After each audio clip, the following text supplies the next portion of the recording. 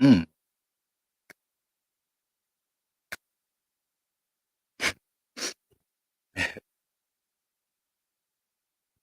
There we go. There we go. There we go.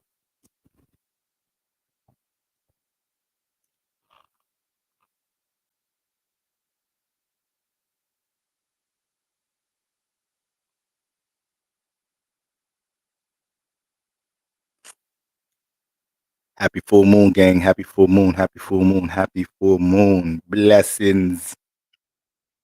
All praise due to the King Selassie. Jano. All right. We gotta kind of. I ain't gonna. I ain't gonna hold y'all in the spiritual community. We kind of gotta raise up off that word blessings. All right. Be less. But blessing is such a popular word in this community. So I guess we're gonna have to just strengthen that motherfucker like that. Speak some life into that motherfucking word. But happy full moon, everybody. Happy full moon, everybody. YouTube, IG, what the is popping? What's good under these full moon lights? Bell Poppy Lone in the building. Mod gang in the building. Astro Shaman in the building. Say It Fitness in the building. All right, YouTube. I see y'all. IG was popping. What's popping? Okay, hip hop catalog cats in the build. Okay, Mindful on Me in the building. Okay, okay. Styling with Sadira in the building. Queen Isis in the building. All right. K Chanel Goddess in the building. Queen Me Freely in the building. Lucid Young. Okay, so, listen, guys. I got a bunch of notes. I took some time making some, you know, really trying to get it right with the notes, y'all, because this full moon had a lot of activity. Okay, today, the actual day may have felt like it was all real fast paced. Shit might have the temperament of the day may have felt like it's hard to get stable since the moon got into Gemini. All right, since yesterday. So, I hope everybody's getting a chance to get stable in some type of shape or form. All right, but I got some notes for you guys.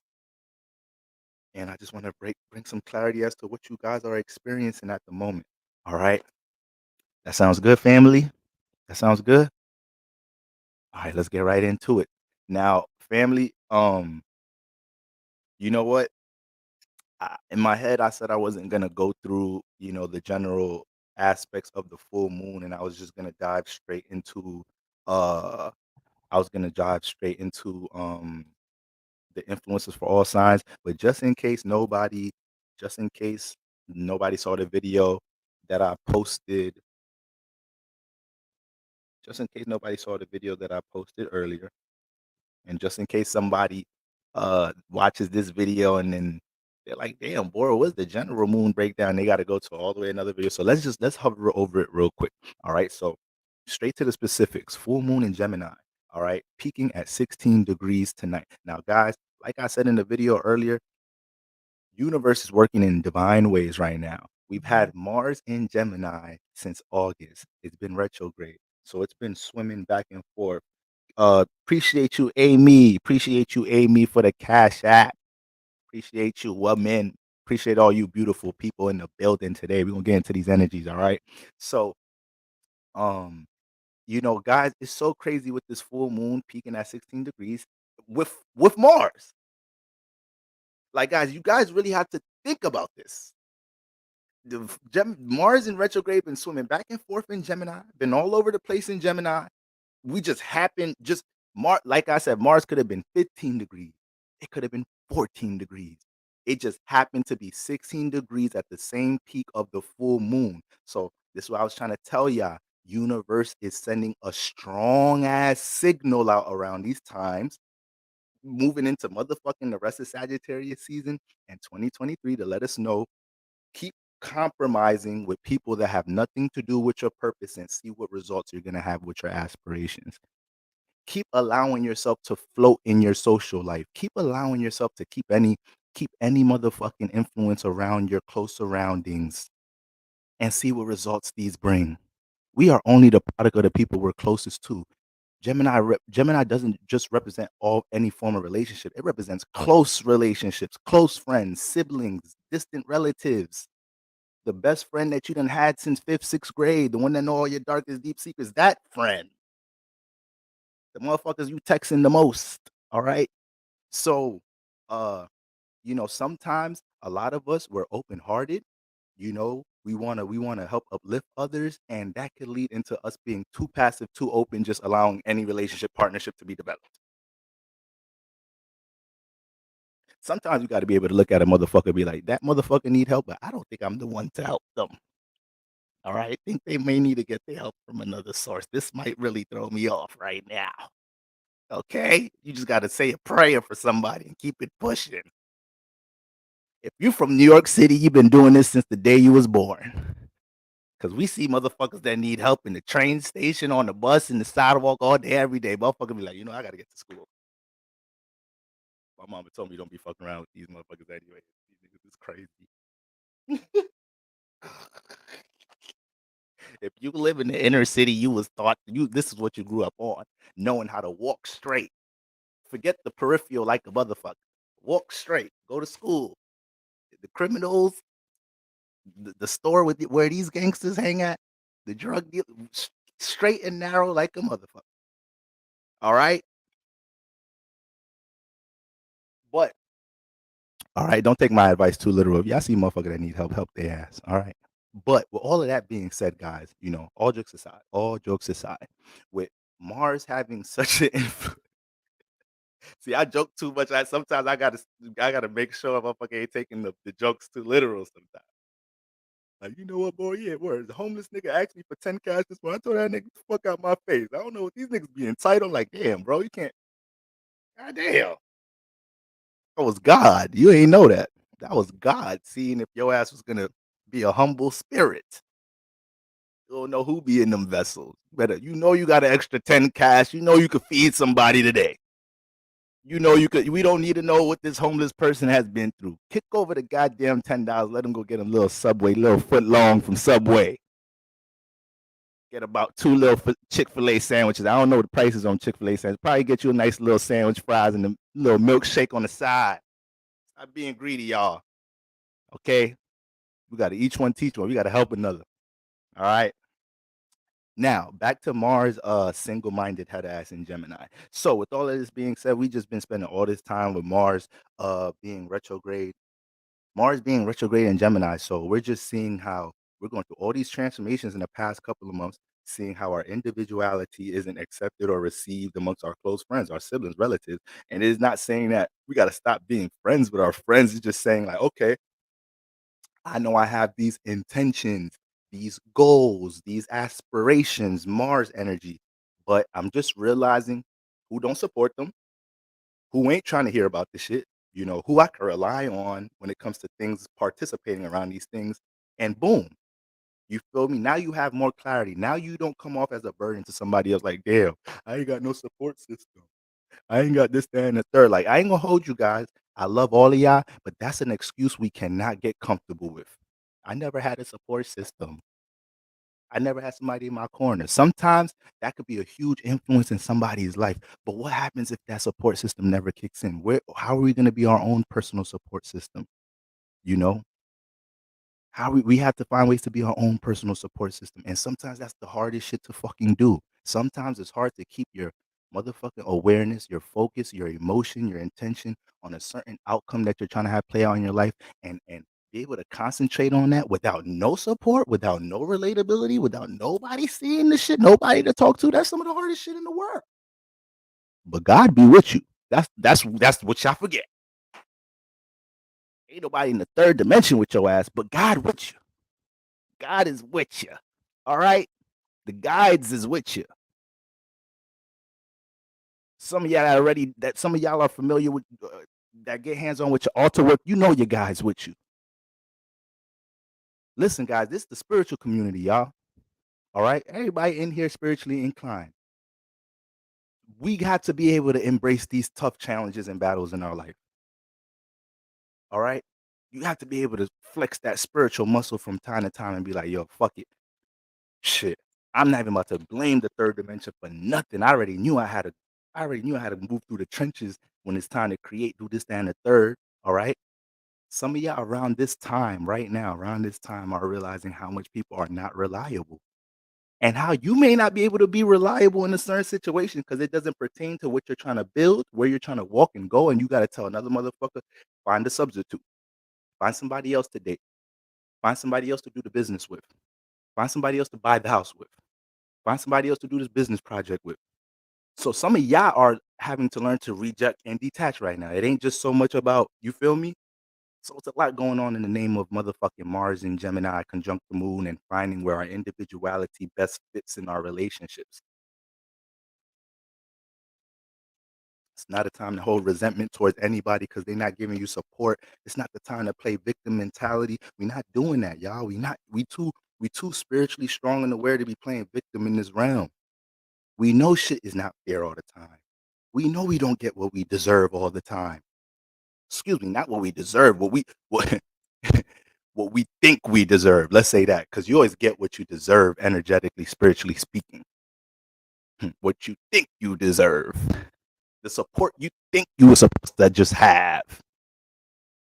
The stability in your family you think you were supposed to just have. So what about everybody else that got to deal with some imbalance in the home, imbalance in this situation, lack of resources? All right. So we know we live in an unfair world, but with this spiritual awareness, we got to do what we got to do to get through, family. All right. So that Mars conjunct the full moon is crazy to me.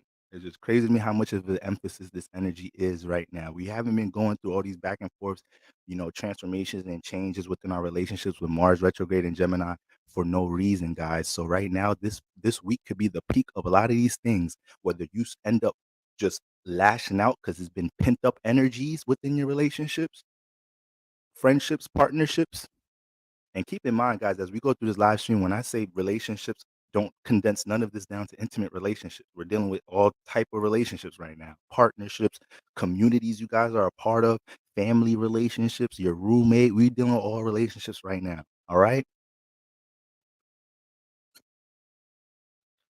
Unai, you talking about, you wish you was this wise. That's easy to say.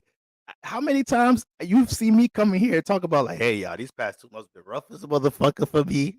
Sorry I wasn't around y'all. Listen, like we all going through it in this motherfucker. We all's going through it. My best slavery folks, we's all's going through it. And we's all's gonna get through it. Just got to keep some faiths. All right. We just gonna follow that North Star. Shout out to Will Smith, Emancipation dropping soon. I'm gonna have to watch that shit, see what type of motherfucking symbology they throwing on that shit. They know whatever film Will Smith come out right now, we gonna watch that shit. We finna do. We ready to criticize Will Smith Libra head ass right now for anything. As soon as the nigga get in the movie fight, he beat Will Smith could beat the shit out of the slave master in the movie. Niggas gonna be in the movie theater talking about like, hey, do that shit to Chris Rock.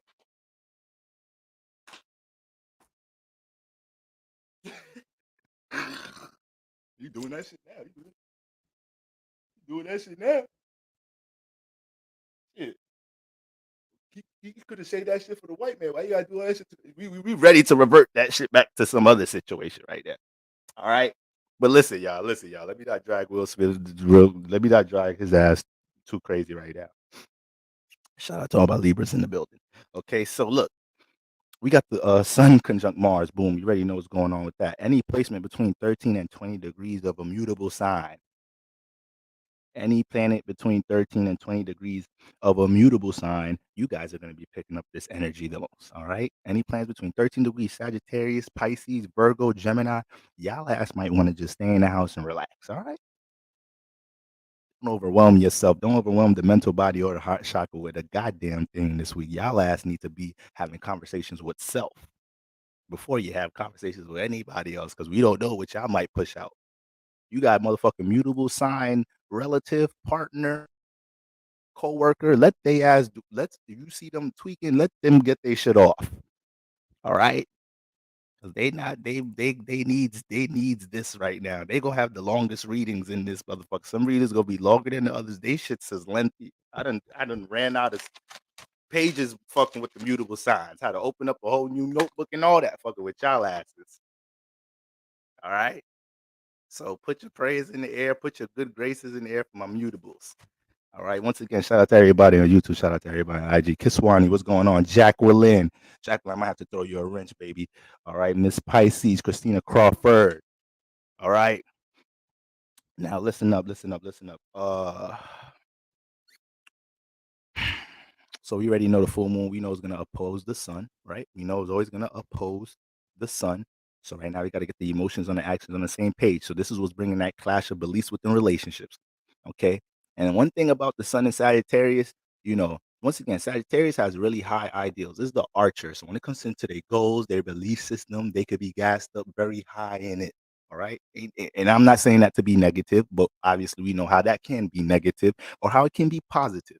But with that being said, Mercury and Venus is in Sagittarius, even though Venus is making her way out soon. I mean, well, excuse me, y'all.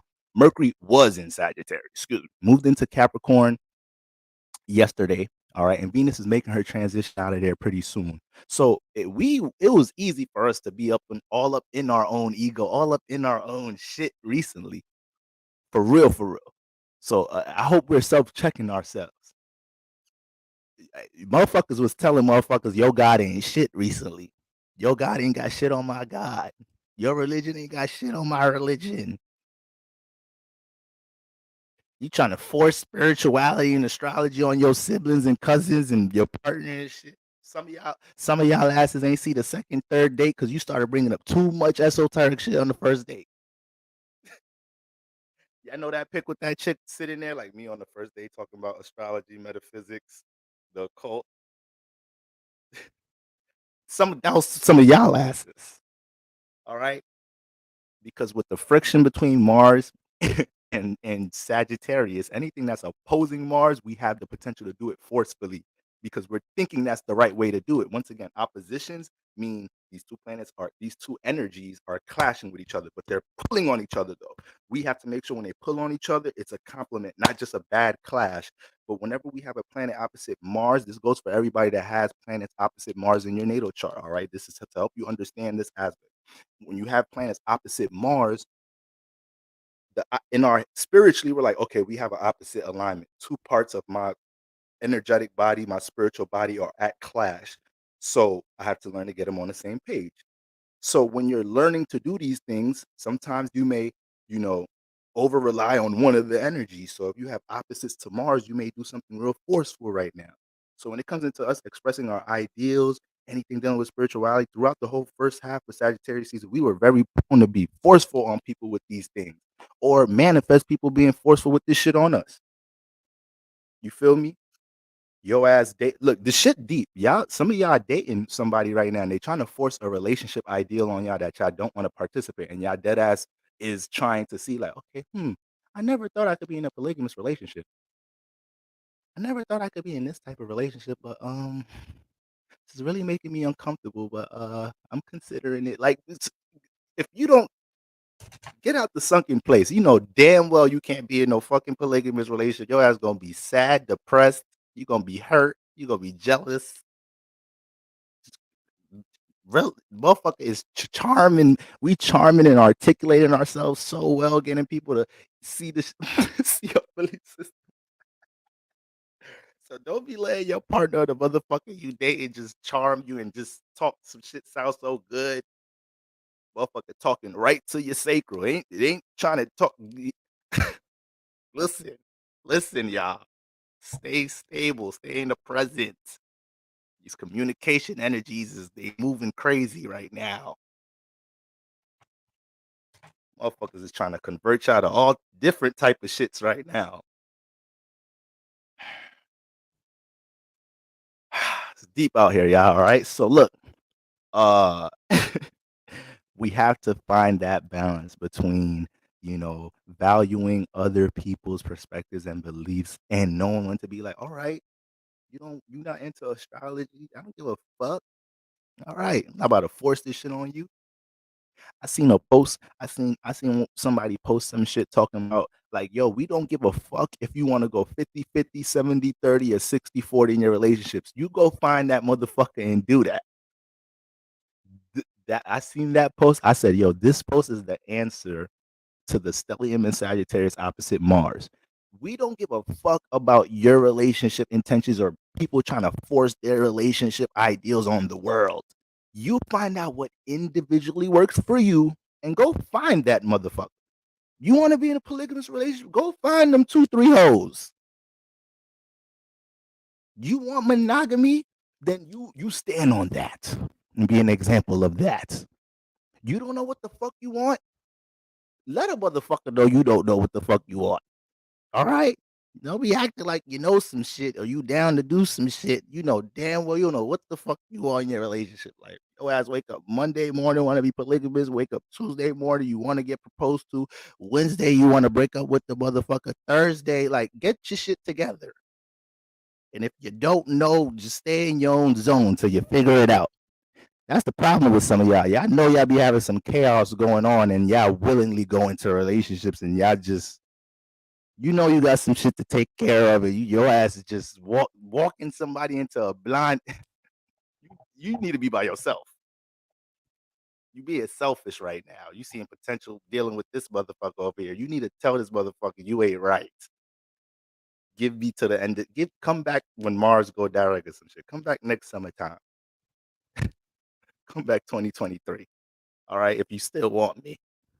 If not, I don't know what to tell you. I don't know. I got some shit to work on right now. I just ain't trying to bring no bullshit in your life. That's called maturity like a motherfucker. I ain't gonna hold you. You don't even know how the person could work with you after that. Person might adjust how they approach you, start talking to communicating with you more in a more mild perspective. Motherfucker start helping your healing journey and shit, but you gotta keep it a rack where you at in life. You gotta keep it a rack. Okay. If you can't handle the responsibilities of one relationship, adding more people, yeah, y'all be wilding. Y'all be wilding. I got some bros that don't make more than motherfucking 30K a year talking about they want to be polygamous. I said, who the fuck is you gonna take care of? Who the fuck is you gonna take care of? They go what you need you want I know why your ass want to be polygamous related. You need somebody to take care of your ass. You need two combined incomes to take care of your ass. Talk about you want to be a polygamous relationship. So you gotta get our priorities together, y'all. Niggas just be saying shit sometimes. Yeah, I think I'm having about 3, 4 joints, 3, 4 wives.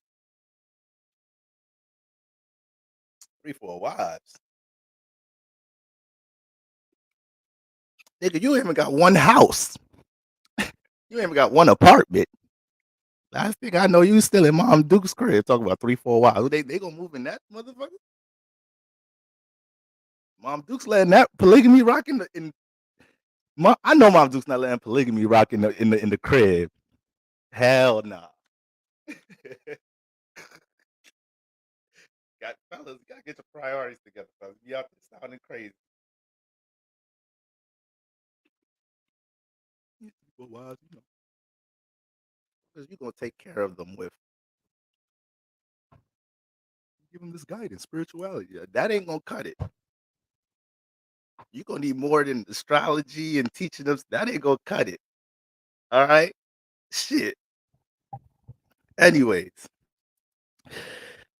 so that's the energies that's deriving from this clash between Mars opposing the motherfucking sun and these Sagittarius energies. Stop trying to force your spirituality and your beliefs on somebody else, or your relationship beliefs on somebody else. How about you do it the old school fashion, spiritual, traditional way? How about you just be the best example of the things you want in your life and just be patient until God drops other energies that support that and complement that? Why nobody want to do that? Why nobody want to do shit the old school spiritual fashion way no more? Hmm? Anybody got an answer? I'm looking at IG comments. I'm looking at YouTube. Y'all asses be acting like motherfucker God is supposed to be dropping miracles of a boyfriend or a girlfriend on your lap for no reason. What you deserve this for? You gonna fuck this love up anyways? You gonna self-sabotage this shit anyways? Get it together, fam. Be what you want. Be what the fuck you want. I don't want to see no overweight niggas saying women gotta get in shape. You just regurgitating shit you hear other niggas say. Nigga, get your shit together. You look like the back of your ears stink, and you talk about women need to lose weight and get in shape. Motherfuckers just be regurgitating shit. You feel me? There's a lot of domino effect energy going on in the air right now. Women, y'all too. Y'all doing a lot of domino effect shit too. Hey, niggas ain't shit. Wait, huh? Wait, I love my nigga, but fucking niggas ain't shit. You love your man. You. Wait, hold on, girl. I don't. Wait, I mean, okay, niggas ain't shit. Your ass just got proposed to 2 days ago. You was engaged. I know, but shit. So, guys, don't be easily persuaded. There's a lot of programs out in the matrix right now. Now, the full moon is squaring Neptune and Pisces, guys. The full moon is squaring Neptune and Pisces. Neptune just went direct. So we already know that we dealing with the clash of the two Jupiter signs, right? Pisces ruled by Jupiter. Not dead ass. Pisces ruled by Jupiter. All right. Hold on. I think I gotta back up. I think I gotta back my phone up because I feel like I'm all up in everybody on Instagram's face. I feel like y'all in my nostrils right now. All right. Okay. For real, niggas be hygiene be all off talking about women need to do this, that, and the third. See 3 brown spots in your t-shirt. What? I don't even know if overweight women, slim women. I don't know what women want to deal with that shit. If you look like you stink, that's just we already getting off on a bad note, whether you stink or not. But you look like it. How do I know how? How am I judging your scent from a sight? How does that work? Those two different senses, like a motherfucker. Shouldn't even be able to tell.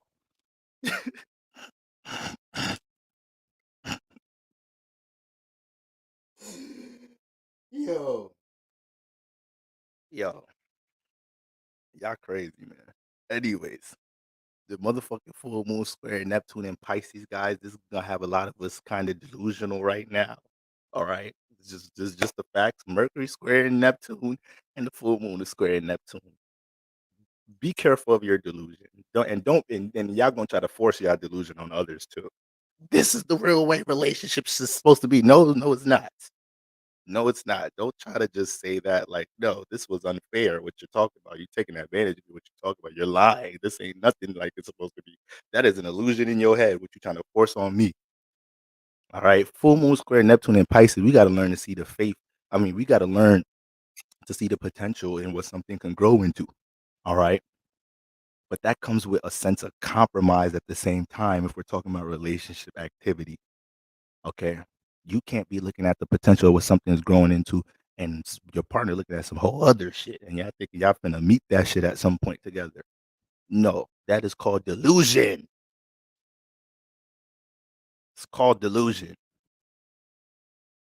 All right. This motherfucker barely picks up your calls and texts in a timely manner, but you want marriage from the motherfucker.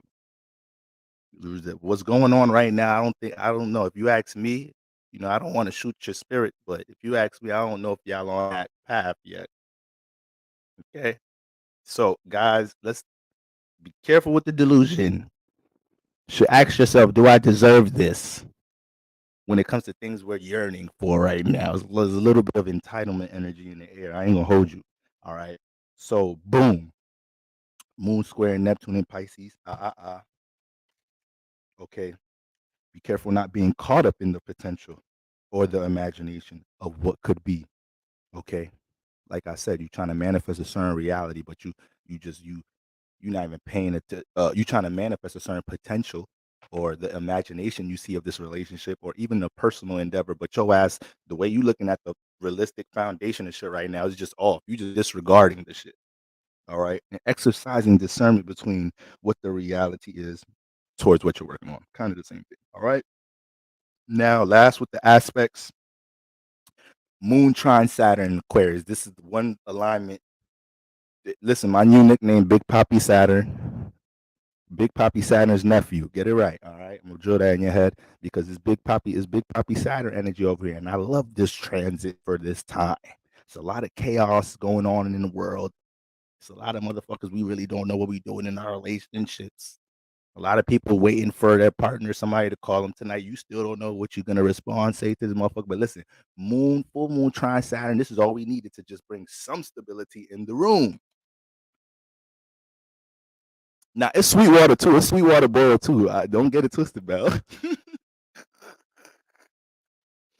It's the Lucky Libra, aka the Hood Goat, aka the Hood Guru, aka Sweetwater Boro, aka Big Poppy Saturn's nephew. Get it right. I'm the motherfucker Saturn send around when he too busy. I'm the harsh motherfucker. All right. I'm tough. I'm Mr. Tough Love. Okay. I know y'all gonna attach all that love Venus energy with my Libra sun, but now this tough love like a mother. All right. Let's get it right. So uh Moon trine Saturn in Aquarius. And the sun is also sextile in Aquarius. So guess what, y'all? In a time where our emotions could be intense as hell, where we feel like we need a release, where we can be prone to be impulsive, our actions, the sun in Sag and the moon in Gemini are both harmonizing with Saturn. So what does that show? Regardless of how you feel, we have access to just process them split seconds. That all it takes. Sometimes it just take a split second reaction to cause a whole motherfucking life transformation. This energy is helping you to just catch them split seconds. Them 4, 5. Sometimes it be no. Sometimes it ain't more than 5. You got 4, 5. Should I stab this motherfucker? Should I stab this motherfucker? Fuck it. Sometimes be 3. But them 4, 5, 3, 4, 5 seconds that we got to be to be rational, all right? To not react in an impulsive way to set us all the way back. All right. This Saturn's gonna come through for a lot of us. There's a lot of motherfuckers that should end up in jail this week, but Saturn's in your corner. All right. For them split seconds, you saw your reality change real quick. Saturn gave you that strong ass signal. Like, go ahead, dude, stab that motherfucker. You want to see how your reality gonna change. Go ahead, stab that motherfucker real quick. You're gonna hear that little voice in your head real quick. All right, maybe this ain't realistic. I shouldn't have stabbed this motherfucker. What they did was step in my ups. Is that a reason for somebody to die? I don't think so, bro. I don't. If you ask me, neither. I don't think so, neither. She cheated on you. She did this, that, and third. No, no. You don't kill people like because of that. You keep living your life. All right. Don't be throwing your freedom away over split second decisions, and that's what happens a lot of time during the full moon. We make these split second decisions. We say things we don't mean. We react with straight emotion and no sense of rationale, no sense of logic, and then we wake up 2 days later like, goddamn, that full moon was crazy. I ain't gonna lie. Yo ass is yo is yo. Some of y'all gonna be liking every full moon post tomorrow and Friday because it's just gonna be resonating with the fact you did some impulsive shit. You like, I ain't gonna lie. I you post this one. You know, I was turned up. Ooh, I was turned. I ain't gonna lie. You post this. We don't know. Sit your ass down. Sit your ass down. Okay. So Moonshine Saturn, I love it. I love it. It gives everybody the ability to at least have more of a realistic, rational awareness on how they deal with their emotions, all right, and how they're perceiving, relationship imbalances, guys. You have to allow yourself to see the reality. That's the problem. Sometimes it ain't even about being delusional. Sometimes you actually see the reality. You don't want to believe the reality.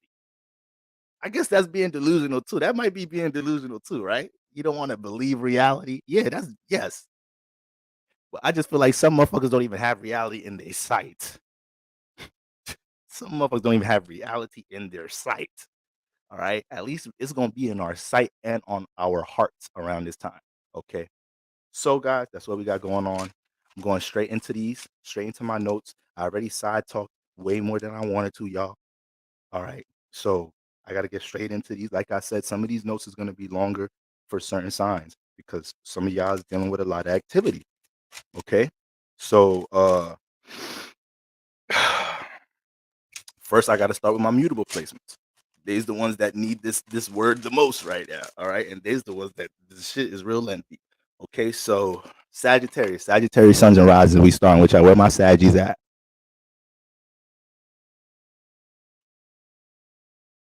felt the reality of my past action that has created my current. Ooh, yes, a lot of that going on.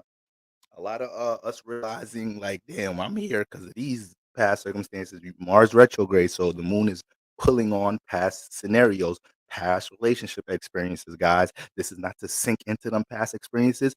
The reason why if you're feeling on anything heavy with a past relationship experience is because this is the time to extract that lesson from it. It might have been 6 months ago. It might have been 3 months ago. But if you feeling heavy on that shit right now, there's something that needs to be extracted from this shit before Sagittarius season end. There's still you still ain't look at that relationship experience the way you were supposed to look at it. You ain't realize it that you ain't realize you self sabotaged it. You didn't realize you was too open, letting a red flag with somebody rock out. Whatever it is, whatever it is. All right, guys. Keep in mind anything that's pulling heavy on you tonight is usually a deep rooted issue. You got to ask yourself, why the fuck this make me feeling so heavy? Why this make me Amber Imani in the building? Amber Imani. All right, Amber. I think I threw you a wrench too. Correct me if I'm wrong, but yeah, guys, that's just to keep that in mind. You feeling heavy. Somebody say some shit to you today, tonight, tomorrow morning. Your ass start thinking deeply on that shit for some reason. You were like, how the fuck this shit impact me like this? All they did is critique my etc. blank blank. Motherfucker got me questioning my whole life just because they didn't. They said I could have hit a note better at the end of the song that I sent to them. You feel me? Why you feel that way? Why you can't take critique? There's a lot of intense critique going on too right now. It's a lot of intense ass critique. That's why we gotta be careful of what you saying in your relationships because some of y'all about to react or reply shooting the fuck out of somebody's insecurity that you love. Like it be your loved ones, yo. It really be your loved ones. It really be your loved ones and the ones that know you close bring up some shit that they know will shatter your whole shit. And we be petty in relationships. Sometimes, hold on. It's time to take the mic off. Like I said last live stream, this shit gonna go down when the artists start taking the mic off the shit. Feel me? All right, guys, how many we got in here? We got 100 that we sold out this concert. Everybody, give yourself a round of applause. Y'all been clapping for me. Give yourselves a round of applause. I'm taking this mic off. We gonna sing tonight. All right. I got the Isley brothers backstage. We got everybody here tonight. All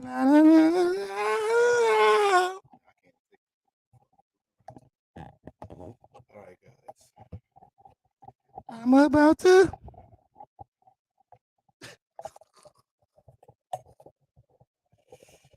That nigga wrong.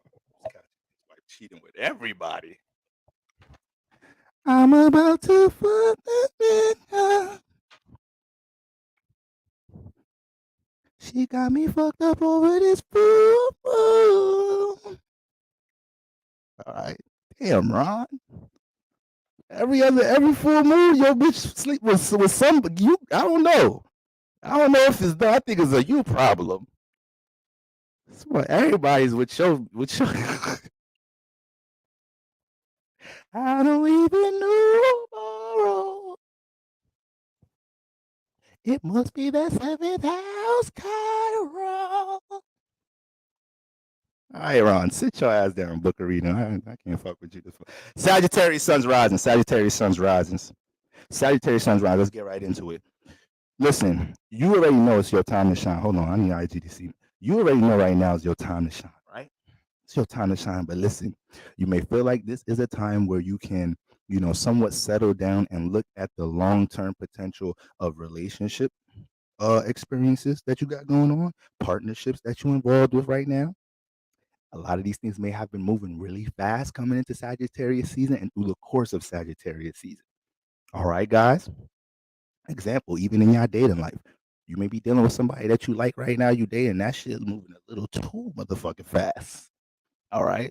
And when you saying some shit moving fast, you know that shit moving fast at the light of speed. If a Sagittarius saying some shit like, yo, I gotta slow down. It's like, damn, we must really be doing the speed limit. We must be 30 over the speed limit if Sag saying that shit. All right. No bullshit.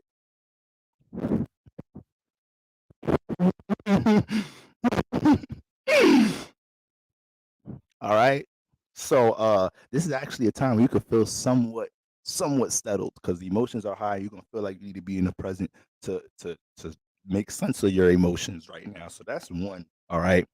Uh a lot of you guys could feel forced to communicate your genuine thoughts pertaining to partnerships and relationships you're a part of.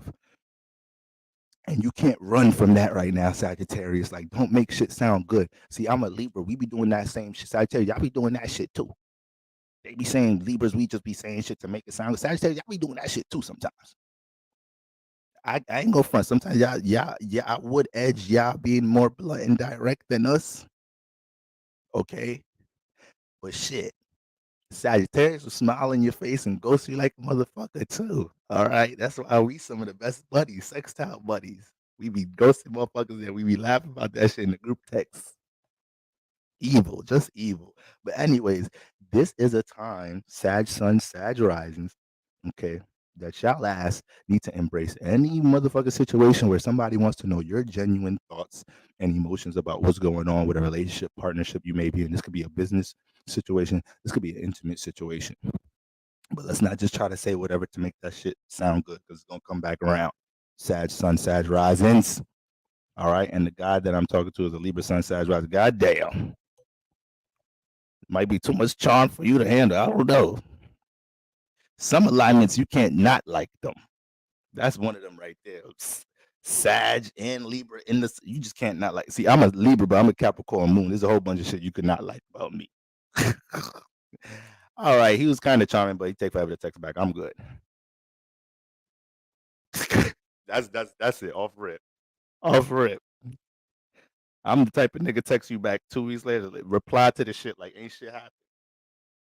Like, yeah, my favorite colors is blue, green. Shit, I hope you've been straight these past 2 weeks. How you just gonna come back in a text 2 weeks later and even give an apology about where you been at? I don't even. I'm good off this Cap Moon ass motherfucker. All right, Doja Cat's Libra Sun and Sag Moon. Yeah, she a little crazy. She wild. She wild though. She real reckless. You can see that reckless spirit in her. But anyways, okay. So Sag Sun, Sag Risings. Okay, relationships is really the theme for y'all. All right, we got the full moon transit all up in that seventh house. So I always say Sagittarius risings, you guys have to be in relationships where you feel open to relate the shit that's on your mind. You got Gemini in the seventh house. The moment y'all feel like y'all can't be relatable in your own goddamn relationship, yeah, the moment y'all feel like y'all can't communicate and relate the shit from your personal life, all that sad spiritual shit in your first house, all the episodes and experiences that nobody be believing you, but we really be happening in your personal life. If you feel like you can't relate that shit in the seventh house, sometimes you feel like, what the fuck am I dating this person for? So some people that talk a lot need to be with people that don't talk a lot. Sometimes somebody that don't talk a lot. Sometimes the opposites be matching, but a lot of times Sagittarius risings, you need you need another talkative motherfucker. But know how to give and receive though. Y'all know how to take turns. All right. When you got two talkative motherfuckers that don't know how to take turns, that's the problem. When you know how to take turns, then you all good. You all good. I know you got a lot of shit to say. I got a lot of shit to say. So let's just find a system to make this work. All right. I need to be with somebody that don't talk too motherfucking much. All right. I'll tell you that shit right now. Us earth, water, moons and shit, we get agitated like a motherfucker around too much words, too much conversation. We trying to look at the subconscious of the shit going on in the movie and shit. Your ass is talking too much, throwing my thought process off. I can't even sink into what the fuck going on in the movie with your talkative ass. Then I'm an air son, so that psychs motherfuckers up like I want to talk all day. No, I don't. I don't want to do that all day. You see me talk on social media, that don't mean that's me for real. That's not me for real. I'm earth mood. That should be the sun sign is the gas. When y'all gonna learn? When are y'all gonna learn this?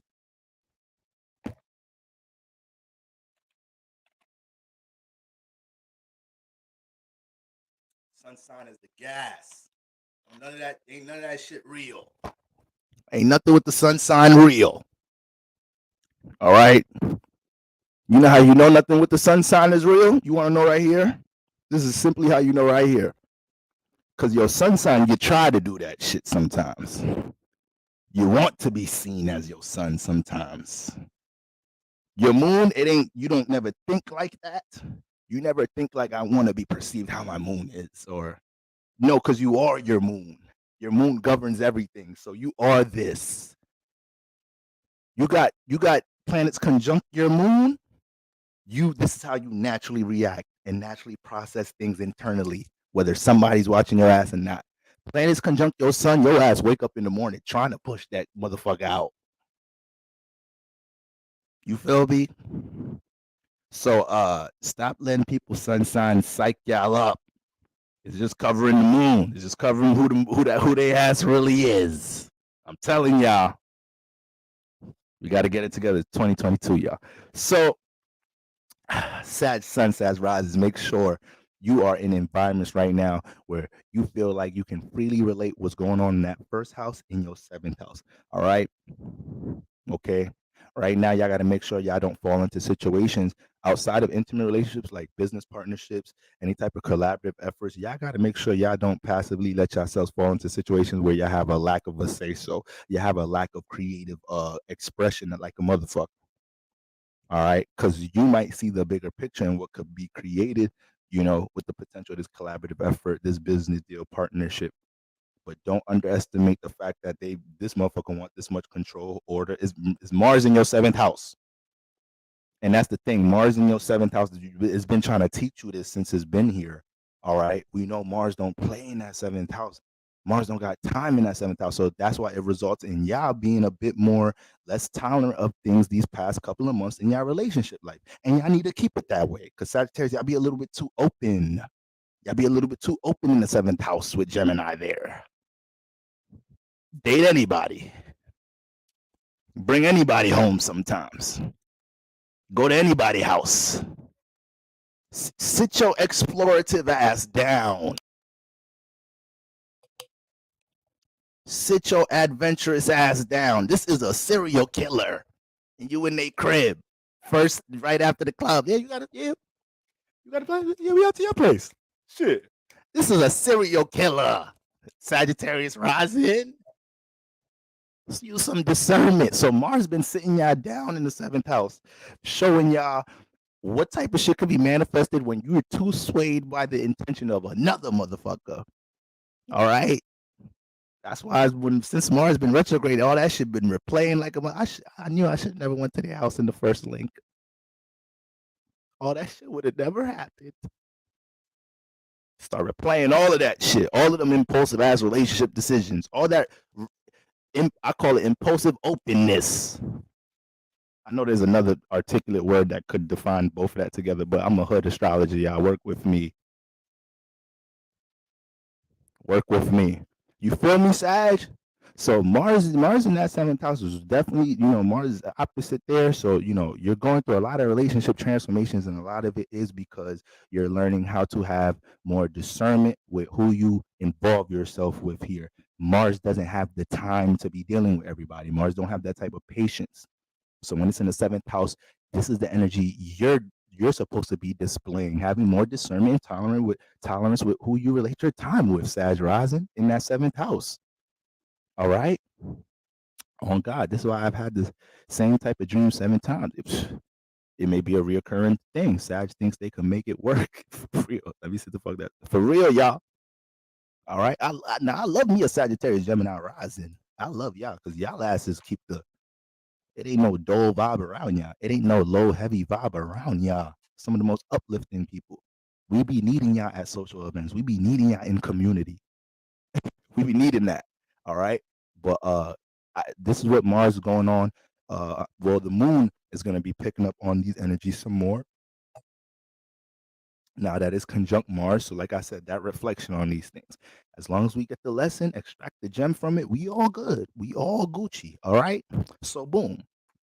Now, the ruler, Jupiter. All right. Jupiter is 29 degrees Pisces moving into Aries right now, Sagittarius. A lot of you guys are feeling like you're in a transition stage in your life where something that was in the subconscious or your imagination is you're starting to see how it can make its way into reality. You're starting to see how you can birth it life right now. Okay? Feeling like you're transiting into a new chapter where some of your because I ain't gonna lie, you when I pause and shit, y'all just know my handwriting was fucked up like a motherfucker. I'm trying to get it together. All right. All right. When it comes to your personal passions or some of the things that you've been feeling heavy on, daydreaming on, you know, going through a lot of ups and downs internally, seeing can that be manifested? Can that potential, that dream, that this, that, and the third, can that come into reality? Oh yeah, Jupiter's at the last degree of Pisces right now. So y'all are definitely feeling like, all right, let me end these cycles here, there, and that's gonna equip me to start this new journey. It don't matter if this is especially what's the names? Sag risings. Especially Sag risings. All right. So Sag and Sons. The scarred hour in the building. Stop playing with my mods.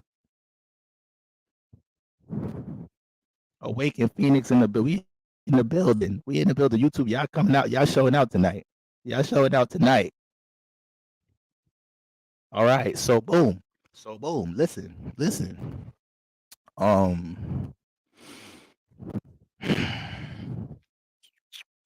So I need my Sag Sun, Sag Rise. I need y'all to walk the rest of this season. First of all, happy solar return. Happy birthday to all my Sag Suns. First of all, excuse me. All right. Hope everybody's enjoying a solar return.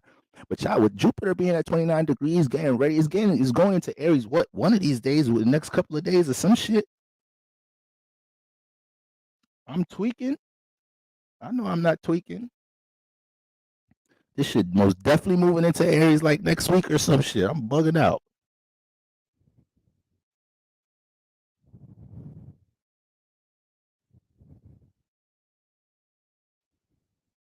Oh, I'm about to get specific on y'all. I'm about to get specific. Let me get specific on y'all real quick.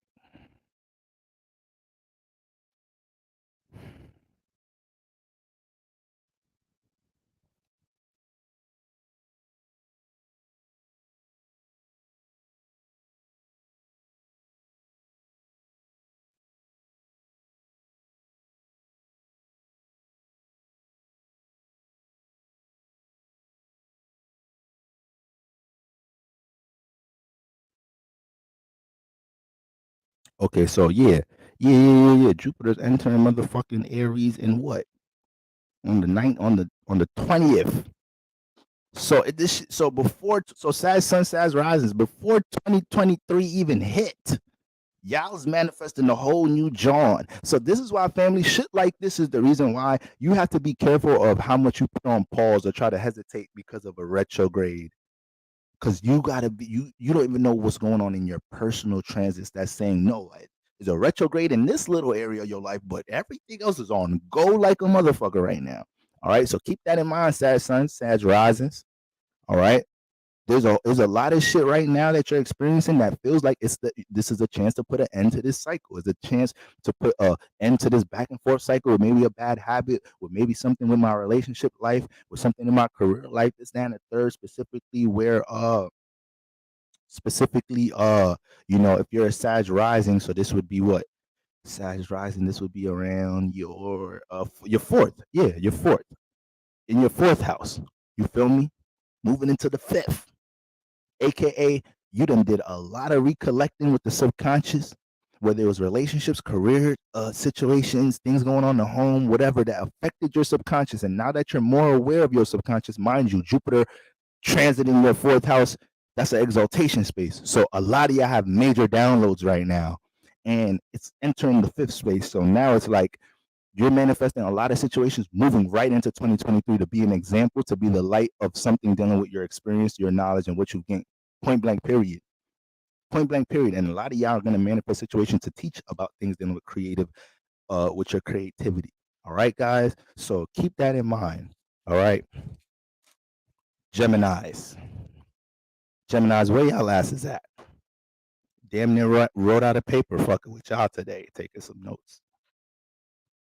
Love me. Listen, Gemini's right now is, we can't even, y'all some busy head. We can't even, Gemini's and Sagittarius, we can't even get a conversation out y'all right now.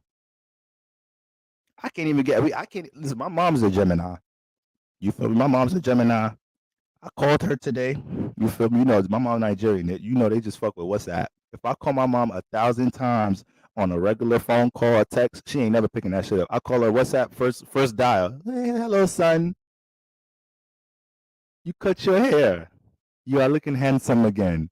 Not like this foolish Americans and the long hair. So I called my mom this afternoon just to check up on her and shit. As soon as she opened WhatsApp, the screen paused. I said, excuse me.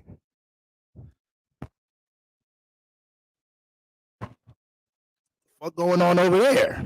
I didn't even know you knew how to do that. Did not know you even knew how to work the WhatsApp like that. You know how to pause shit now? Okay. What you hiding over there? She's like, she's like, hey, is you okay? I'm like, yeah. She's like, all right, he'll call you back this evening. I said, okay. I said, you all right? She said, yeah, I'm good. I said, okay. Now, mind you, my mom's the one that sweated me, like, oh, so you don't know how to call your mother no more. So I always got to hound you for a call. I always got to hound you to see your face on this damn WhatsApp. Look at your gems. It's just all over the place right now. So Gem Sagittarius, just trying to get a little stable right now, just a little bit. All right. So boom, Geminis, personal relationships. This is the emphasis for you right now. Your personal relationships. Right, 12 and C sus. Next time my mom call me, I'm gonna give her that. No, what do you want? You blew me off. I gotta be petty now. What do you want? You blew me off last time. I was calling to say happy full moon and shit. You wasn't making me feel important. Why immigrant parents always insult us? What acting or looking at me? Listen, for every American thing I did in my life, I got crucified for it. Earrings, tattoos. It was World War V in my house like a motherfucker. Each tattoo, each piercing. I got my left ear pierced in 6th grade. Didn't get the right one to my senior year high school. I was scared like a motherfucker to get that second one. I said, I'm gonna wait till it's just a couple of months till I'm out this motherfucker. I'm in college. They ain't gonna do shit to me then. Motherfucker waited a cool 8 years. Listen, if you got African parents, you got Caribbean parents, y'all already know the vibes. They ass don't fuck around. You do one little thing. Now you want to be like every American. Where the fuck am I living at? This ain't Nigeria. The fuck? I wasn't born there. I'm not about to bring all that shit up. That's what you did. You brought that shit here, but you had me here. I think you were forgetting that, Ma. No, you just want to do everything your friends do. Your friends pierce their ears, you pierce your ears. Your friends do drugs, you do drugs. I know you smoke the marijuana because you're friends. All right. Goddamn Geminis, y'all critical, opinionated, having ass. But shout out to all my Gemini sons rising. We're dealing with personal relationships right now, guys. Since August, your personal life and relationships feel like it's been going through major changes, filtering out, what filtering out bad habits in the first house. All right. God damn, what the fuck did I write there? Oh, yeah. Filtering out your personal life, bad habits, and this has you aligning with either feeling free right now or feeling drained. Right now, Gemini risings, Gemini suns and risings, your habits could be what makes you feel like you're in jail right now. Your own personal habits. Okay? And not so much with somebody else pushing on you. Remember, we got Mars transiting in the first house right now. So since Mars been in here, the emphasis these past couple of months, Gemini Sun's Rising, has been you getting your personal priorities together, you embracing some independence, you taking some self initiative, you putting your first house first, you putting your personal priorities first. So Gemini Sun's Rising these past couple of months, I hope that this was not the time for y'all to be extra compromising, extra considering other people's input about things. No, you're supposed to be taking initiative, making decisions in your own right now. And Mars has been retrograde, hopefully reminding y'all, remember them times we overly consider somebody else's opinion of what we should do in the first house? I don't think we should be doing that right now this season. So that's what's going on right now with my Gemini suns and risings. All right. So it may not even be relationships draining y'all. It could just be bad habits, negative ways of thinking about things, which leads into the wrong people in your first house. But when y'all on point, when y'all highly critical of who y'all surround yourself with and what's consuming the mind, overwhelming your mind, then that helps you understand how to filter your first house some more. All right. We did Scorpio. Nah, we still on the mutable signs. We still on the mutable signs. Def have to say, but I took a 4 hour nap tonight. Listen, I went to bed at. I lied like shit to you. I be lying like shit to y'all. I'm sorry, gang. Yesterday, because listen, I just got back on a strong workout regimen, so it's like my body's getting shocked towards working super hard with everything right now. Because I was really laxing a little bit during Scorpio Libra season. I was laxed. You feel me? So my body's going through a little shock. This nigga want to wake up, run miles, record this, got readers like damn. Yesterday, I went to sleep at like 6 o'clock. I wanted to go. I wanted to talk about what we talk about now. Yesterday, my black ass went to sleep at like 6 p.m. Woke up at like 6 a.m. today. I said, "Damn, my body needed that much."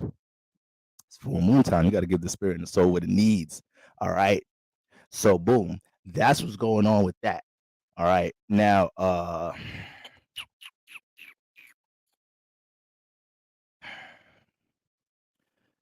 Geminis, y'all are the most some of the most prone to be, sensitive towards, you know, not even sensitive, but your intuition is going to be very strong around this time as to what people, places, and things fit in this first house and doesn't.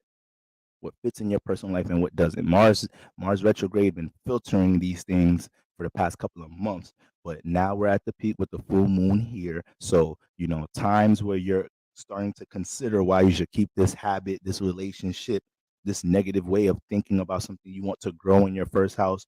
This week is going to be strong indications of why you shouldn't be attached to that way of thinking or whatever that is in the first house that ain't helping you grow or get closer to the personal aspirations you have. When Mars transits the first house, it don't play about this house because this is home. So any person, place, or thing that's coming, that's adding friction or resistance towards something you want to grow in the first house, these things they're highlighted quick in your life. You feel me?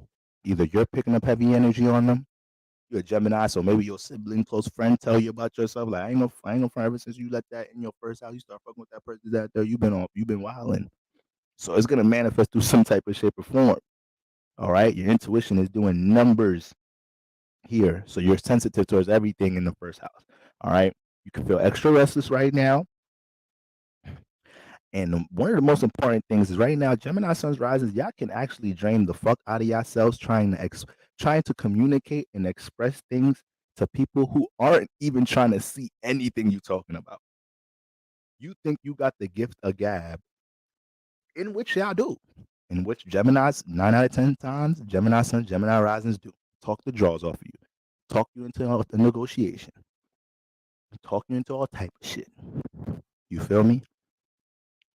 Motherfucker Gemini could tell me right now I'm light skinned. I might start looking in the mirror like I ain't gonna lie, like shit. In the wintertime I should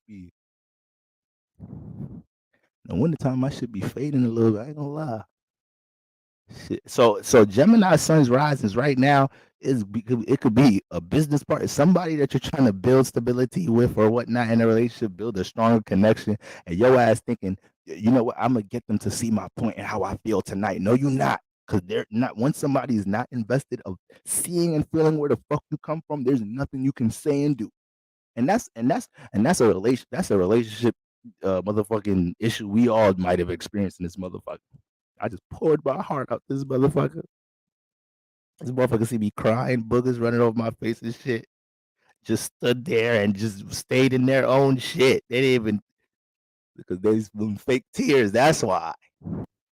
That's why. All right. Some of y'all is actors. I'm a Libra. I know how to do that shit too. Like, I ain't gonna lie. You gonna do me like that. It's the first time I did this shit, man. You feel me? Know how to make them fake tears come out on a motherfucker. Make them feel sorry for the Libra. But nah, all jokes aside, Gemini sunrise, don't hurt your head. Do not hurt your head this transit trying to make a motherfucker that is deep down your heart spirit is letting you know like they is not trying to be on the same page with you. It don't matter how you articulate this shit, communicate this shit. It don't matter. You're gonna drain yourself. It's overwhelming. And some of y'all probably been doing it for a little bit recently because this Mars here, so y'all a little forceful right now with your personal outlook on things. It's kind of forceful. All right. Maybe a time to just detach and be like, you know what? Maybe I should value the fact that people do have their own ways of feeling and seeing about things, and sometimes it just ain't going. Sometimes it just ain't gonna mesh. Sometimes you gotta agree to disagree, like a motherfucker. Gemini Sun, Gemini Risings. Sometimes you just got to.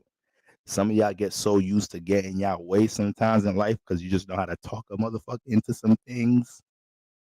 You know, communication cues like a motherfucker. You know, people that could get things done. Y'all be plugged in your environment. So, y'all some scheming demons. Y'all know how to get some shit done, Gemini Sun Rising. But that shit might not work this week though. You got to be able to charge it to the game and be like, you know what, it is what it is. I got to respect their outlook on this, that, and the third. But I'm not gonna be draining myself and acting crazy and feeling powerless trying to get somebody to be on the same page with me about something that they're not. They're nowhere near invested trying to get on the same page with me. All right. All right. Like, and I got in parentheses here, may have been a huge lesson to learn since Mars been transiting Gemini.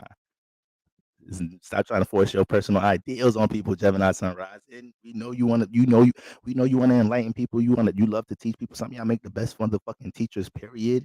Gemini in the first house, Sagittarius in 7th house. Ooh, both of them shit. Sagittarius rising and Gemini rises. Teach the boots off a motherfucker. However, it just comes a time where you gotta realize you can't be forceful with that shit. And you gotta let the transformation in your relationships play out the way they do. Now, uh Mercury, all right. Mercury just entered Capricorn, the ruler. We're talking about the ruler now. Mercury just entered Capricorn and is conjunct Venus square in Jupiter. Truthfully, guys, it may just be difficult to think about relationships, period, right now. I'm not even gonna lie to y'all. I'm just not gonna lie. It may be hard to even just sit down and try to think about relationships too much right now. There's a lot of activity y'all dealing with. Okay. Got emotions intense, stirred up like a motherfucker. Then the ruler square in Jupiter. So that's already giving delusion. Kind of in my imagination, can't really see things in a technical, straight manner a little bit. Making up shit that's happening in your relationships. Is this the reality? So it's a little hard. It's a little mucky. Okay. Then Venus is right next to Mercury. So sometimes we just think about how we feel. So I ain't gonna lie, Gemini Sun, Gemini Rising, it's kinda I if y'all just kick it by yourselves right now. I'm never gonna lie to y'all. Y'all shit might not be making sense right now. All right. Sometimes we gotta be good with that. Sometimes you gotta be able to look in the mirror and be like, I ain't got my shit together right now. I ain't gonna bring this to nobody else. All right, it's full moon time. Let me just recollect with my own frustrations and confused thoughts, because that's a word that y'all know very well. Confusion. All right, Gemini's. I'm dead ass. Mercury has a lot of activity going on in a sense, and it. Don't worry, because after this week, y'all gonna start feeling a breath of fresh air. Because y'all got to remember, Mercury is in Capricorn now, and Mercury is debilitated in Sagittarius. So Mercury already, yeah, that's part of why y'all had a lot of cloudy thoughts recently, because Mercury, your ruler, is already in the opposite sign. So Mercury in Gemini, yeah, this is on point, facts, technical, great with numbers, communication cues, very intuitive when it comes to communication cues. know how to read between the lines with communication, know how to psych people up with their communication, know how to manipulate with their communication, know how to adapt to all different types of environments and thoughts. This is Mercury in its motherfucking best, one of its best places. But then now it's in Sagittarius.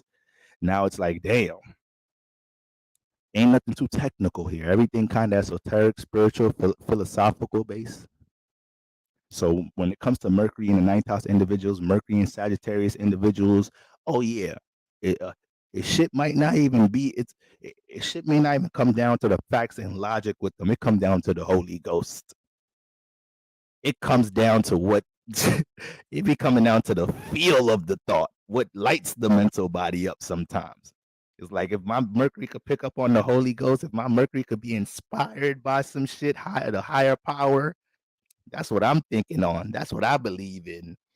That's what I'm choosing to think about. So Mercury Sagittarius people, they're smart. It's just that sometimes there's gonna be they deal with word vomit.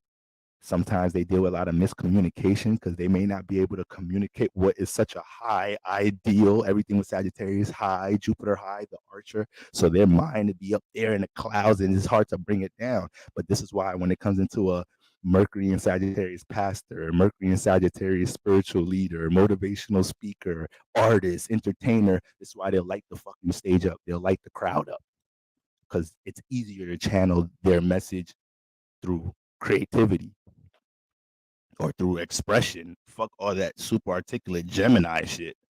You feel me? Fuck a word. I need the Holy Ghost.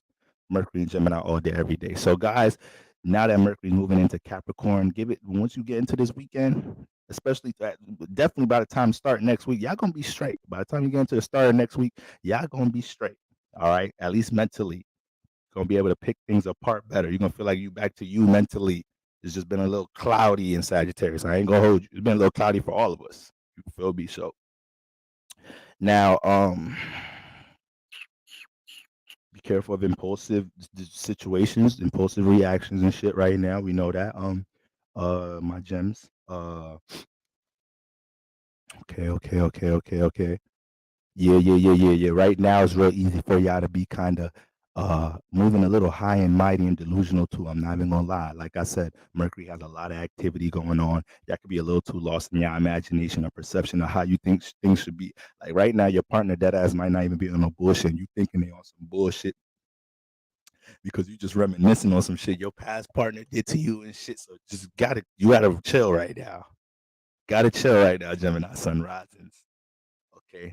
Nonetheless, let's just remember, guys. Let's just remember if you feel like you haven't, if you're a Gemini Sun rising, if you feel like you haven't took initiative, pouring into things in your personal life, your personal passions and goals, priorities, creative endeavors you want to get off the first house, this and the third, things you want to express and be seen for in the first house, just know, Mercury, Mars still retrograde, is still gonna be in here for a little minute. This was just a full moon waking that motherfucker up. If you was acting like you didn't feel him there already, if you was acting like this wasn't a time for you to be on go and having the gas, pressing the gas when it comes into your personal life, what you want in your personal life. This ain't no time to be super.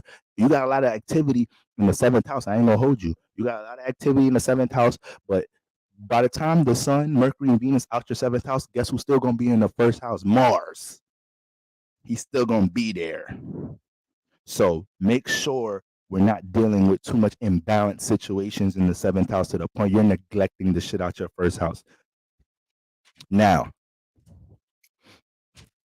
all right, guys, we are an hour in. All right, guys. All right. We don't want to be in here till the peak like a motherfucker. Yeah, bro. I we get to light candles. None of that.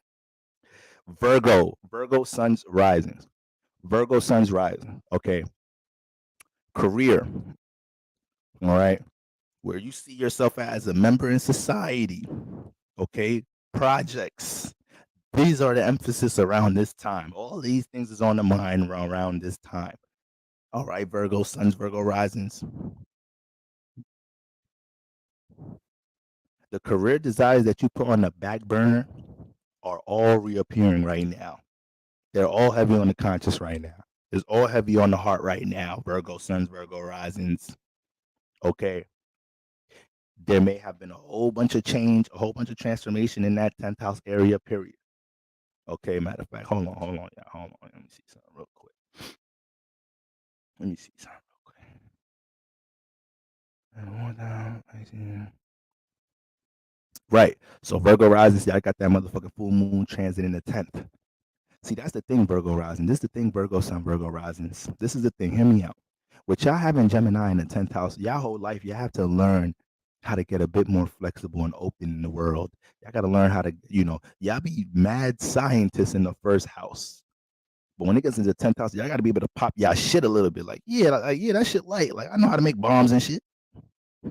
I know how to put shit together like that. Yeah, just come through the crib. This, that. You got to learn how to network your science, your mad scientist energy in the 10th house. You got to learn how to move that creativity, your gifts and talents, and rub shoulders with people with Gemini in the 10th house. So you got air in the 10th house. You gotta embrace some form of networking. You gotta express and communicate what you're capable of in the 10th house. So right now, a lot of y'all feeling like, you know what? I know I'm capable of doing this, that, and the third. Okay. Mars retrograde been swimming in this 10th house. Mind you, Mars is exalted in the 10th house. It loves this house. Mars loves to throw all its passion, devotion, and intention into building up a social status or establishing itself in the world or building stability and security in the most basic perspective. So I know it's been minor frustrations in the 10th house because a lot of you guys are real passionate about being in this position in the 10th house. Mars bringing all this passion. So a lot of you guys are real passionate about being in this position in the 10th house, having these credentials, accolades in the 10th house, having this progress in the 10th house. However, it's retrograde. So right now, you still need to be able to revise your resources. You need to be able to revise and remember who you know. Some of y'all got some resources forgetting who y'all know. All right. It ain't what you know, it's who you know sometimes. Can't be forgetting that with Gemini in the 10th house. Can't be sleeping on how your cousin or this or whoever, your neighbor, old friend, got that resource that y'all may need. Listen, I know it's been a while since we spoke. I got this cooking up. I'm trying to cook this up in the 10th house. I know you got this resource or this form of knowledge or this form of Mercury, this insight. What's up? What type of exchange we got to make? All right. Let me use your studio. I ain't got no bread for the studio, but listen, if my first single pop, we out of here. All right. I got you back for all the months that you let me record for free. So, in some type of shape or form, I transformed my career in 1 year, went from an executive assistant to project. Stop playing with him, Miss Robinson. Stop playing with him. All right? Shit. So it's a lot of revision going on in the 10th house when it comes to my Virgo sons and my Virgo risings, period. All right. So we don't want to be too impulsive in this area, period. We want to kind of let the chips fall where they're made right now. However, the moon right now is turning up the 10th house to make sure you remain intentional here, guys. Now, I ain't gonna lie. Mars in the 10th house get a little intense at times. Sometimes motherfuckers try to get too much out of you in the 10th house. So in the workplace, you got to tell a motherfucker, like, listen, I worked overtime 3 weekends in a row. I don't know if I could do it this week. You gotta make sure motherfucker ain't draining you in the Mars is a gift and curse, and the Earth house is like a motherfucker. You got somebody that do all type of work in the 10th house, take care of everything, the most passionate motherfucker worker. And motherfucker see that shit like, you know what? Yeah. Tell Belle Poppy Loan she gotta come over town this weekend. I love how she take care of tasks during Monday through Friday. Yeah, she ain't getting no off days this week. I gotta be careful. You gotta check that shit. Mars transit in the Earth house or Mars in the Earth house. Motherfuckers be seeing all your vitality getting some shit done. All right. So right now, y'all ass might be revising how y'all dealing with authority like a motherfucker in the 10th house. I ain't gonna lie. Some of y'all's feeling like, nah, I gotta be in a position of authority. I'm not even gonna hold you. If I'm gonna be working for this company, for this, and that, there, I need an office. Some of y'all may be in a position to negotiate that shit too. I needs an office. I needs a cubicle like a motherfucker. All right, that ass. You got to go get yours with Mars in the 10th house. You got to take there before they try to take from your ass. All right. So you're revising all type of relationships in the 10th house. You're revising all type of relationships in the 10th house. But you're definitely observing where you feel like you fit in the world, what you feel like you have put on the back burner when it comes to things you've wanted to do in the 10th house. That full moon is pulling on a lot of past intentions that you've had in the 10th house. All right. Getting active, rubbing shoulders with others, communication. Um, I wrote here, we don't even know how you communicate or your thoughts. Y'all may be in positions where y'all could and overnight manifest some opportunity to some shit, but y'all ass don't want to talk in the 10th house. Shit. Y'all be thinking, I mean, I ain't gonna lie. Some Virgos could be some talkative motherfucker. I ain't even gonna hold you. It's just that they got this little pre-filter warm-up shit before they start that shit. It's Mercury. So Virgos ass know how to talk too, like a motherfucker. It's just that they ain't this Earth, so Earth don't be feeling like it's gonna waste time talking to somebody. Don't really matter. Gemini air, they finna talk to you. They finna talk to a 3-year-old. They ain't even got their motherfucking vocabulary established yet. Leave a newborn with a Gemini in the room. Motherfucker gonna be eating chips like, yeah, like these motherfuckers. Yeah. Do you know what the Food and Drug Administration be doing to these Doritos? Do you know? Oh, you don't know. You too young. You still drinking milk and shit, right? Anyways, yeah. Social media crazy nowadays, like a motherfucker. You ain't got. Oh, you too young for Instagram. Let me just show you on the Explore. Look. Every time I go on the Explore, you see this bitch. She always pop up on my Explore. I should DM her. Yeah, yeah. That mean yeah, right? So Gemini Sun Rising will have a whole motherfucking conversation with a goddamn with a newborn like a motherfucker. Virgo Suns Risings, you may have to adapt some of this energy around this time. You may have to adapt some of this energy around this time. We might have to. You got the most potential in the workplace. You got the most potential in this group. In this group activity, this collaboration, your ass a part of. You ain't never speaking up. You ain't never giving your advice and shit. Your ass being all timid and shy shit. But when Virgo Suns Virgo rises around their intimate friends, their close friends, they ask you think they Sagittarius. You think they ask a Gemini.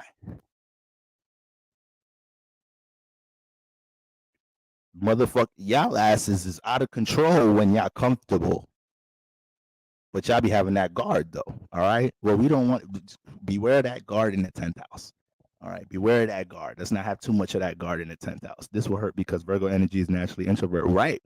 But that's every 10th house. That's what we learning. There's going to be a lesson in our 4th, 7th, and 10th house. And that's what Virgo risings have to learn with Gemini in their 10th. All right. Gemini risings got the opposite issue. Gemini rises at oh shit. Gemini rises, Gemini first house. Gemini rising got Virgo in the fucking I'm fucking this shit up. Yeah, Gemini rising got motherfucking Virgo in the 10th. So they asses gotta learn. No, excuse me, in the 4th. So that's where they asses in some type of shape or form. They gotta learn how to get some stability. I might have fucked that up, y'all. Yeah, 4th. Thank you. I was hoping somebody was gonna come through for me. In the 4th, you got it, bro. You got it. 4th house. Thank you, air air layer. All right. Now, so that's the huge emphasis there.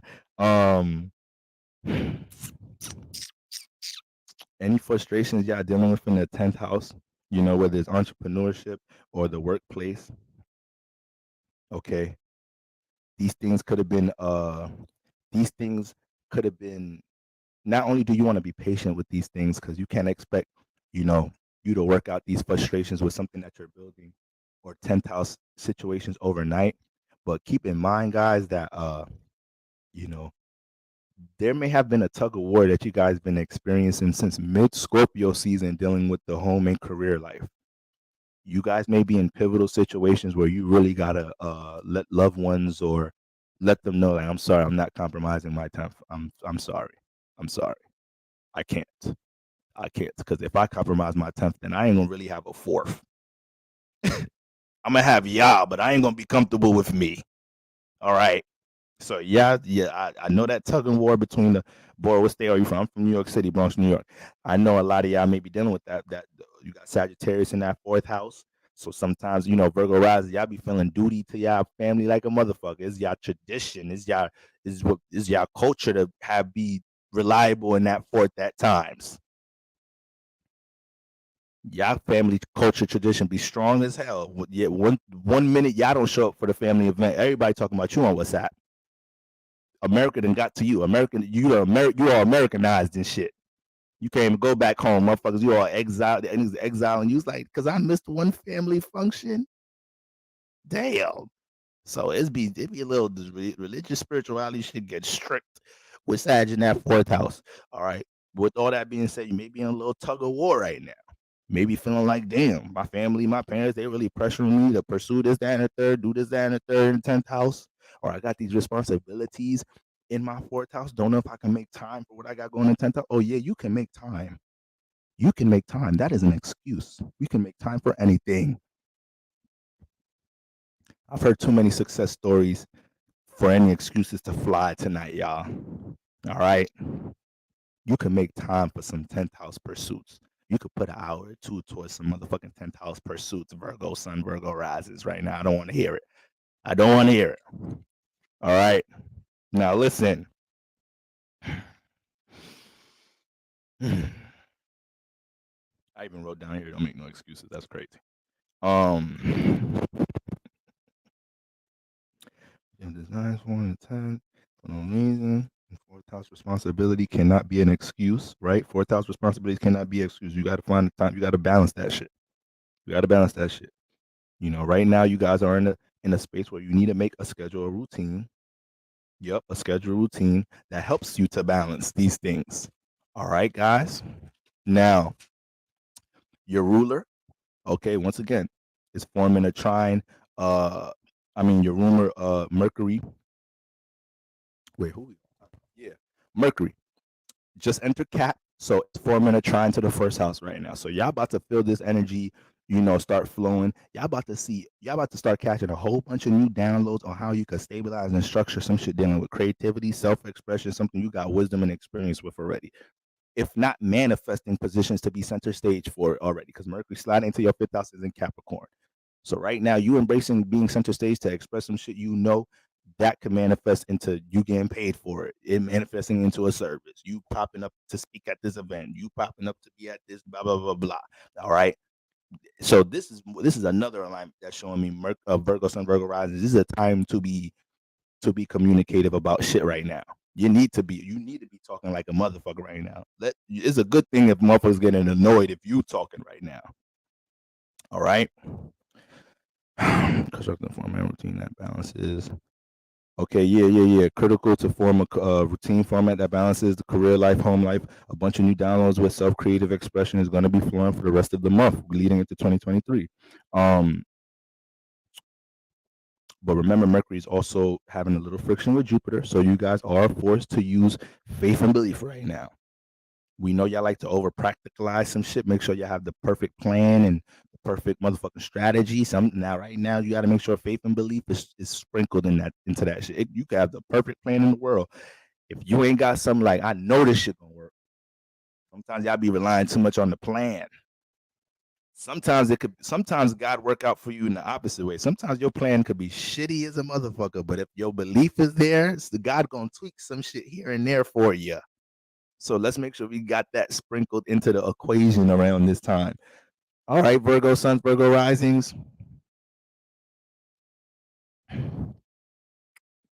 All right. Last mutable sign, Pisces. Pisces. All right. The theme, the subconscious, loved ones, family. All right. The cultivation of your safe space, Pisces, sun and risings. All right. The cultivation of your safe space. I wrote here a question to ask self. Does your comfort zone hold you back from your 10th house pursuits? It's a nice question to ask yourself right now, Pisces sun, Pisces risings. Is you being in your nice little comfort zone in your personal sanctuary holding you back from some shit that you be when you wake up and go to sleep? There's some shit you want to do in the 10th house. Is your comfort zone holding you back, Pisces, suns, risings? The past couple of months, all right, you guys been realizing about how family trauma, childhood trauma affects how you deal with relationships. All right.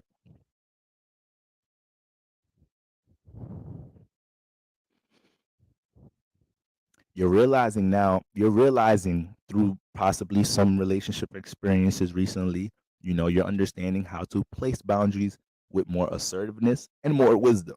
You know, it may not have even been about you wasn't placing boundaries. It may have been like, I didn't know how to place them or where to place them or when to place them. Oh, your ass is knowing now.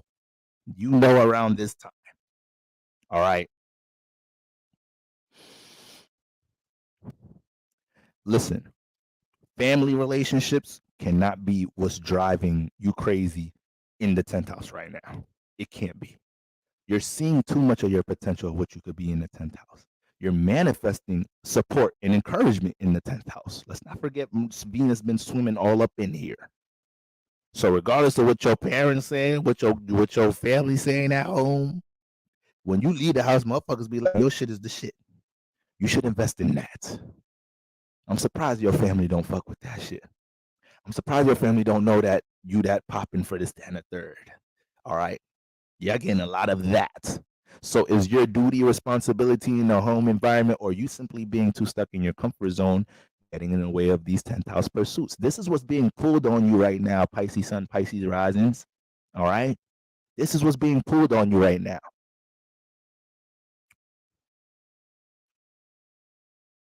Now, the reason why I said cultivating your safe space is important is because there's a difference between, it's kind of a difference between a safe space and a comfort zone. It sounds the same. It sounds the same.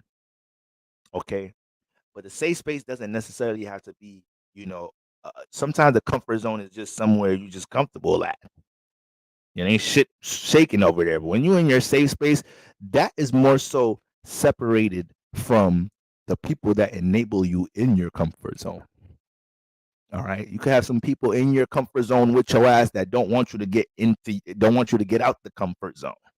Okay. They want you to stay comfortable with their ass. They don't want you to strive for shit outside of what you're normally used to, Pisces Sun, Pisces risings. So this is why I say cultivate your safe space. You need to find a space where you can be in your own individual thoughts, feelings, and emotions, not be bombarded by probably relationships with intimate partners, your loved ones, this, and the third, in order to really recollect what you want to do in the 10th house, how you want to continue to pursue this house as Sagittarius season goes on as we go into 2023. All right. Because family got some shit to say right now. They ass got some shit to say, or there may be influences in your 4th house right now. You're like, you know what? I gotta fix this in the house. I gotta do this here. I don't have time to be doing extra shit. Make the schedule. Make time for it then. Make time for it then. All right. Pisces Sun, Pisces risings. Sometimes y'all build such a comfortable bubble in that 1st and 4th house. Y'all be Gucci. Y'all don't really be trying to shake and bake like that. It's like, I ain't going out there. Y'all come in here. All right. But right now, that 4th, 10th house axis is turned up. That 4th, 10th house axis is turned up. Okay. And you can't feel overwhelmed because of 4th house family's responsibilities and duties. Or you feel like you need to be there for everybody. So think if your ass got kids, children, you take care of your mother, your father, right? But if y'all ass is just, no, I gotta be there for I gotta be there for that. I think they'll be all right if you say, you know what, I gotta handle this, that, and the third. I got some shit to do. Pisces Sun, Pisces risings, all right.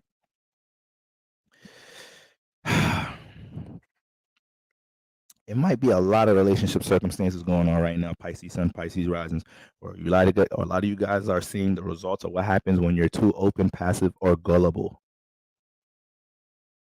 Learning to be more assertive in your relationship circumstances. All right.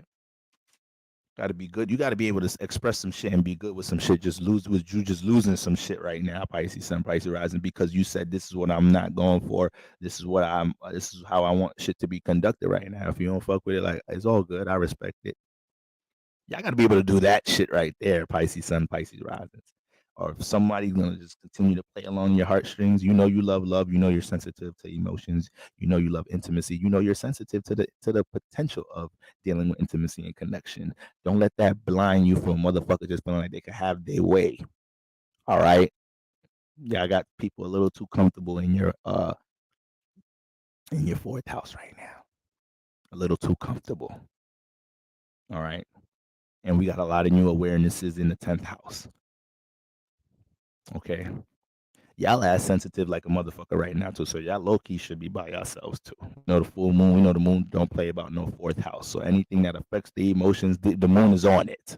The moon don't take none of that shit for a joke. If it make me feel this way, I gotta find out why it make me feel this way. I gotta figure out how to prevent that, do this, that, and the third. All right. So the full moon transit in that area is good to recollect, be in your own space right now. Because that could give you the clarity to understand how I could schedule things, routine things, stabilize things, move things around, move this motherfucker over there, bring this motherfucker closer here, move this bad habit out the fourth house, bring this new healthy routine in here. And guess what? All of that positively affects the 10th house. All right. So the second half of Sagittarius season, the success on what could manifest with your awareness in the 10th house, new 10th house pursuits and whatnot directly correlates to your ability to filter out your fourth house, right? Not having people, places, and things that shouldn't be in your fourth house in your fourth house. All right, Pisces sunrises. All right, Pisces sunrises. All right. That was the mutable signs. I'm going to move to the rest of you guys. All right. I just needed to look at the mutable signs a little bit in their eyes a little bit more when I was talking about these things.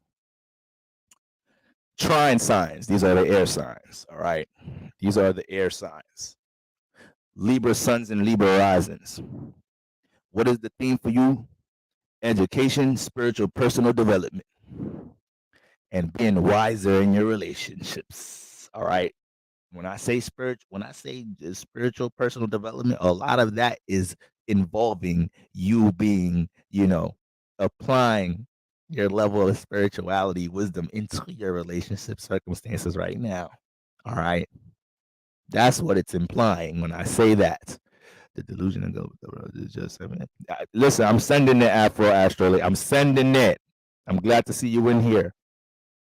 Me literally lecturing my friend who's a Libra sun moon with the Pisces sun. Oh man, too open, too open. All that Libra Pisces together, too open, too much. You gotta learn to say no. Be like, I ain't gonna lie, you cute.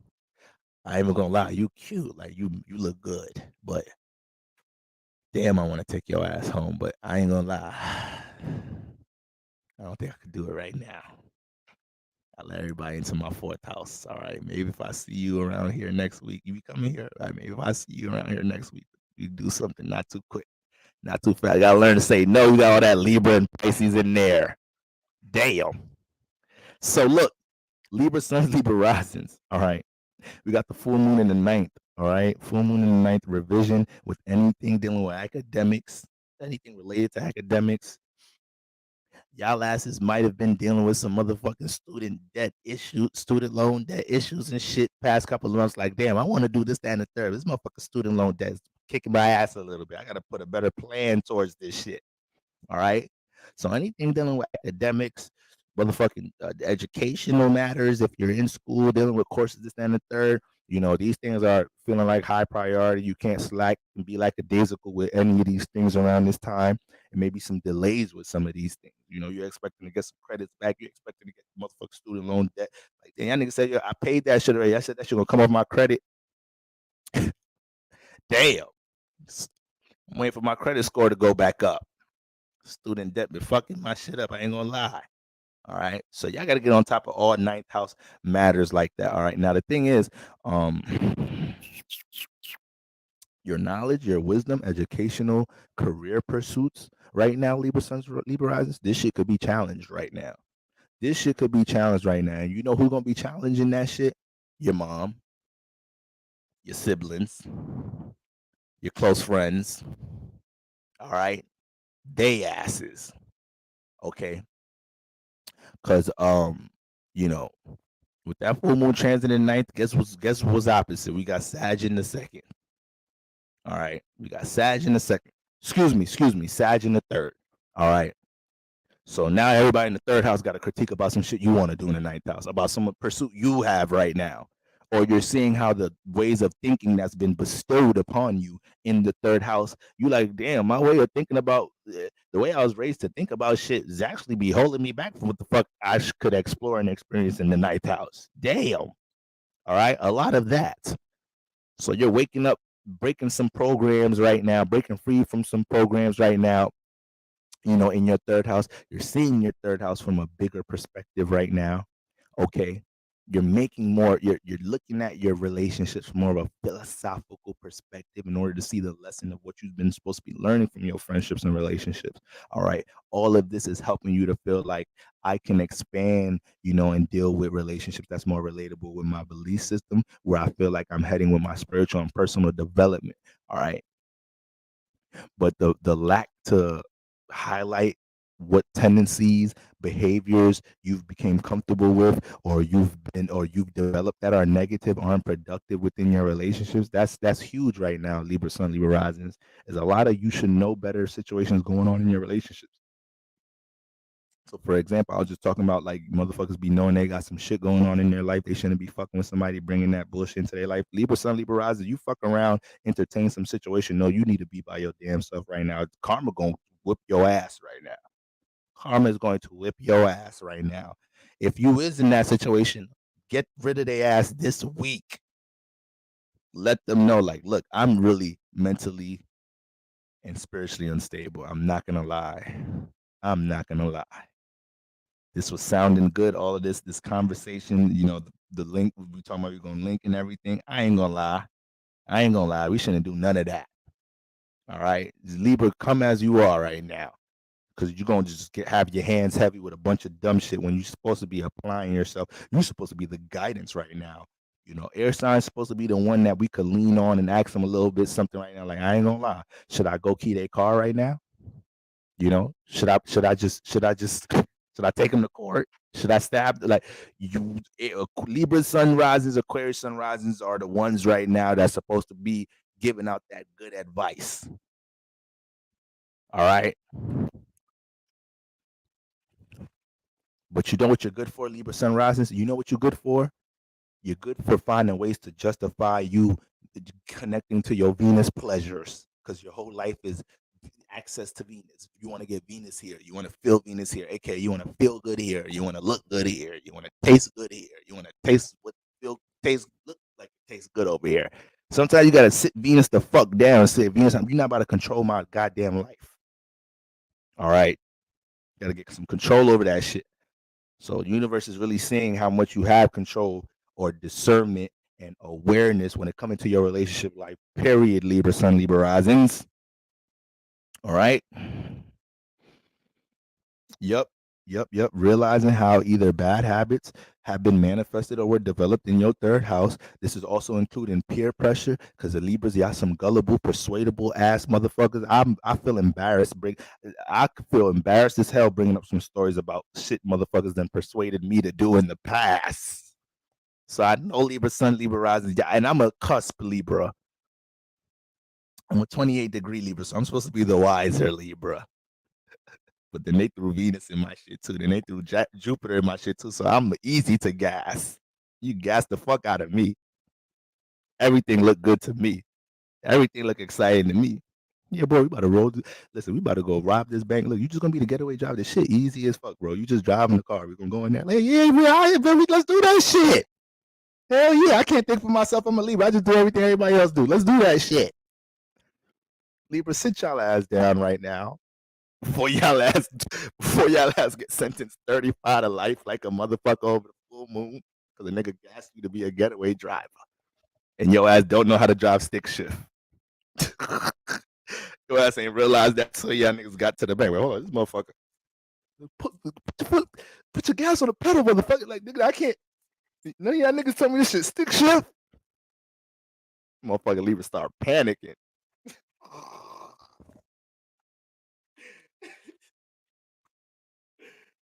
Yo.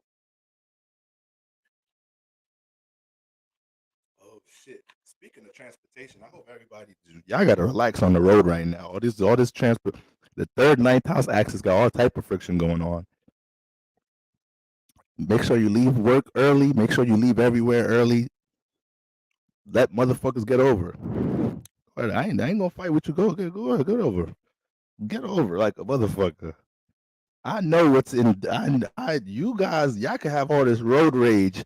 I know what's going on between the Gemini Sag axis. I ain't getting my shit toe up fucking around with y'all ass. Some of y'all niggas gonna be flying off the windshield flying right through the shit, fucking around, driving the way y'all driving under these energies. So, family, please, please make sure the seat belts and everything. I'm dead ass right now, super dead ass, especially if you have Sagittarius. No, especially if you're a mutable sign. All right, your ass need to be driving 15 miles below the fucking shit, below the speed limit. I remember I used to drive places with my mom. I can't never drive with my mom. If you want me to, because my mom don't know how to be working the GPS and shit. Lazy as hell. Don't know how to work the GPS. So when she got to go to some shit that's far away and shit, son, I need you to drive me somewhere today. I'm like, all right, as long as I'm driving. All right. But some of y'all need to learn how to, mutable signs need to drive like my mom. Y'all ass need to drive 15, 20 miles below the motherfucking speed limit. Or just get an Uber. Shit. Have somebody drive your ass. Libra Sun Libra rising, you're also feeling an inspiration. You also feel, wait, is this still Libra Sun Libra? Yeah. You also feel an inspiration or motivation to push to build a presence on the stage with the trine to Saturn in the fifth house. So a lot of Libra Sun Libra rising is feeling like, yo, I ain't gonna lie, I want to start this podcast. I ain't even gonna lie, I want to start expressing this in the fifth house, and I got a plan for that shit too, because it's a trine, so it's no real friction with the idea. I want to start posting my fits. I want to start posting this and the third. Some of y'all have a real plan of action with Saturn in that fifth house, and you need to align with them ideas. Just make sure you have discernment, because y'all ass be wanting everybody. Y'all be letting any friend be a part of y'all shit, knowing y'all friend gonna be late to the podcast. Motherfuckers be picking the wrong motherfuckers to work with sometimes. It'd be the Aquarius friend too. Like, you, bro, I know you didn't tell what's the name to come here to do the podcast. Like, bro, it's all good. It's all good. Middle episode in the podcast, Libra looking at the Aquarius, mad as hell. Like, you was right. I ain't gonna lie. Aquarius be sitting there like, bro, you don't never be asking me shit before you do shit. All right. So Libras, have some discernment with who you participating with. All right. And be assertive with them fifth house endeavors too. Be assertive with that shit, Libra Sun, Libra risings. All right. Now Venus, the ruler, is in Sagittarius. All right. And you guys listen, Libra Sun, Libra rising. This kind of emphasizes what we've been talking about, but like right now, you're supposed to be developing new morals and ethics with your relationship standards and pursuits and shit. Like Libra's sons, Libra rising be playing fucking relationship games, and they be old as hell. Like, you old as hell, you still playing relationship games. Like, you supposed to be develop all type of new morals and ethics right now. Where they stop floating with your relationship. Like, be assertive, learn to be disciplined, learn to be transparent. Karma is coming heavy if you just floating, playing with people time and energy right now. Libra Sun, Libra risings. All right. Venus and Sagittarius could feel a little free spirited, but at the end of the day, it's Jupiter energy. So you're supposed to be learning how to build a new way of looking at things and from a wiser perspective in your relationships. All right. And shit, it's squaring Jupiter too. Venus squaring Jupiter. So wait, let me wait. Wait. I swear to God, this it's Venus squaring Jupiter and Neptune. God damn.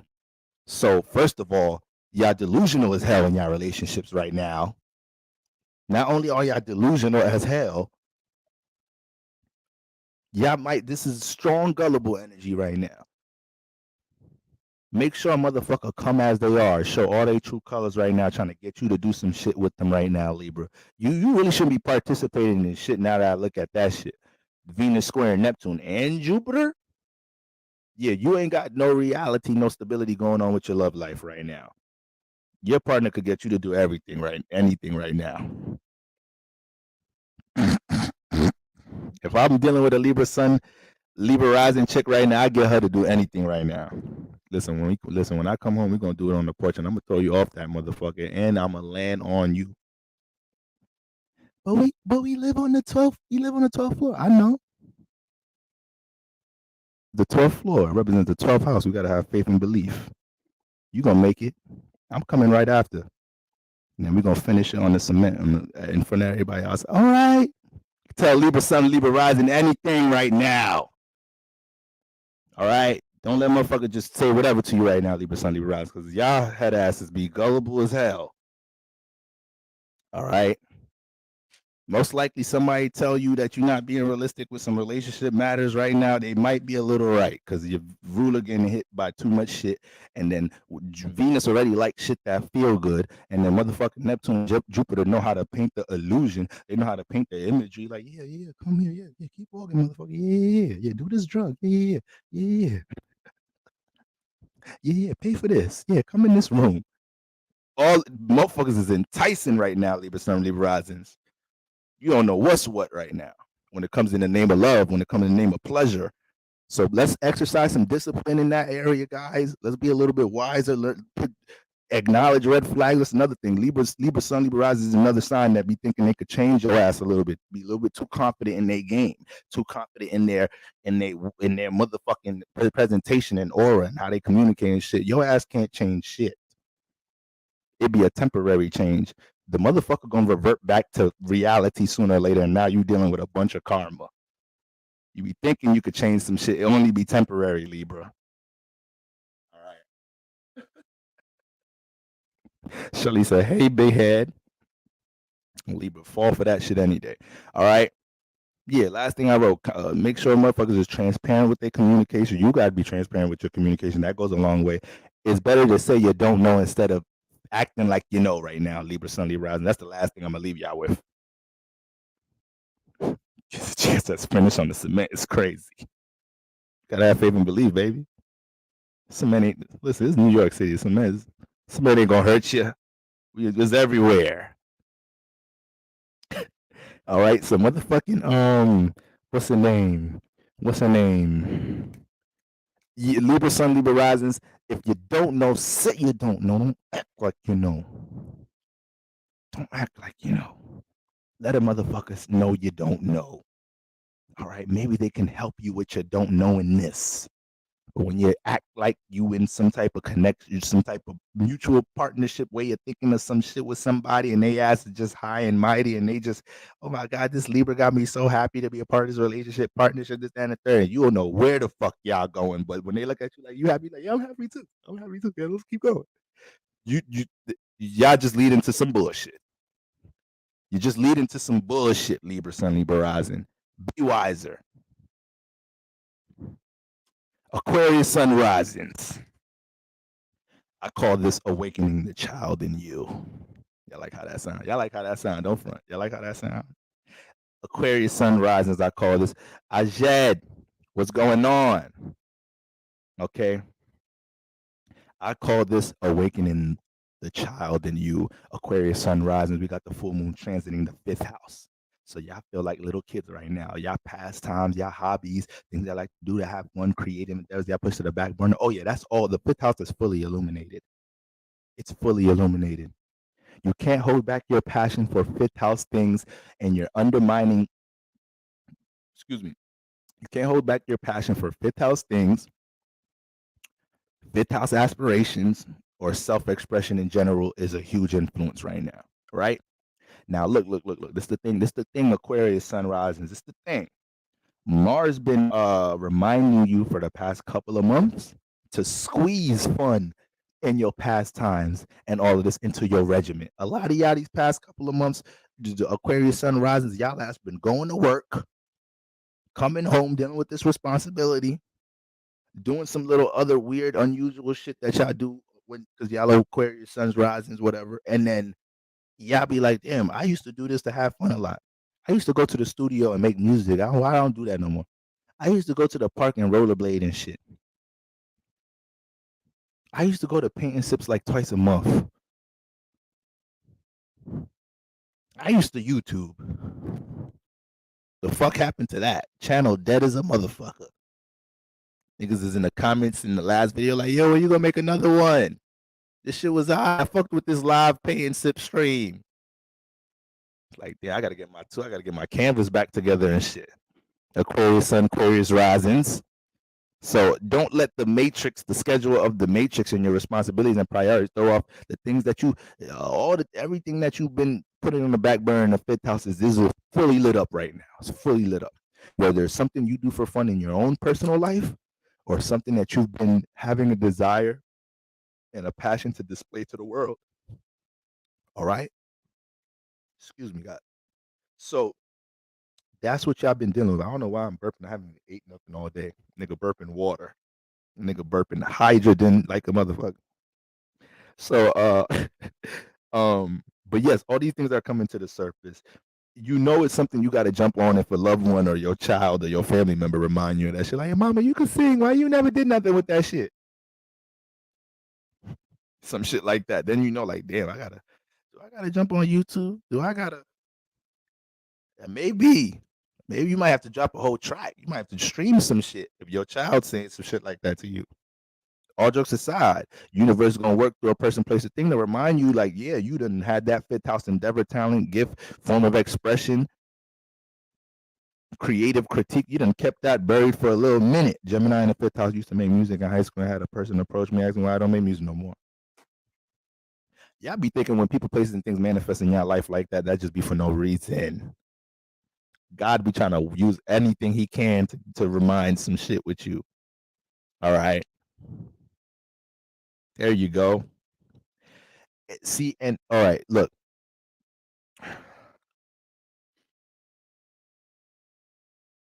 This energy is pushing you not to compromise that.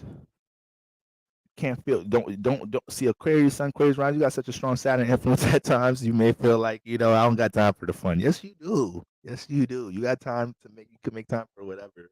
Aquarius, Sun, risings. All right. A part of your spirit could feel fulfilled, making sure we squeeze these things back into your life. All right. Now, if you are a parent, if you have this placement and you're a parent, if you are Aquarius, Sun, Aquarius, rising, and you have children, this might be a time you just may want to be a little bit more open and understanding to the outlooks and the beliefs and the perspectives of your child. All right. You got this energy squaring, yeah, you got this energy opposing, 11th house vibes. All right. So you don't know what your child, what your loved one is picking up out in the world in 11th house to keep your ass hip and in tune. Motherfuckers be acting like they can't learn from their kids sometimes and shit. Your kids be coming home with the whole new makeup to save the world in the next 6 weeks, and your ass like, take your ass back to school. Take your ass in the room. Do your homework. Motherfuckers is a genius. Got this whole layout. You ain't trying to listen to your child. Your child telling them what they're experiencing out in the world. Your child telling them some of their pursuits about what some of the things that's on their imagination. You got to be able to hear that and see if you could create an environment for them to come into their own talents or what they want to do or support. Or it could be some of y'all children may be a little older right now. They're trying to make a decision of what they want to major in and shit, and then they kind of expressing to you that they want to go here with it, and you ain't really feeling that. What you gonna do? Disown the motherfucker? I think not. So you might have to just get in the supportive role and allow them to go experience what they got to experience. All right. All jokes aside, just in case y'all have children and y'all dealing with this right now, may just want to be a little bit more open. All right. Even if you feel like your child is making the wrong decision or unaware decision, you just play the support role in giving them awareness, informing them on what to do, this, that, and the third. All right. Just give them as much information they can, but they're going to have to make their own decision about things. They're going to hold some resentment against your ass. All right. All right. Okay. Nonetheless, your 11th house is doing some numbers right now. Aquarius, Sun, Aquarius rises. So you're seeing so much opportunity. You see so much opportunity. You're learning so much. Your coworkers is probably your coworkers, colleagues, certain relationships you got out in the world. It's almost like this past month and a half, every other fucking week, a nigga putting you onto a new lick, a new way somebody's making money in the world, a new way this community doing this and a third, a new place to sell that, a new plug for that. And guess what? Mars is retrograde in your fifth house, and you just sitting here like, damn, how do I express any of this? How do I become more intentional with what some of the shit I want to participate in? How do I bring my expertise to some of this shit? So don't let what's going on, what you paying attention to in the 11th house, overwhelm you as far as feeling like there's so much things you can participate in. Because Aquarius Sun, Aquarius Rising, y'all see some shit that look profitable, lucrative. Y'all finna brainstorm and have that shit on y'all mind like a motherfucker. But around this time, you have to be careful that when it comes into you understanding, because all these energies in the fifth house, once again, not only is it bringing up, past things they put on the back burner when it comes into creative self-expression, guys, just self-expression in general, you being more of an example of expressing your knowledge, wisdom, your creative gifts, your insight in that 11th house. All right. So it's almost feel like you see everything everybody else got going on in the 11th house, all the activity people got going on in the 11th house. And then Mars retrograde, especially with this full moon conjunct, this shit got you feeling like, damn, what I know I got a bunch of shit in the fifth house. Why don't I ever push it out into the 11th house? Why don't I ever take any of this creative expertise or at least this knowledge I have about this shit and push it out into the 12th house? Teach other artists about it. Teach other artists how to make music, this and that third. Like whatever it is. All right. So things like that, very prominent around this time. Now your ruler is harmonizing with the ruler Saturn is harmonizing with the sun and the moon. So you know what realistic actions it takes to bring order to your relationships. And you have a strong intuition on what type of format or plan is needed to support any type of creative endeavor right now.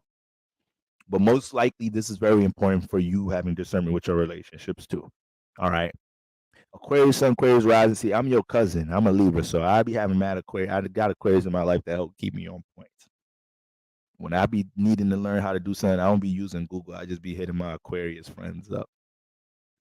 Y'all gotta be y'all own. Yeah, this is the time y'all gotta be able to take y'all own advice right now, please, Aquarius. Because once again, y'all dealing with them fifth house, 11th house energies. So that's another enticing axis. Motherfuckers make everything look all high, all beautiful, and all thrilling and adventurous in the fifth house. And you got a motherfucking 11th house you don't know inviting you to a place that looks thrilling. So all type of shit go on in that axis, that Leo motherfucking Aquarius connection.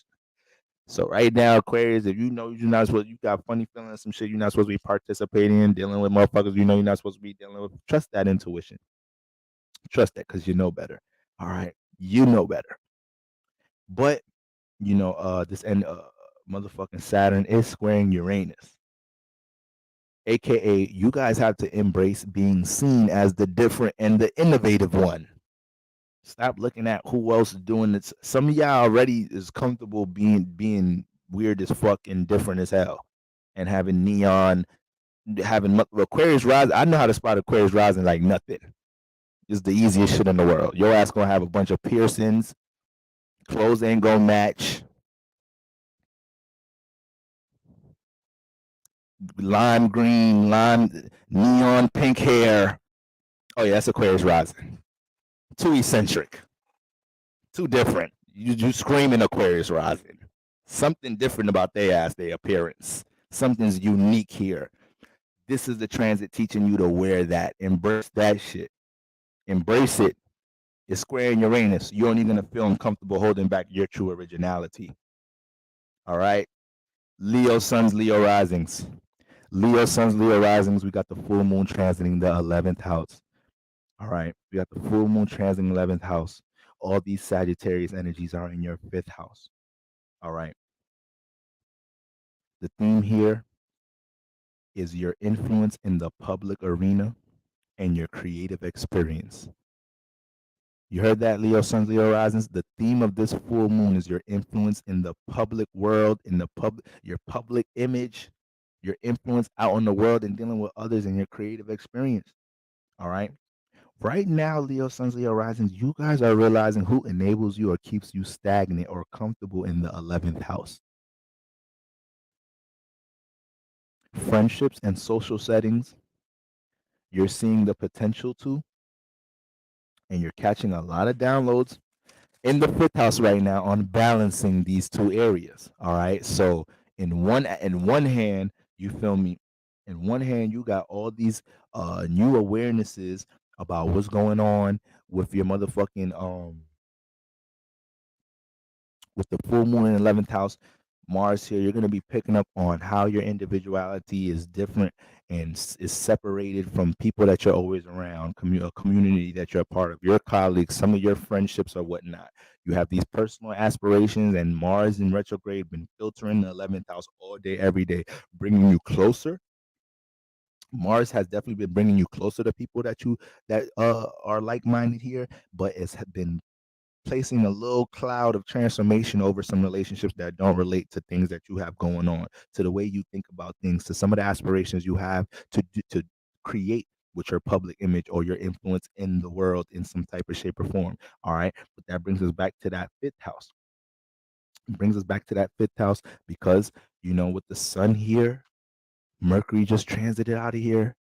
Venus has been in here transiting out. There's so much new awarenesses to gain with the house that you kind of are familiar with by default, being Leo Sun, Leo Rising, which is your fifth house.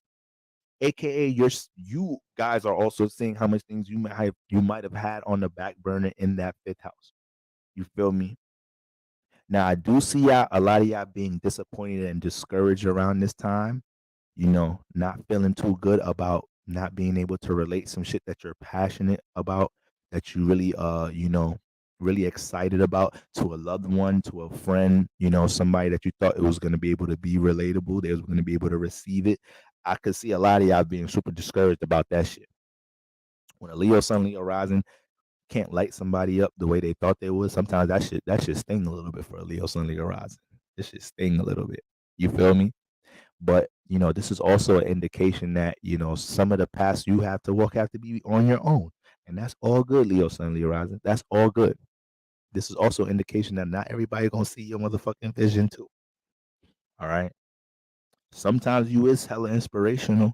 Sometimes that is a lot of times it is easy for you to make everybody see what you see the potential to something. Like you are gifted at doing that around it, but this is around this time and maybe reminders like that don't always work. Sometimes people just can't see that shit, and you have to manifest the physical creation of some shit, result product of some shit, to tell motherfuckers, I told y'all so. I told y'all. It's not even about having to be able to tell a motherfucker I told y'all so. It's just knowing that you can't hesitate or halt on your shit because motherfuckers don't see the vision. You are ruled by the goddamn sun. We are not seeing as much as you see. All right. We are not seeing as much as you see. You see a lot. Your vision set up something different. All right.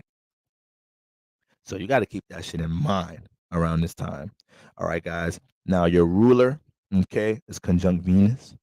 So be careful of, I ain't gonna lie, with motherfucking the sun conjunct Venus right now, y'all kinda can be getting a lot of praise and shit for the knowledge and wisdom y'all have. Don't let that shit get to y'all head a little too much right now, Leo Sun, Leo rising. Y'all be letting shit get to y'all head a little too much.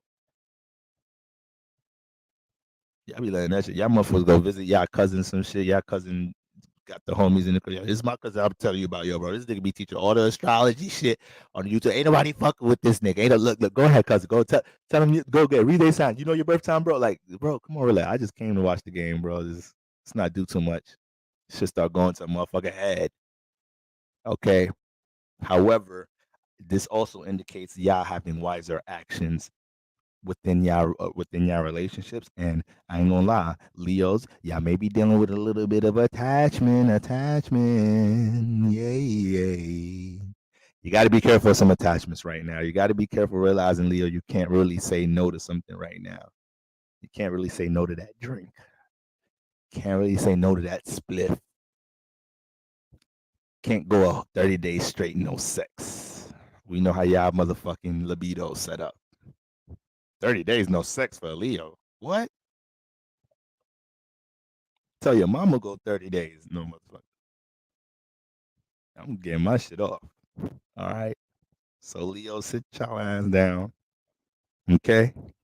Now, the sun is also sextiling Saturn. So you do see the reality to your relationship. You might be in your feelings and emotions a little bit around this time. Once again, you do got Venus by the ruler. So some of y'all be in y'all little feelings if things ain't going y'all way in relationship. Some of y'all try to bogart, try to be bullying your partner, do some shit. Y'all know how Leo, some Leo rising. You know your passive aggressive ways. You know how to, y'all be taking advantage with that shit too. Y'all ass be throwing a mood of energy out there, knowing your partner gonna react a certain way. Like, okay, I'll do it. Okay, this is you like, all right. That shit don't be fair, Leo Sun, Leo Rising. Stop doing that shit. Stop doing that shit. Passively aggressively influencing motherfuckers. I got a niece I love with all my heart. I'll shoot any motherfucker for my niece. She is a motherfucking Leo Sun, Leo Rising.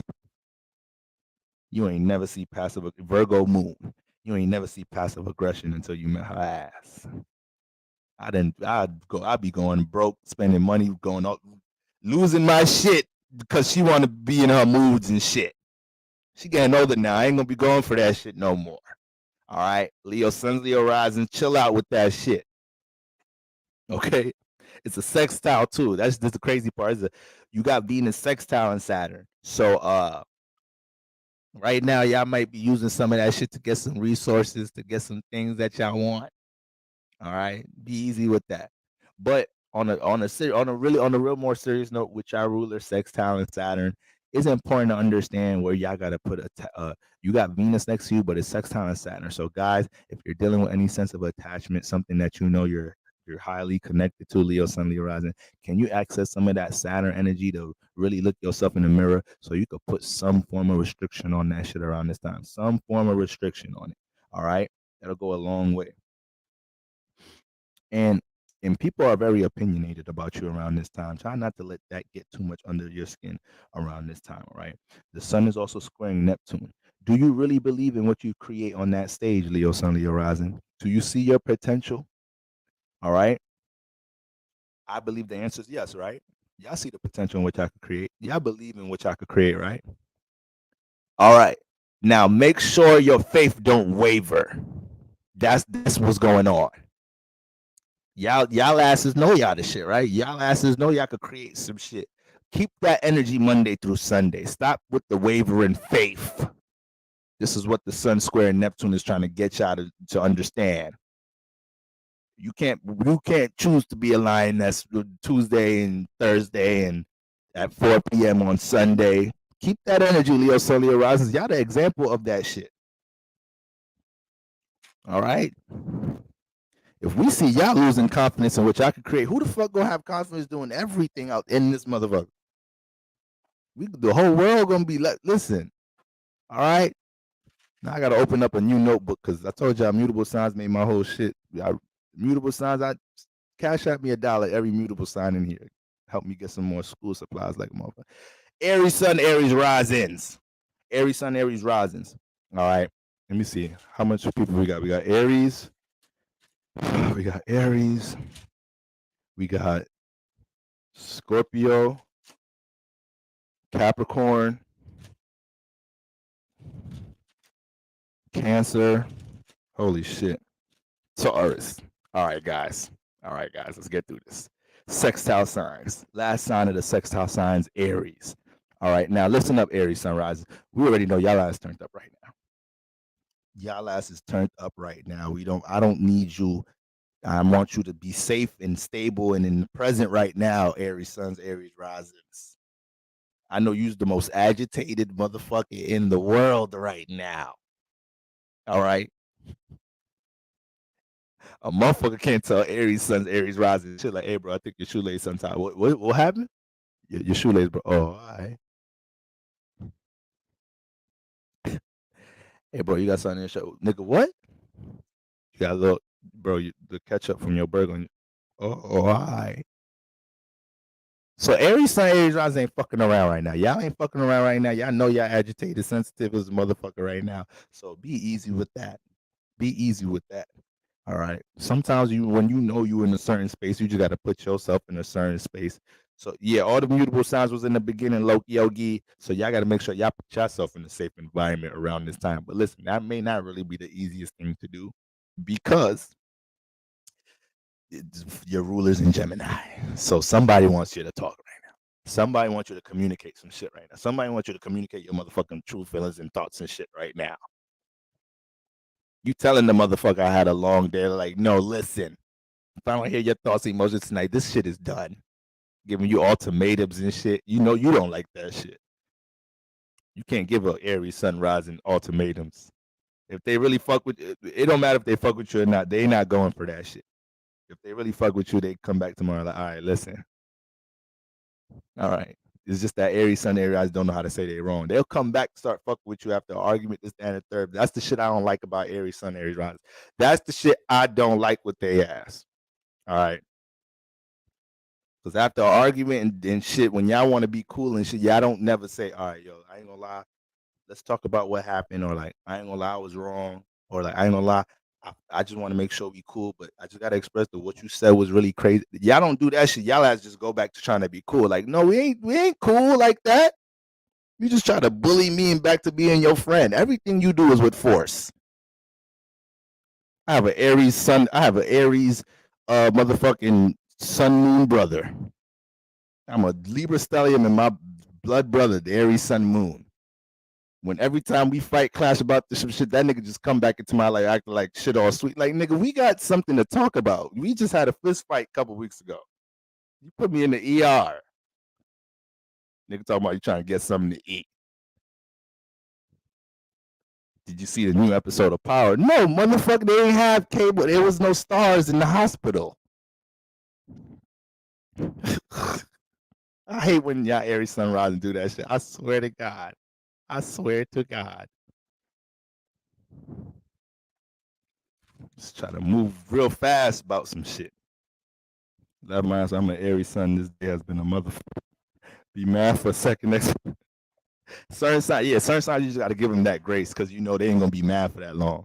Gemini's, Aries, it's quick fizzle, quick fizzle. Sagittarius, quick fizzle. Now Scorpios, I don't know. That might be a century. That might be a couple years. You might got something on that. I don't know. Capricorns, the hold a grudge like a motherfucker too. It'd be hard. It'd be hard to get over some shit. Capricorn placements. It'd be hard. Some of us is petty. Now, Aries suns, Aries risings. All right. Filtering out your. Now, first we got the full moon transiting your third house. Your third house, ninth house axis is turned up like a motherfucker, right? So we filtering out your surroundings. You're feeling highly agitated and sensitive to the thoughts and emotions of others. You are one of the ones that's most prone to flip on someone this week. So be easy. These notes is funny as hell. These past couple of months, you've been experiencing transformation in the third house, potentially unstableness, and realizing who's reliable or not in your third house. This is giving. So this past couple of months, you seen them. You gaining a whole new awareness about your fucking third house. Who's reliable? Which one of your friends you really could relate certain ideas and shit with? Have them participate in certain things with them and shit. All right. Third house may have been unstable. You think about moving. You don't know if you want to move. You living with roommates. They got motherfuckers in the house every day. Live with your family. Motherfuckers is never there when you need them. Niggas is always there when you want peace. It's like, goddamn, what the fuck, God?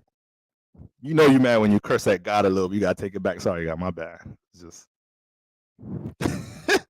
God be like, it's okay, I understand. Y'all niggas going through some shit down there. Get that shit out. Shit, I created that word. Go ahead and use that shit. Well, matter of fact, not that word. That was the devil. But you know we the same nigga.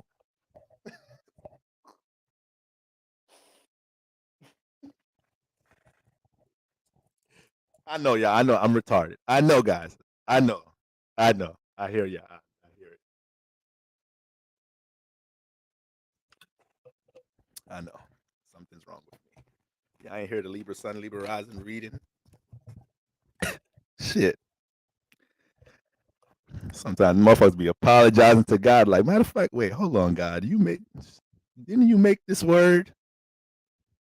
Should start making you think a little bit deeper. Is you the reason I'm sinning, God? I don't even know what this life purpose. I don't know what this shit about anymore. Don't know if you helping me or helping me be against myself. God be having us confused sometimes. So, motherfucking Aries Sun, Aries Risings, third house been a little unstable. I ain't gonna lie. But it's bringing a lot of awareness about what the fuck be affecting you in your relationship life. All right. Mars being retrograde in that shit, you're seeing how your intentions, goals, and aspirations be affected by either third house traits, habits, things you done been you experienced at a young age. Once again, this is like a lot of Aries suns and Aries risings. Is a lot of energy. Like, damn, I probably would have been doing this, that, and the third. Would have been intentional with this, that, and the third if I had that support system. If I had, close friends for this, that, and the third. Like Aries suns, Aries rising, one of them signs feel like they ain't got no fucking love. Don't be feeling like they appreciate. Don't feel like they got to support at times, even when they ass do. Even when they ass do. Okay, so it could have been some intense up and down moments with Mars so far. Transiting motherfucking the third house. You got to be careful not playing too much of a victim energy here, and being able to detect your support system and close friends and reliable people in your life that you do have Aries suns, Aries risings. The motherfuckers that wasn't there. Appreciate the ones that are. All right. Now, um, you've been damn near forced to observe what third house habits and traits you have that can be used to build stability or apply to relationship circumstances. So right now, these past couple of months, Aries sun risings, y'all been realizing what type of things y'all learned in your third house, y'all experiencing your third house. This is a skill. This is a form of information. This is a knowledge. This is something you learned from your neighbor, your friend, your environment, your motherfucking sibling. You realizing how all these things can be applied into your life to be used. You know these things. This is not something you have to learn how to do. You know it already. Soulful connection, soulful connection. What's going on, baby? Happy full moon. All right. You're realizing how to use these things. You're realizing you put these things in the back burner. Third house habits and traits. You know, your cousin coming to the crib and shit, checking up on you and shit. You ain't see your cousin in a long ass time. Your cousin had taught you how to braid hair years ago. She coming to the house like, "What's up? How you doing?" You like, "Ain't shit, girl." Like going through it. Like, "What's up? What's wrong with you?" Going, "I ain't really got it right now. You feel me? Can't really do shit like that. Ain't got bread like that." It's like, "Why you ain't braiding no hair? Get some money braided hair." Your ass stop, think for a second. Like, wait, you right? Why am I not braiding hair? I know how to do all type of that. Twist all of that shit like that. Hypothetically speaking, it could be some whole other shit. But your friend, your cousin, your sibling, your environment may be reminding you right now of something that you already have in this third house. You ain't applying this shit. You ain't using this shit for nothing. On top of the relationship awareness that you have that needs to be applied. All right. So right now, Aries Suns, Aries Risings, if you're picking up heavy energies when it comes into relationship circumstances, into a situation that comes off like you don't really know where the direction is, a lot of it may have to do with the fact that you're not applying some type of wisdom that you already have when it comes into a relationship. You're probably being nonchalant about things. You probably bail out. Yeah, you Aries Suns, Aries Risings. I'm sorry, I gotta drag y'all a little bit. Y'all good for bailing out and shit when shit don't go y'all fucking way. And that shit can't rock in relationships. You'll create the motherfucker that really love you, care about you, ain't gonna really start to fuck with you right now. You doing that shit. You know why? Because you got all this energy in Gemini right now. You got the full moon in this shit. So you got a partner, intimate partner that is doing their best to try to understand your genuine feelings and thoughts, but your nonchalantness or your inability to express these things, you're not understanding how you're leaving them in la la land, how you living them in no man's land, excuse me. You don't know how this person is willing to work with you. They just need something. Like, give me a genuine thought. Give me a genuine feeling. Don't just give me some outburst shit. Don't just give me straight 100% emotion. And I don't really know if you're being a kid, if you really feel that way or not. Motherfucker, Aries Sunday, Aries Rising, I be acting like a little kid sometimes. All right, we ain't got time for all of that. And first, we ain't got time for all of that right now. Aries Sun, Aries Risings. Need y'all to step up to the plate, being more mature with y'all transparency, how y'all relate these feelings and emotions. I know that shit is the most vulnerable shit in the world for y'all ass. I know it's the most vulnerable shit in the world right now. But listen, you might have somebody in your corner right now. They wanting to jump through motherfucking hoops for your ass. You just need to work. They trying to get you to work with them though. Need you to work with them. All right, Aries. I know y'all got it in y'all Aries Sun risings. Y'all don't gotta do it all the time. We be giving y'all grace. We know that really ain't y'all shit. It's just from time to time your partner need that shit from time to time. All right, little once, twice a month. Sunlight. That's all. Go back to your own stubborn shit. Go back to your individual shit. Go up to your stuck up shit, your bougie shit. Just something light. All right. Now, passive aggressiveness ain't gonna cut it right now. People want to hear your thoughts and how you feel. The floor is yours. Literally, you cannot.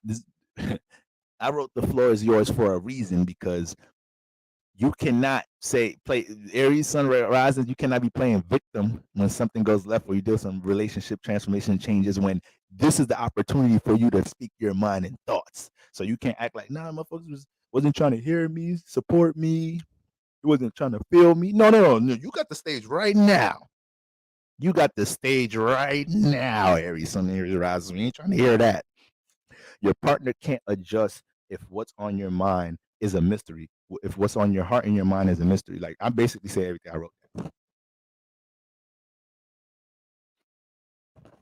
All right. Be easy with transportation.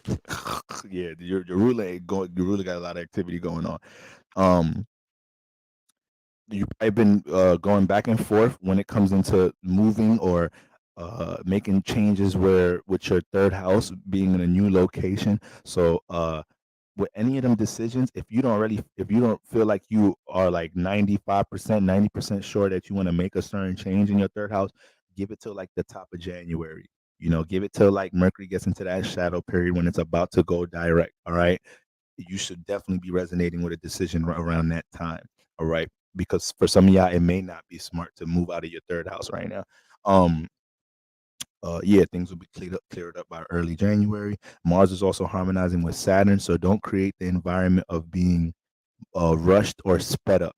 Be in the present. Aries Sun, Aries risings. Right now, you can be. Your life is so used to being fast. You're so used to transformations and things happening in your life, and you're not. You can't even get a chance to look back and process shit. So sometimes, that's why a relationship with somebody that's able to understand you means a lot because you may feel like you always have to be on to the next. You never get to process shit that happened in the past. Well, right now with this energy that Mars is harmonizing with Saturn, this is actually a time you can do your best to place effort in feeling stable and being in the present. You may be the one that's actually creating an environment or an influence on yourself to feel like you got to be sped up or you got to make a decision right now. This because you're dealing with a lot of activity. You got the fucking full moon right on your ruler, so it could feel like that you need to be impulsive. That's the way to do things right now. Nah, that's not. You don't have to be that way right now, Aries Sun, Aries Rising. You really don't. You might even have a partner and motherfuckers around you that don't want you to be in that energy. They motherfucking scared that they feel the shit like when I come home, my Aries Sun rising girlfriend, boyfriend, I just want to be a nurturer for their ass tonight. So you already got your partner. We be feeling y'all. I don't know if y'all know that. I don't know if y'all know that. We feel y'all shit, y'all aura, y'all demeanor, y'all eyebrows, the arch. We know that what type time y'all be on. It's not a mystery. It's like Aries and Cancers are the two signs that we be having to give leeway for a lot of shit. Aries, y'all just gonna be on y'all super individual shit, and Cancer, y'all gonna be on y'all motherfucking feels like a crybaby about shit. But we can't do nothing about it. We gotta work with it. Like we have to accept it. All right. Some of y'all right now are Cancer, suns and moons and risings. Y'all partner know y'all is a whole motherfucking crybaby, but y'all they crybaby though. Some of y'all Aries, Sun, Moon, Risings, Venus, and Aries, y'all asses the most stubborn, non-compromising, selfish, single-minded motherfuckers in the world. But guess what? Your partner's selfish motherfucker because they know you, they understand you. All right. So we already know what's up, motherfucking Sun, Aries placements. Sorry, I had to drag you into that, Cancer. Sorry, y'all up next. All right, so excuse me, y'all not up next. Scorpio is up next. Scorpio, Sun, Moon's in the building. Scorpio, Sun, Moon's in the building. All right. Now, these are the in conjunction signs. All right. So this will be Scorpio and Capricorn. All right. Scorpio. The full moon is transiting the eighth house. All right. Wait, do I got that right? Yes. Full moon is transiting the eighth house. All right, we got the Sag energies in the second house. So right now, shit, finances, money management, time management, structure, that's the emphasis right now. We ain't doing no reckless, impulsive spending around this week. And if you did that shit earlier in the week, Scorpio, you already know you set your ass back. You already know your motherfuckers ain't getting no Christmas presents for your ass this month. All right. And don't none of y'all tell me happy holidays. I'm gonna block y'all. Let me get one Merry Christmas motherfucking DM. If y'all ain't telling me Kwanzaa, you get that shit up off my shit. All right. All right. I'm just giving y'all the warning now. Okay.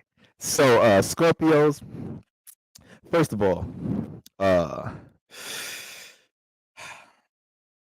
all Sagittarius season, you've been seeing the potential of how you can build stability and security in different ways, mostly using your experience or your knowledge, but we gotta weed out the 8th house attachments.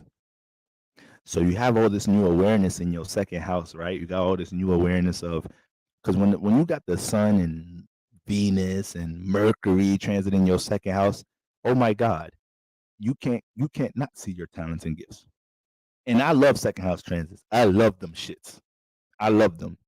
Because it's funny, I just low key be like in a little funk before I get them. Every time before I have a significant plan to go through my second house before Pisces season, I always be in a little funky energy. And when that shit happens, guess what? Every commercial, every fucking post, every conversation is reminding me of what I'm capable about, what I'm talented with, what's my gifts is, what my worth is. So right now, motherfucker, my beloved Scorpio moons. I mean, yeah, it might be moons too, but Scorpio sun and risings. If you can't see your talent, if you can't see what you're capable right now, you blind as hell. You're blind as hell because you got a whole stellium transit in the second house. It ain't no way. Your cousins is telling you good at. You need to express that, invest in that, plant the seed in that business, be in that environment, let your talent show here. Self connection. Now, my patient too thin for that Aries. I put my finger up like you being excused in church. Yeah, I ain't gonna lie. I ain't gonna lie. I was giving Aries and Cancer as a benefit of the doubt, but the Aries placements, man, I don't know if I could do it with y'all. I'm still be. But God just got a way of making sure them placements you can't stand. God just got a way of making sure your flames and soulmates got some of them motherfuckers. So I don't even be saying that. I'm tired of saying I can't stand Aries placements, Leo placements, Cancer placements. I'm gonna stop saying that shit because everybody I fall in love with got some of that shit. Tired of y'all cardinal head asses. God damn, Aries and Cancer, emotionally unstable. I ain't gonna drop you. I ain't gonna drag you right now. Anyways, uh,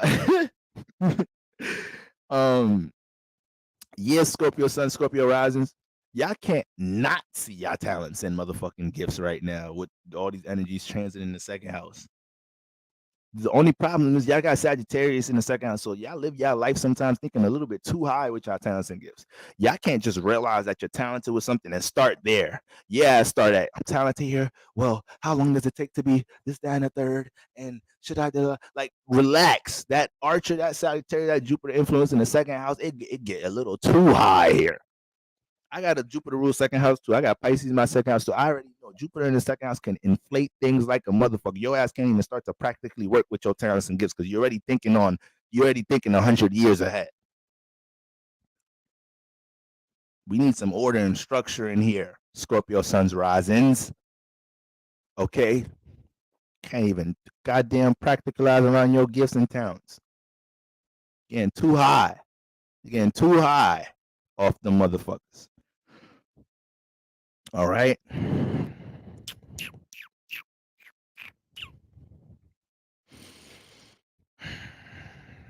All right. Now, the balance is so if this is your awareness during Sag season in the second house, now we got the full moon touching up on Mars in the 8th house. Well, that sounded very sexual, but shit, this is the 8th house. Shit. But anyways, Mars been motherfucking retrograde swimming back and forth in the 8th house. So first of all, that's not only your ruler, but that's where the fuck Mars likes to be, loves to be. Because it gets to cultivate his passions and desires. It gets to heal, transform, transmute. It gets to be in his own zone, not be bothered, be hidden. Somewhat cultivate its safe space, somewhat cultivate, When Mars in the eighth house, niggas don't even know how to find that nigga in there. He got his own little special hidden room in that motherfucking shit. AKA when Scorpio risings, Aries risings going through that transit like Mars in the eighth house, forget it. Your ass ain't seeing them. The only person that's seeing them is they sneaky link. That's it. Their eighth house sneaky link. We think y'all ass kidnapped for all we know. All right. So Scorpio Sun, Scorpio risings. Now, I ain't gonna lie, I ain't trying to make light of this shit, but with Mars retrograde transit in the eighth house, y'all ass has been having to weed out a whole lot of demons recently because Mars transits here and it wants to empower your true desires, your true passions, your positive ones, things that you're motivated about, things that you're passionate about. Mars is trying to empower these things, but in the process of that is also trying to transmute negative energies. It's trying to and when I say transmute, it's trying to take all your eighth house. Don't get offended. We all have an eighth house, but it's trying to take all your eighth house baggage, insecurities, fear. It's trying to evolve these things to turn it into energy that propels you to push on your passions, push on your motives. This is like somebody that's scared, that scared people shoot people, scared people kill people, scared people do things.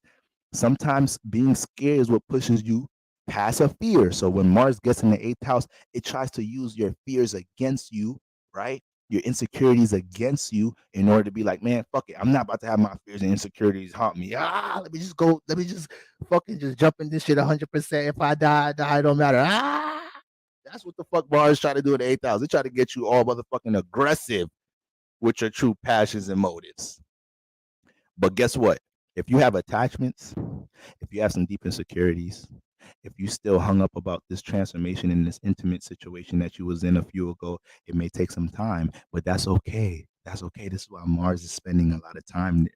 This is why it's a God's gift right now. Mars is retrograde there because you may have needed this time, Scorpio Sun, Scorpio risings, to weed out your eighth house because you a Scorpio Sun, Scorpio rising. You most likely have a heavy eighth house. This is coming from a Libra Scorpio cusp. We have our eighth houses is this is why we don't be wanting to be in the public and be with everybody because we just be feeling like we already hiding a lot. We already feel like, all right, I don't even want it. If I go there, somebody gonna ask me something, I'm gonna answer. I'm gonna snitch on myself. So Scorpio Sun, Scorpio rises. That eighth house was to be weeded out like a motherfucker, and you're still weeding it out.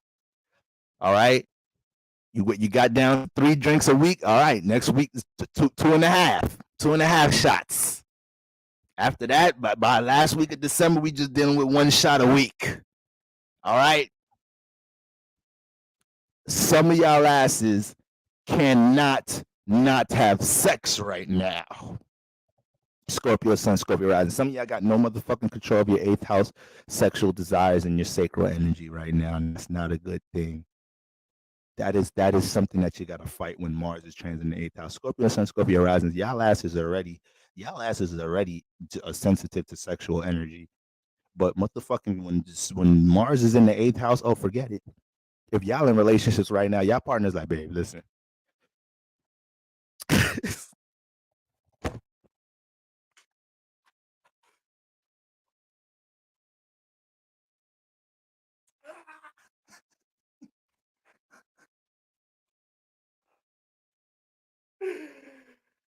Oh shit, y'all just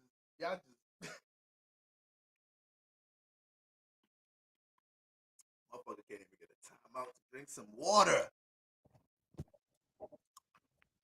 This first person that's about to die from dehydration and sex, fucking with a Scorpio Sun rising. All you had to do was let a brother get a little sip. That's all. You deprived me of hydration because of your sexual desires. That don't make no sense.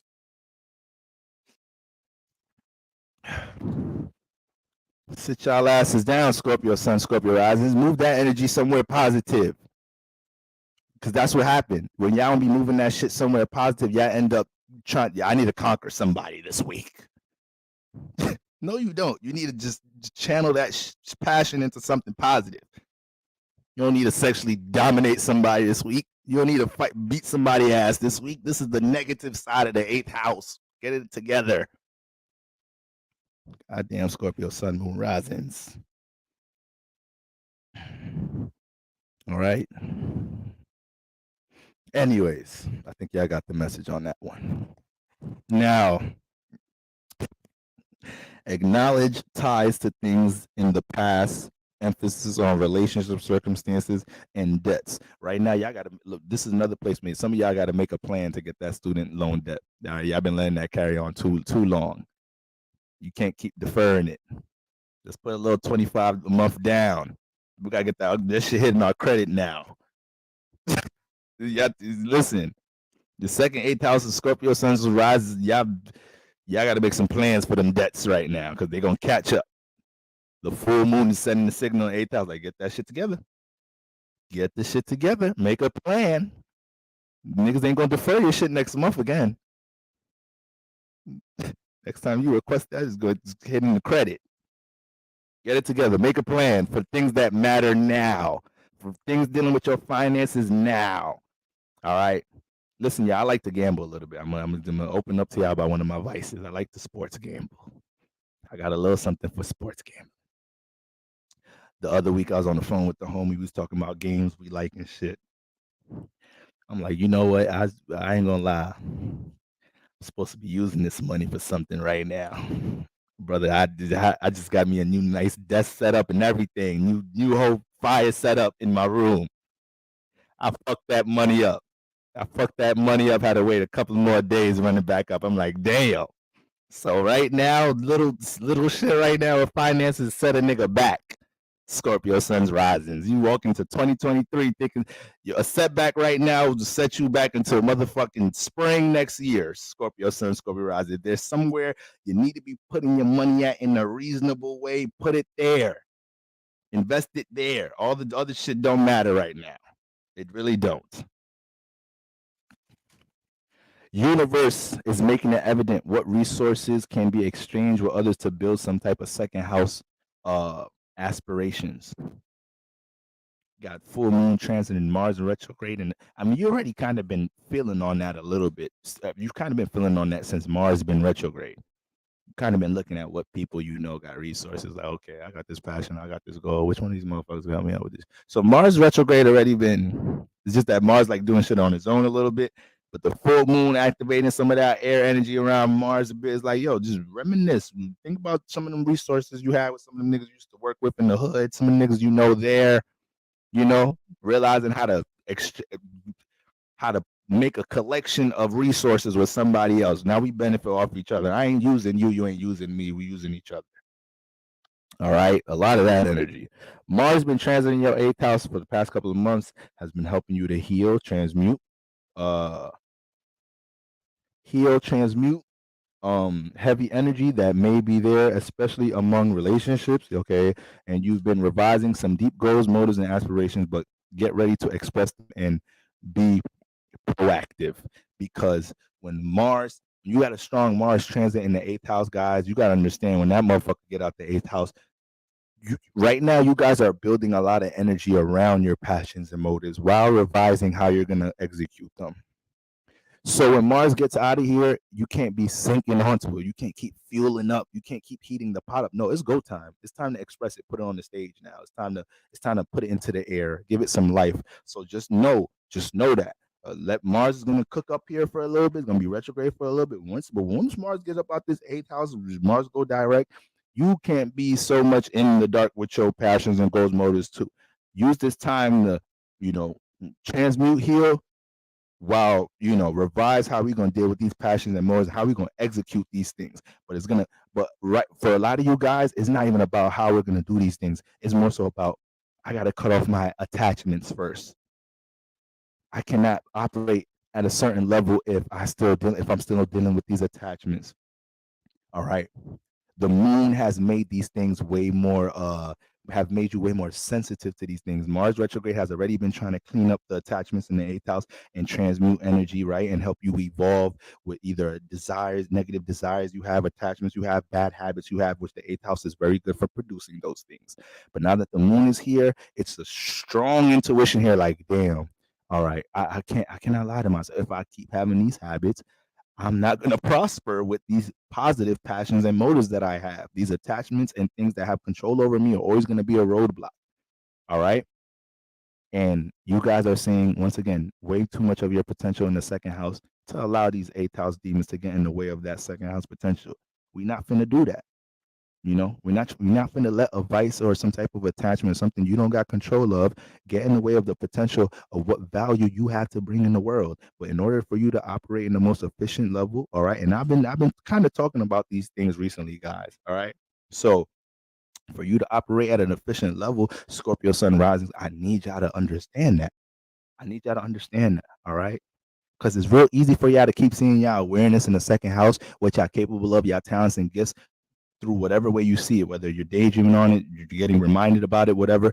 But y'all are eighth house individuals. Y'all are good for taking things and just soaking it in the eighth house, just soaking it on the subconscious, just soaking it on your passions. We got to live some of that. We got to live some of that. All right. So that's what we got going on for my Scorpio Sun's risings. All right. My beloved Scorpio Sun risings, Capricorn Sun risings. All right. I'm really about to be on here to the full moon peak. I'm bugging the fuck out. Like, guys, I'm really sorry that I'm working on it. Like, I just don't know how. Like, I don't know how, y'all. Like, I'm admitting to y'all right now, I don't know how to keep shit short. And I don't know how. Like, I'm working on it. Like, I really don't. I really don't. I wanted to make a video about breaking the energies down earlier today. I wanted this shit to be 3 to 5 minutes. It turned into a 15-minute video. Then I'm like, you know what? I don't want to do a 3 hour live tonight. I already had a busy day. I had a couple of readings. My body's feeling taxed already. How about I just make individual videos for each sign, real quick videos, get straight to the points, and upload them separately? How about that? But no, what the fuck was I thinking? Boro making short content. Don't even sound right. So I'm sorry, guys. I'm mad at myself right now. Even if y'all is cool with it, I'm mad at myself because I got a lot of ritual work to get into right now. I haven't ate. I'm all off schedule, but it is what it is. All right. If spirit got to work through me to get this done, then it is what it is. I'm just hoping. That's gonna be my excuse there. Nigga always uses spirituality and God as an excuse for a personal habit. Like, you know what? That's the reason I talk so long, because God be working through me up here, y'all. It ain't God, it's you talk too motherfucking much.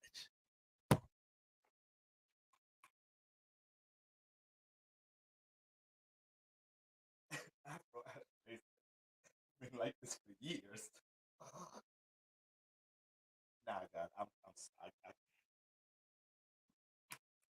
be telling motherfuckers, hey, I'm about to go live. I'm gonna call you about an hour. I'll be on like 45 minutes.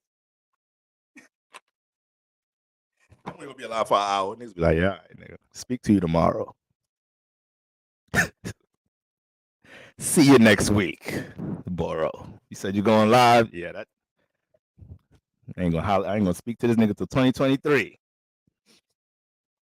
All right. All right, let's finish strong. I just had to get that off my chest because it's I ain't gonna lie, it's spiritually frustrating sometimes. I'm not gonna lie. I'm not gonna lie. It's making me realize how much of an air sign. I didn't realize how much of an air sign I was until I started getting on camera and talking on camera.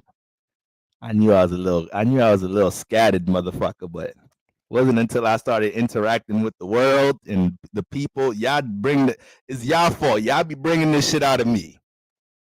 That's why y'all be enabling my bullshit. It's y'all. I gotta find a victim somehow.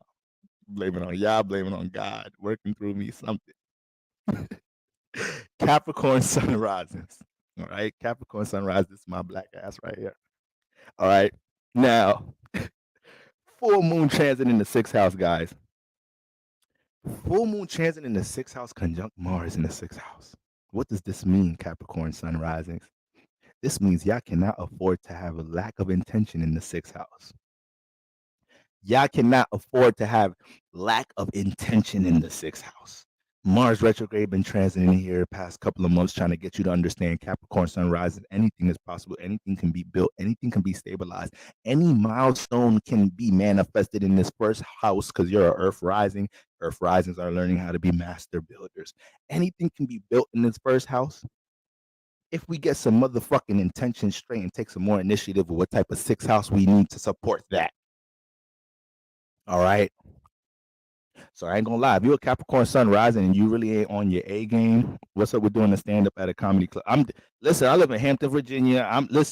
If somebody, I'm trying to find me a little shit in the hole, John. a little hole in the wall. I'll put a set together.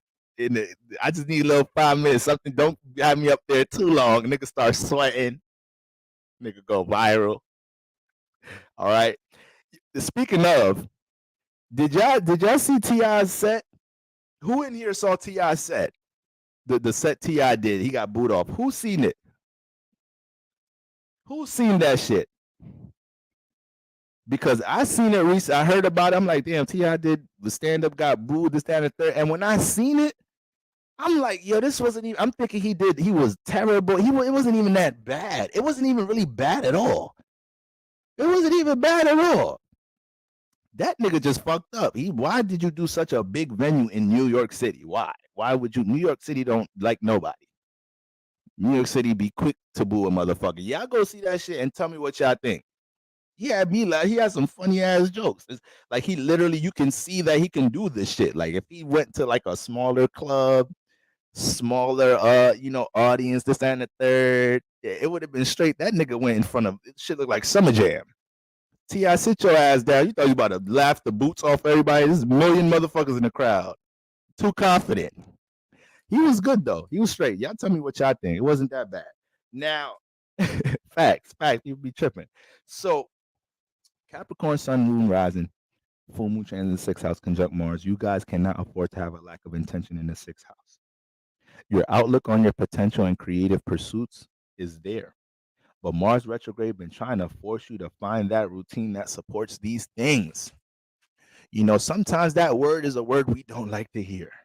Order, schedule. I know some sixth house motherfuckers that don't like that word. I know some Virgo Sun risings that don't like that word. Okay? Hip Hop Catalog Cast. I got to see that. I didn't know he did a small joint. I'm assuming it was way more successful. All right. Hopefully he learned from getting his ass booed up the million motherfuckers in New York. But yeah, some six house placements don't even like hearing that shit. Schedule routine. Okay. But listen, Capricorn Sun risings, your progress is gonna continuously be halted for the majority of the rest of the year, going into your season, going into cap season. All right. We don't want to walk into cap season feeling all crazy because motherfucking you have a lack of structure. How the hell you a cap sun, cap rising with a lack of structure? It don't even make sense. Don't even make sense. And right now, Mars been trying to get it together for you in the sixth house.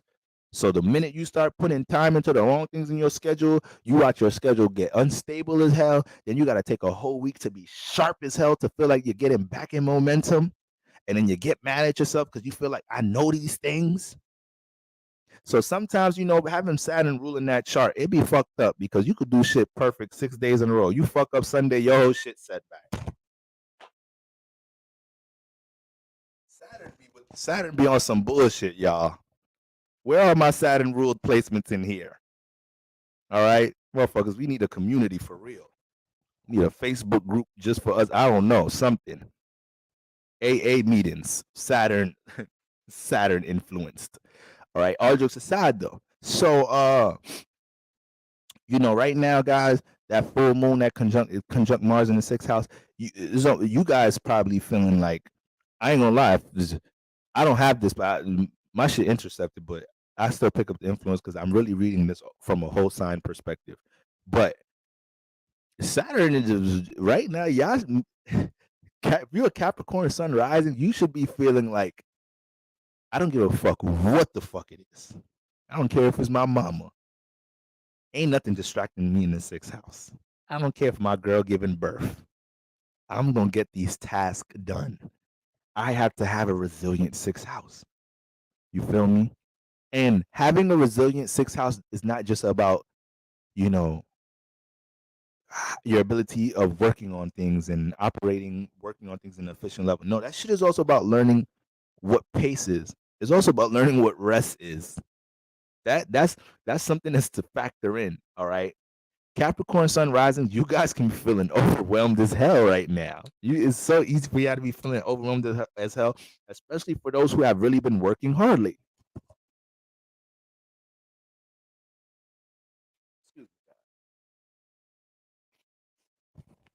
especially for y'all that been working hard lately. Y'all probably it's so easy for y'all to feel overwhelmed right now. So y'all need to understand what motherfucking rest is, what pace is, why it's significant to have a schedule because you can't just wake up in the morning and say I'm gonna do as much as I can today and then go to sleep and do as much as I can tomorrow. No, you actually gotta be like, I'm gonna save my Mondays and Wednesdays for this, Tuesdays and Thursdays for this. That actually helps Capricorn sunrises. All right. I'm a Virgo North Node, and I don't like hearing the word schedule. Oh yeah, that's not being a Virgo North Node. Hell no, y'all number one on the list that don't want to hear that shit. Shit. Um, uh, there may be some pent up energy surrounding the workplace or what you may be working on. So you have to have patience with any projects that you're dealing with right now. Some personal projects, you know that shit ain't gonna be overnight. All right. And then have some patience and discernment dealing with coworkers right now. They ass may be a little emotionally unstable like a motherfucker around this week. Okay. Uh yo, this is crazy. Yo, Phoenix, you in the building? One of my Capricorn Soul Tribe members told me that they just had motherfuckers fucking with them in the workplace today. So I'm just realizing now, yeah, that's just sixth house energy a little turned up, y'all. So y'all gotta kind of laugh at motherfuckers. Let shit slide right now in the sixth house Capricorn sun risings. Motherfuckers just be coming home taking out frustration in their marriage and their household. Kids be pissing them off. Motherfuckers try to take that shit off on you. I ain't saying let that shit rock all the time, but just knowing that shit happen around this week, you like, you know what, motherfucker, I'm gonna give you a pass. It's full moon in the motherfucking it's full moon in Gemini and shit. Your kids just pissing you off. I'm gonna let you rock. All right. It's easy to be lost in your 12th house. Okay. Um, Mars is trying to keep that balance right now. So right now, Capricorn Sun rises. The awareness, what's going on, Phoenix? You still in the building? The awareness is in the 12th house. So right now is a lot of potential energy you're seeing. Projects you're working on, not just things with career, but shit, your personal spiritual development, period. What you want for your better, how you being a better person, you're seeing how being more intentional in the sixth house or this full moon is helping you to see once again. Like, look, you see all that potential you've been seeing in Sagittarius season with your imagination and the potential for your creativity in your business and how you could, be this type of person if you apply the knowledge and wisdom that you gained from your relationship experiences, this, that, and the third. Like, you see what type of potential you can manifest as a person. Ain't none of that shit gonna manifest if we don't get shit straight with this Mars in the sixth house. That's what the full moon trying to tell y'all last this week, Capricorn sun rising. All right. We could excel beyond what we've been seeing this first half of Sagittarius season. All right. A lot of y'all may have been in a real isolated space having such a stimulated 12th house. You know, everything dealing with your personal and spiritual development starts to matter way more right now. So this is why, like I said, y'all should be feeling very cutthroat, very direct about who y'all cutting off and allowing to be in your schedule and routine right now. Because your potential's being waved in your face. The in conjunction signs, Capricorn and Scorpio, y'all are both experiencing energies where y'all wake up in the morning, y'all talents, the things y'all good at, your value, you just constantly being reminded about it. Sagittarius season. If you're a Scorpio sun rising, Capricorn sunrise. I don't want to hear nothing about you need pep talks. You don't know what to do with your life. Every day your talents is in your face. Y'all ass is dealing with some attachments and need structure. Scorpio suns rises is like I be saying, y'all. Sometimes it ain't about what you add in, it's about what you take out. Scorpio sun risings need to be focused on taking shit out right now so they can have the time and focus and attention towards what they want to put energy to. Capricorn sun rises, they ass got the plan already.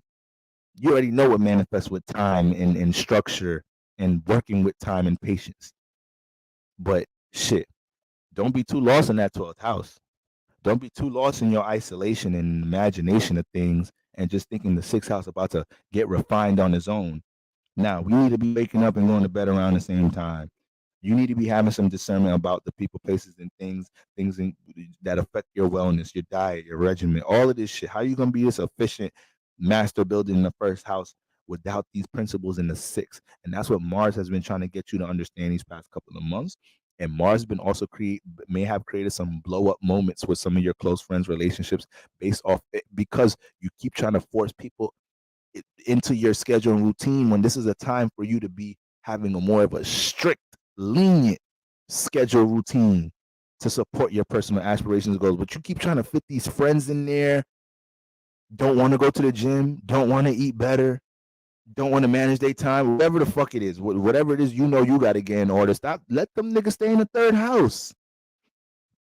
you let them niggas stay in the third house. Stressing yourself out trying to make motherfuckers be in the sixth house with your ass. Don't nobody want to have this strict ass regiment routine. Don't nobody got all these 12th house aspirations like your ass. Don't nobody want to be a master builder like your ass and do all this shit. So learn the difference, Cap Sun, Cap Rising. Learn the difference. Now the ruler, all right, your ruler's harmonizing with the sun and the moon. All right.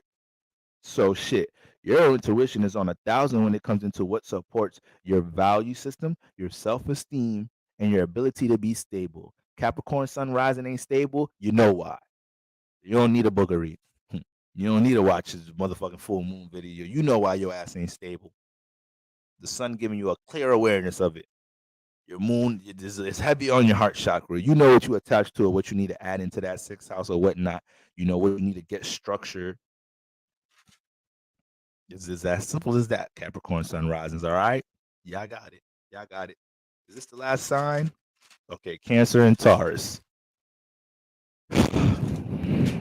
Goodness gracious, Cancer and Taurus. This is an hour before the full moon peak. This don't make no goddamn sense. All right. Cancers. What do I call this one? Did I theme it? Full moon in the 12th, sun in the 6th. All right.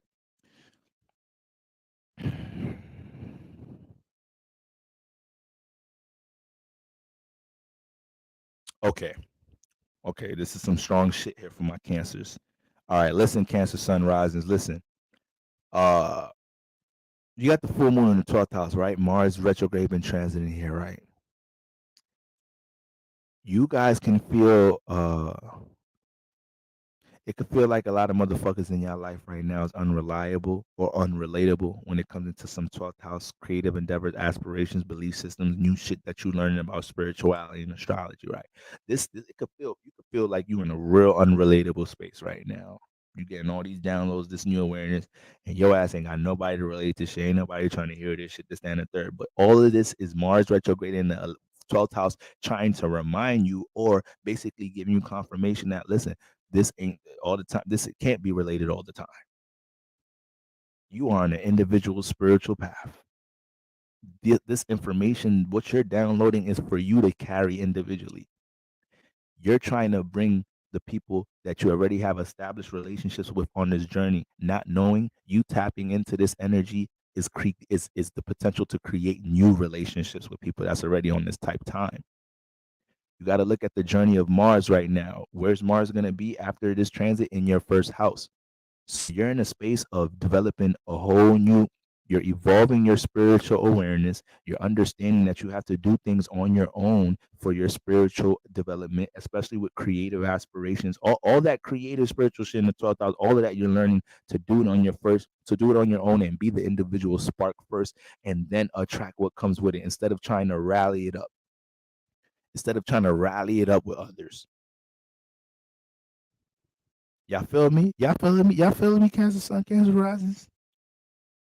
All right. Because guess what? Uh, y'all been dealing with them Sun Sagittarius energies in the sixth house. So yeah, Sagittarius season you're learning new ways to yeah, I didn't go in order. I started with mutable signs and I grouped signs differently. So right now we're finishing up the in conjunction signs. All right. Excuse me. I am officially on the neighbor signs. Yes. Damn, those is a lot of notes for Taurus. I am officially on the neighbor signs. We just finished the in conjunction side. So we're just dealing with Cancer and Taurus. That's it. All right. See the thing about this Cancer sun rising and see this is the thing about I need my Cancer placements to understand. That's what I need y'all to understand. All right. Y'all are naturally nurturers. The Cancer constellation, motherfucking Jupiter's exalted here.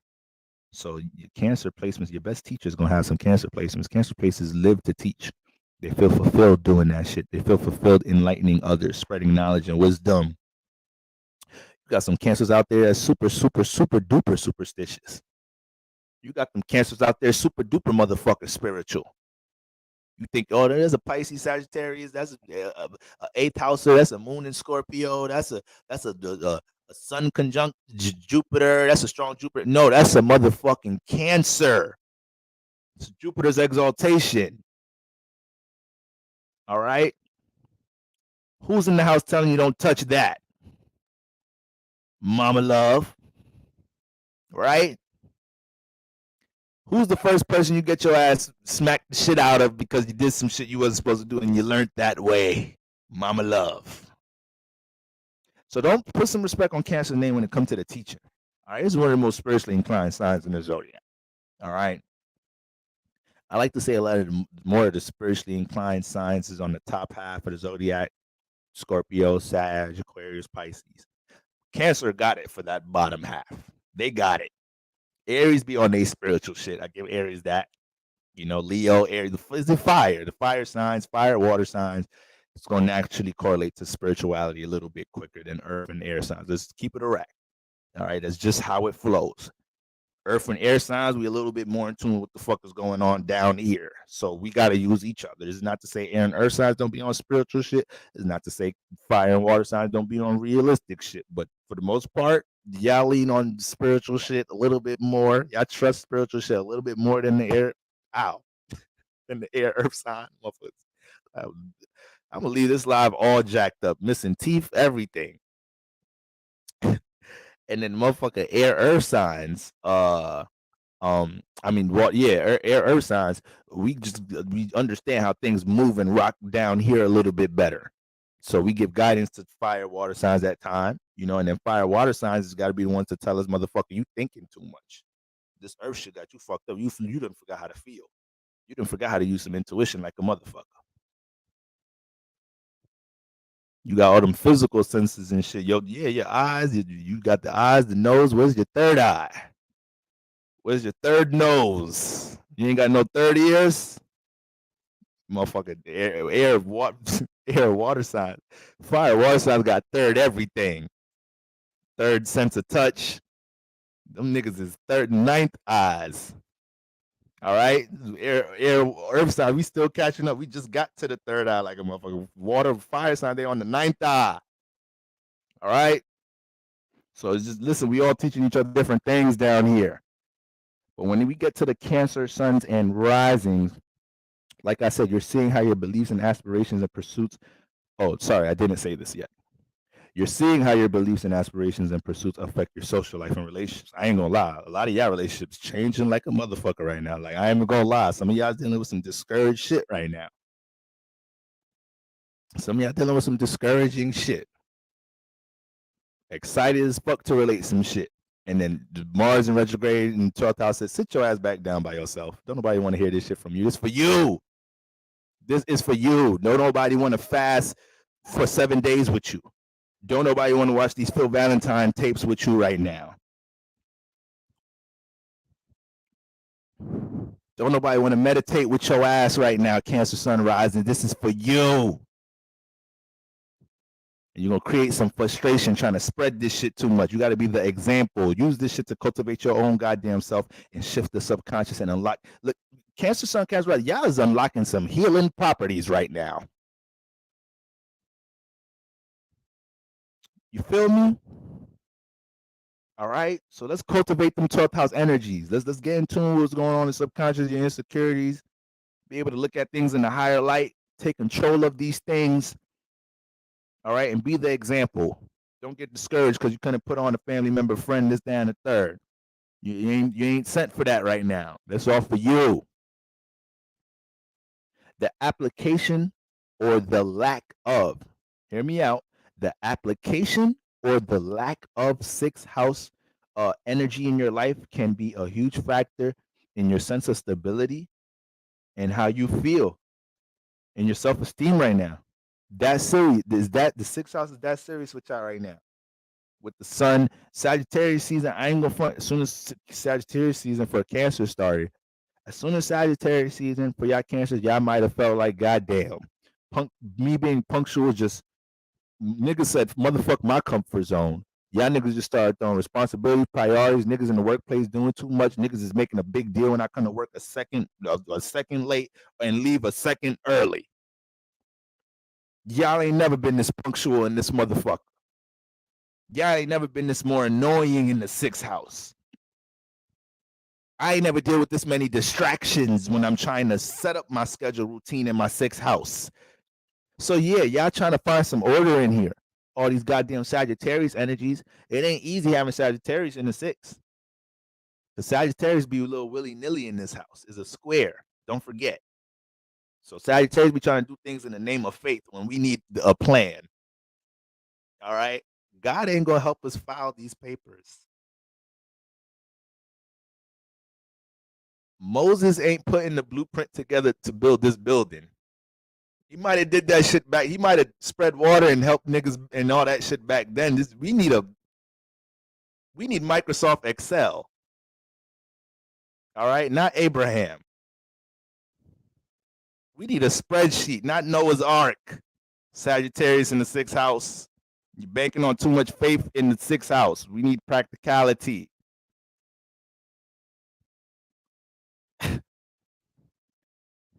It be issues in the workplace. Y'all want to start reading Bible scriptures. Sagittarius, sixth house, Cancer rising. Sit your overly spiritual ass down right now before we lay your ass off.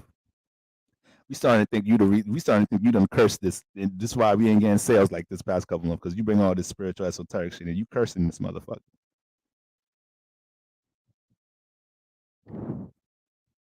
Learn, limit your spirituality, Cancer Sun, Cancer Rise. I ain't never think there was gonna be a day I gave that advice out in this motherfucker. Limit your spirituality, Cancer Sun, Cancer Rise. Everybody got time for your shit. Learn when to apply your shit in the right way. Nobody trying to hear it. Anybody trying to relate none of that shit from you, right? This ain't the time for you to teach right now. This is a time for you to embrace and embody. All right. Your application in the sixth house is that serious. We have the second half of Sagittarius season for you to make a shift in your sixth house if you haven't already caught up speed. Because I know the sixth house duties is whipping y'all ass. So hopefully y'all have adjusted before the full moon. Like, all right, damn. Sun in my sixth house. Mercury was in here first and shit. So it's not like y'all was left to dry. Mercury came in, was like, all right, look, okay, this broken, this fixed, this needs some fixing. We need some time here. So when the sun got in here, it wasn't like the sun ain't know what to do. This Mercury shit right here. So there should be a whole new sense of organization and refinement in the sixth house. Your ass know goddamn well you shouldn't be snacking on them goddamn little Debbie's at 1 a.m. You know goddamn well. You know goddamn well Mercury came in here and said that's the reason why our body fat is 4% over, motherfucker. You. But what your son do? But what your son do? What your son do? Get an extra box of the motherfuckers when you grocery shopping. Mercury came in here and just regulated your diet and regimen already, but your son don't want to listen. But the transiting sun in sixth house don't want to listen, no. You got the ideas and everything. You know you overly snacking. You know you got a poor ass sleep schedule. You know your wellness is motherfucking imbalanced like a motherfucker. But no, sun don't want to listen to Mercury in the sixth house. Mercury just come in the sixth house, clean all that up for you, and you too high in the 12th. You too high in the 12th somewhere or something, or trying to convince somebody about something about spirituality at work, talking about Moses, and there's a reason. No, we need Excel, not Moses. Get it together, Cancer Sun, Cancer Risings. We need that sixth house. You ain't got the sun transit your sixth house for no reason. The awareness needs to be applied over there. The awareness needs to be applied. All right, guys. We got the second half of the season for that. Second half of Sagittarius season to get that together. Oh shit! I think my shit about to die on Instagram, y'all. Hold on. Let's finish. Let's finish strong. Let's finish strong. Let's finish strong. We got Taurus. We got Taurus.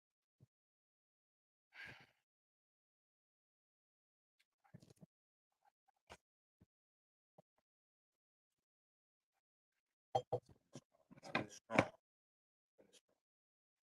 Okay. So I know I'm fucking around with y'all a little bit, Cancer. I'm just trying to make this drag a little lighter.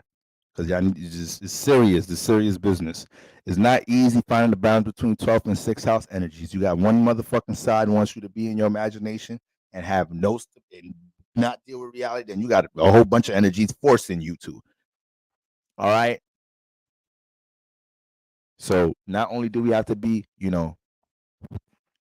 have to let off on the gas a little bit, trying to relate everything in the 12th house, creative endeavors, things you want to improve in your life, develop in your life. Like I said, you may be feeling like you're in a real unrelatable space with these things, and you need to just devote yourself to having a strong 6th house presence for this second half of Sagittarius season, because you will go into Capricorn season feeling like a new man, a new woman. I'm every woman. La, la, See, I don't be knowing lyrics to shit, but I fuck a melody up though. I'm every woman. Stop playing. Shout out to whoever sing that shit. Who is that? Tony Braxton? Who's that? Let me not make no more guesses, because I think I just might have fucked. I might have fucked that up just now. Who sing that shit, y'all? Oh shit, Shaka Khan. I said Tony. See, I don't be knowing shit, y'all. It's all in me. Shaka Khan, fine as hell. But anyways, um, all right. I think this is the last note I got for Cancer Sunrises. I said Tony. I know I'm gonna get roasted for that one. R.I.P. Tony. Shout out. Listen, I know I'm gonna get roasted for that one. Tony Braxton spirit in here looking at me crazy right now. You know I want to sing a song like that, Boro. Where's Bobby? You still fooling around since I left? Let me not get into Bobby Brown, because I'm gonna just start breaking down all type of shit right now. The love. All right, Cancer Sun, Cancer Risings.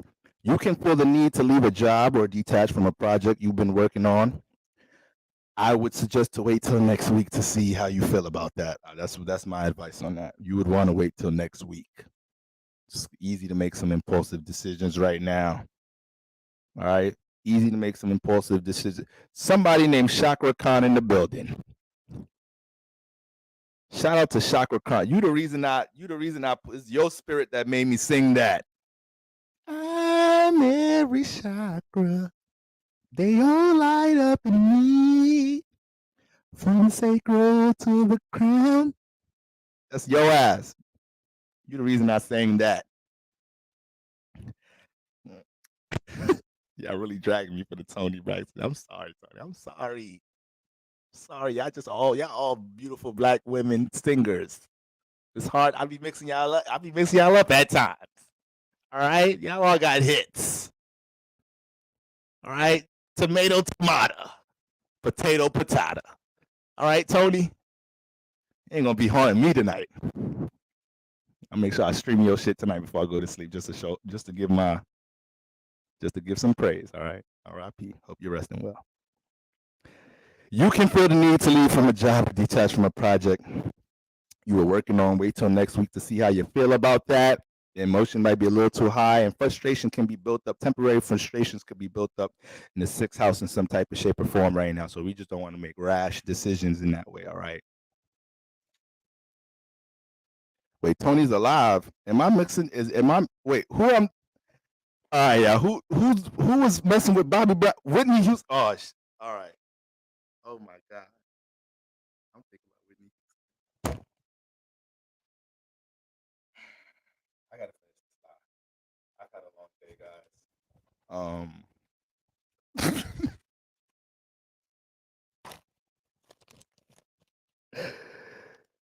Oh shit. Oh my God. That's like mixing up Cisco and Michael Jackson. That's like mixing up the Temptations and B2K. What is wrong with me? What's my transits right now? Where's the full moon at for me right now? It's in the 5th house. That makes sense. I'm too turned up on this camera right now. I need to sit down. Bear with me, y'all. Sorry. Forgive me. I hope Whitney Spirit forgiving me right now. Whitney, I'm sorry. I should have knew better. I'm everywhere. All right, let's finish strong. Let's finish strong. Let's finish strong. Now look. Hold on. Did I finish that last note? Okay. All right.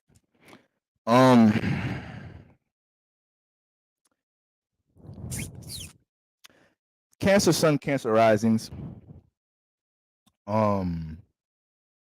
You have the power and the clarity of understanding what practical steps are needed to heal right now.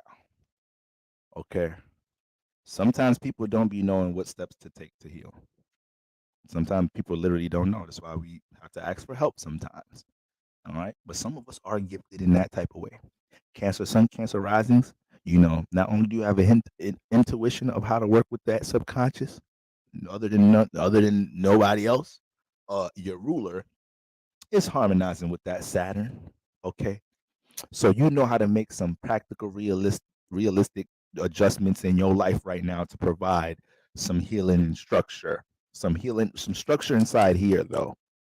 So if the practical step is blocking somebody right now because you just know you don't got let me not use that example. I gotta use something toxic, but you being able to be rational about and realistic with yourself about what people, places, and things affect you, make you feel a certain way around this time, and you taking the rational, realistic decisions to either detach yourself or put yourself in an environment to protect your feelings and emotions, to have your feelings and emotions in a more healthier state. These are things that you have to take initiative doing right now. If you know the practical steps to heal, if you know, especially with these sixth house energies, we talking about heal. You know how much healing energies get filtered out the sixth house. Look at the houses that the sixth house sextiles, the fourth house and the eighth house. So a lot of the times when we develop a certain schedule routine, why you think people get breaking up with? Why you think people get out of bad relationships and then they just want to go to the gym and become the best them? You see your ex and shit looking like a motherfucking American Next Top Model. Yeah, because they use the sixth house to filter some shit out, create a new routine schedule, evolve how they deal with their wellness, this, that, and the third. And it affects the fourth house, makes them more comfortable within their own self, with their own subconscious, then affects the eighth house. They're filtering out some demons, some insecurities. Sometimes it take a relationship, a bad relationship, and to make us want to start being the best us and shit. Just because we just trying to look like the shit when our partner our ex sees us again. Because a motherfucker be feeling crazy when we see our ex doing better. Like, goddamn, that nigga taller than me. I'm the tallest nigga you ever fucked with. I ain't think you gonna get another tall nigga. Like, your hair longer than mine's. He got mad celebrities and shit on his motherfucking Instagram. He got a blue check. Where the fuck you find this nigga? You don't qualify for this nigga. How you jump from me to him? Found you Mr. Perfect and shit.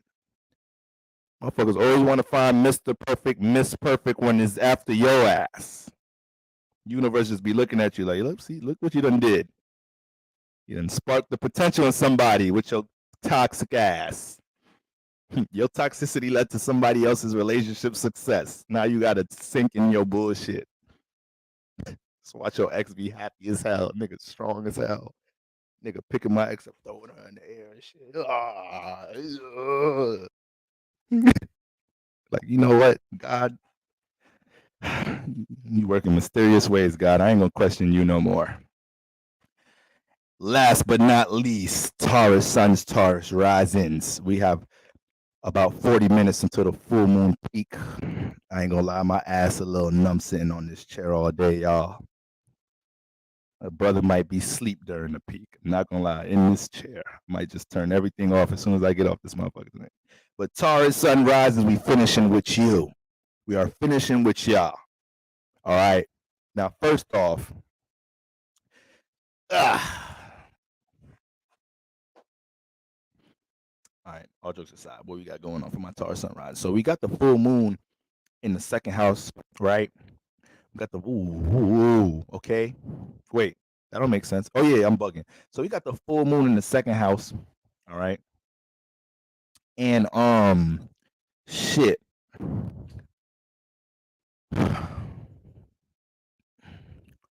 With the full moon in the second house, we already know the moon love that house. And we already know you have a lot of moon energy, Taurus, right? You have a lot of your constructed of Venus and moon energy. Okay. So when we look at the full moon transit in the second house, anything that ain't supporting your ability to get stable and deal with security, that is a red flag. This is a big priority. It's motherfucking emergency light and everything flashing right now. When the full moon get to the sixth house, I feel like there's certain people, places, and things we're attached to, or habits that we have that are getting in the way of us being stable and secure right now. The full moon got to check all of that. Now the thing is, just Mars been transiting here in Gemini, so your ass been going through a couple of transformations with relationships in the past couple of months based off of differences in values. All right. Another placement where you're realizing probably a little discouraged. You can't relate the things you're passionately into. You're too close. Oh, sorry guys. Sorry guys. Sorry guys. Uh, there's a lot of situations right now where you know, thank you for that lovely Lala. Y'all got to see, motherfucker, get a microphone, get too hype and shit. Borrow you mother, you kissing the mic and shit. Back the fuck up. Hot ass breath all on the mic. My breath probably hot as hell right now. But motherfucking the Mars been transiting in the second house and shit. So I ain't gonna lie, y'all are another placement that might have been a little discouraged, not being able to relate some shit you passionate about right now to your close friends, to your siblings and shit. Like, damn, I do all this creative shit on my own. Like, fuck it, I will, but damn, I don't got 1, 2 friends to podcast with or some shit. Like, I gotta do this shit on my own. So yeah, Mars retrograde kind of got y'all in that bag. You kind of got to do shit on y'all. Everything, wherever Gemini at, we got to take an individual approach here, and this is why our relationships are going through transformations in this area. Now, sure, second house also deal with culture and tradition and shit. I don't know why I can't really pronounce D's and G's today. Something I don't know, but when it comes to these things, all right, it may be a little pull here, maybe a little friction here. All right. Your individuality may be going against family tradition and culture in some type of shape or form. Niggas mad at you because you ain't pledge AKA, you ain't do this, that, and the third. He's like, I ain't want to do that shit. But your great grandmother and your grandmother's been in the lineage. I didn't want to do that shit. I didn't want to work here. I didn't want to be a part of this family function anymore. I told y'all keep white Jesus up in here. I'm not gonna be at Thanksgiving. I really don't like celebrating it. But I told y'all we could compromise. Y'all take the big picture of white Jesus down. I'll show up, but y'all don't want to compromise. So it may be some motherfucking clashes with your individuality and your values in all different type of ways in your relationships right now. All jokes aside, there is somebody right now with their family hella religious exiling them out the family just because they ass ain't do Ramadan the right way and shit. Now your ass is a motherfucking black sheep of the family. You can't come home. Your sister and brothers see you and shit. They're like, hey, got some money on the floor here. And run away and shit. So you just disconnected and shit. Your individuality, your individual values is causing transformation in your life with your value system, with your relationships, period. Taurus, Sun, Taurus, Rising. But listen, you a real nigga, Taurus, Sun, Taurus, Rising. Let them relationship transformations happen. If it's you sticking up for things that you truly value, let them happen, especially if you know you don't have negative values, especially if you know you just really value this business, you really value this new lifestyle that you have, being a vegan, being this, that, and the third. If you're getting persecuted because of your individual pursuits, then whatever relationships are transforming, they're supposed to transform right now. They're supposed to. And I think that's one of the biggest lessons everybody has to learn right now. You investing in individuality, you have to do that and peep game and see how your relationships transform and just laugh at that shit. Like, wow, if I would have never stepped into my bag, if I would have never just, invested in myself and got cutthroat and not and stop compromising and, settling or, belittling myself for everybody, I would have never seen people true colors. Some motherfuckers really don't fuck with me. Some people really don't fuck with that mentality about this, that, and the third. These thoughts about this, that, and the third. Niggas be y'all be having a lot of secret haters around y'all right now. If y'all wanted to get on y'all super duper 200% self improvement shit, some of y'all ain't gonna see a lot of y'all friends. The minute y'all say y'all stop smoking weed, I'm from New York City. You feel me? Like this, I'm in Virginia. I live in Virginia. It's like my second home. You feel me? I got peoples out here and everything. You feel me? If I was stranded out here, I would have a bunch of places to go. But in New York City, that's my home. You feel me? And I stopped smoking in New York City. A nigga, I ain't seen nobody in years out there. I'm like, wow, is this what we doing? So when we just partaking in vices and negative activity, everybody around, huh? Let a nigga start talking about astrology. Why you think Boro had to make why you think Boro had to make Boro the Lucky Libra the page? Because the nigga was talking about that shit on his personal page, and niggas started calling me crazy. Niggas start calling me crazy. Niggas start looking at you crazy. Like, you know what? I ain't gonna teach you niggas anything. Let me go find people like me trying to force this shit on y'all. I'm trying to teach y'all some shit. Motherfuckers give you the fluoride stare. See, I learned. I don't force knowledge and wisdom on nobody. We all about attracting the community. That's why I'm just here about attracting crazy spiritual people like me. Some of y'all still trying to force this shit on a parent. Some of y'all still trying to force this shit on a loved one. They path gonna come as it. You just got to be an example and live your life. Be an example. They gonna find their path. They gonna find theirs. All right. This is real shit, y'all. This is real shit. I've been challenging my mom about Jesus since 5th grade. Got to a point I got to sophomore year in college. She said, "You know what? I think she won this one. I think she won." All right, because my mom's one of Jesus' front soldiers. She's ready to. She's a martyr for Jesus. I don't think I'm changing that this lifetime. Now, let me respect her relationship with Jesus, because that nigga is probably doing some good shit from her from time to time. He probably holding shit down for her from time to time. Spirituality working crazy ways.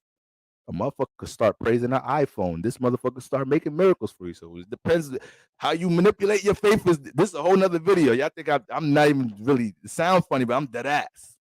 You can start praising a rock. Put all your faith in a motherfucking rock. You could think that rock is your God. But if the intentions are behind what that rock could do for you, and you cultivating that energy and you carrying it out, then it's gonna manifest into certain things, and you gonna start creating shit in your life and manifesting shit. It ain't really the rock.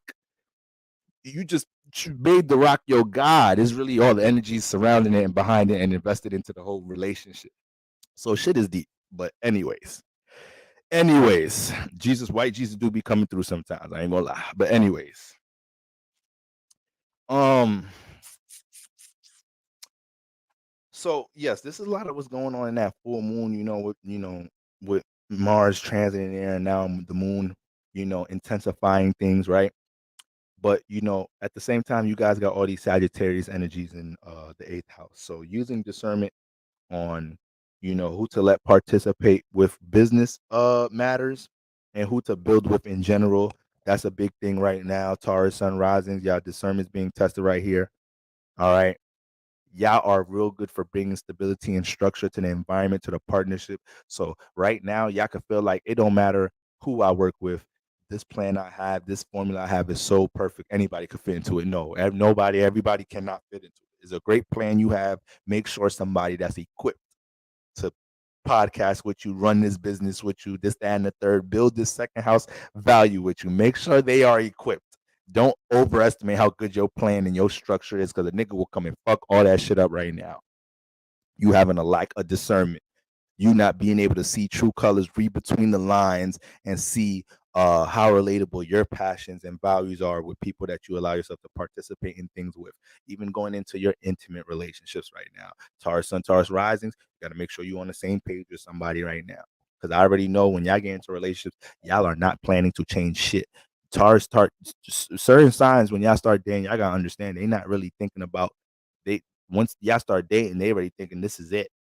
Like, I'm thinking this is the one and it's gonna lead into something serious. Every time they get into one, it's not no until it happens. Taurus sunrises, they some of them, they one of them ones.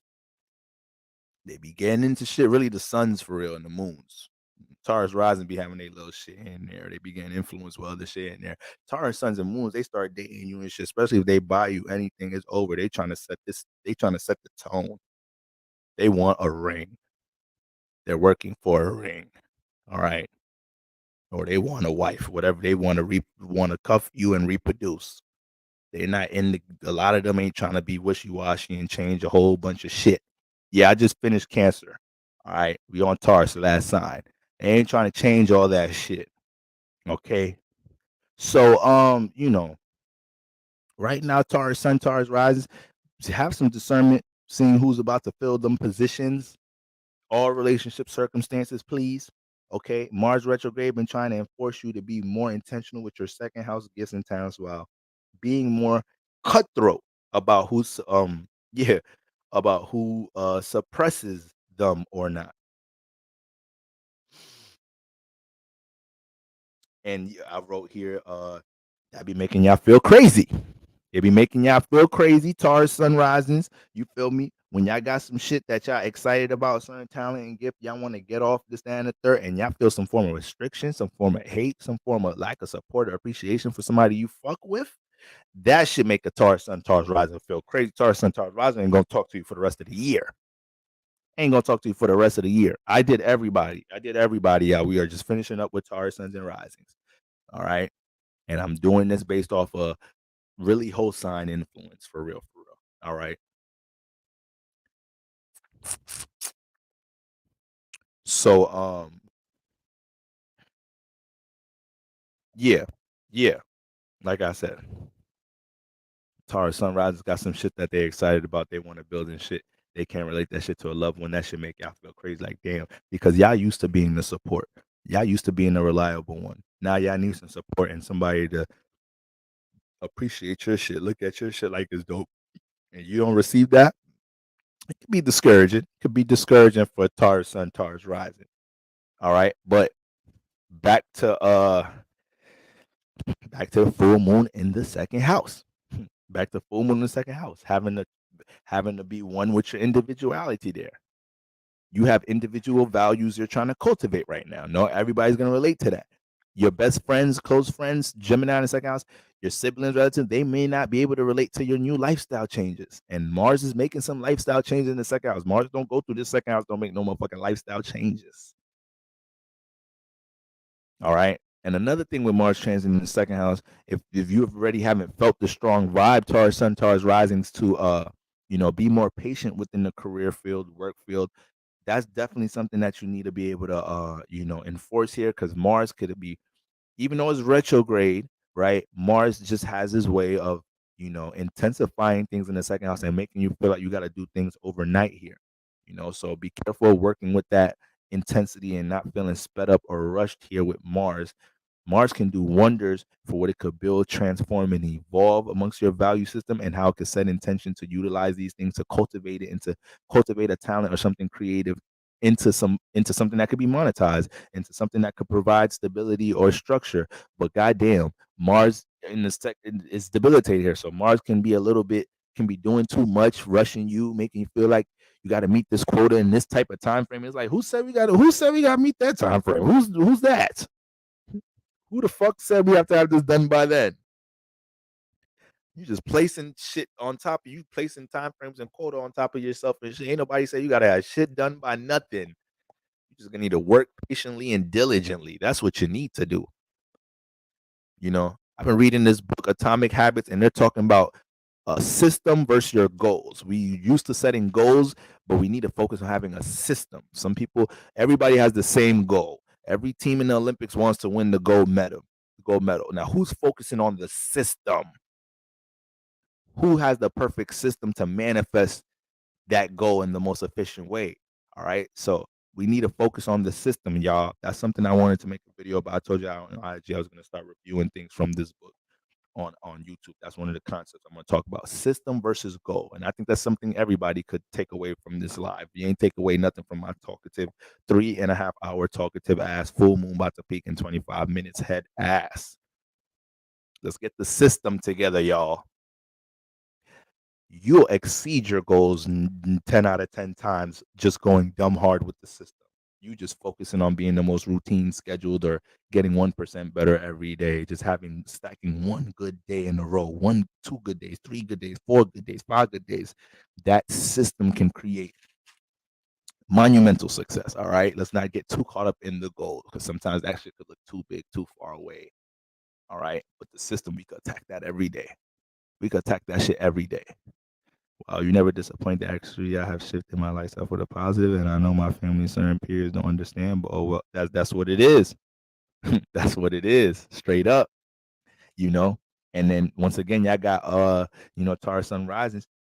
Once again, you got the sun and Mercury and Venus was just transiting the eighth. So I ain't gonna lie, y'all been rubbing shoulders with attachments. Y'all been rubbing shoulders with things that got a little bit overly over control of you. So this is what's also pushing the second house to make these lifestyle changes because having making these lifestyle changes, it'll help me not feel like I need sex. It'll help me feel like I don't need to smoke as much.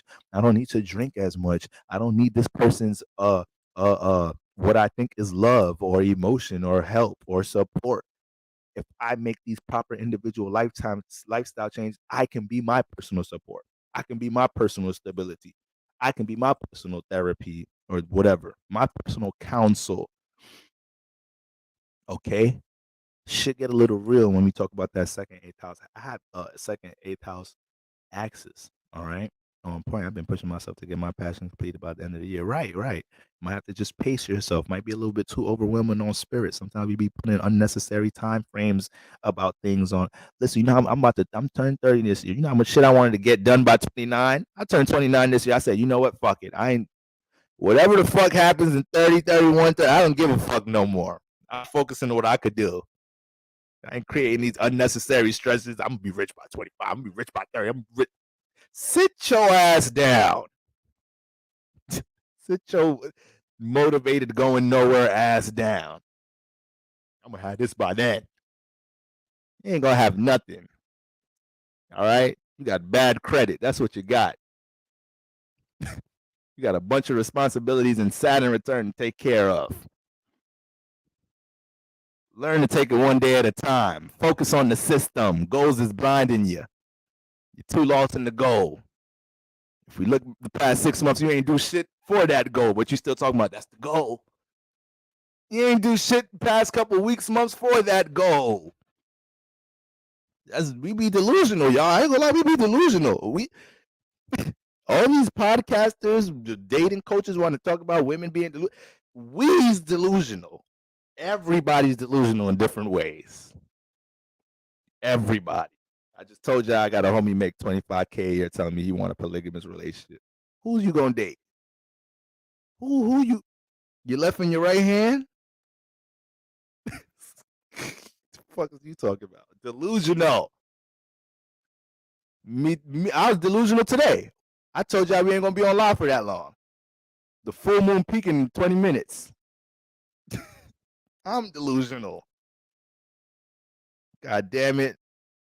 All right. Mercury square Jupiter. Everybody delusional right now. It's a full moon. Everybody delusional.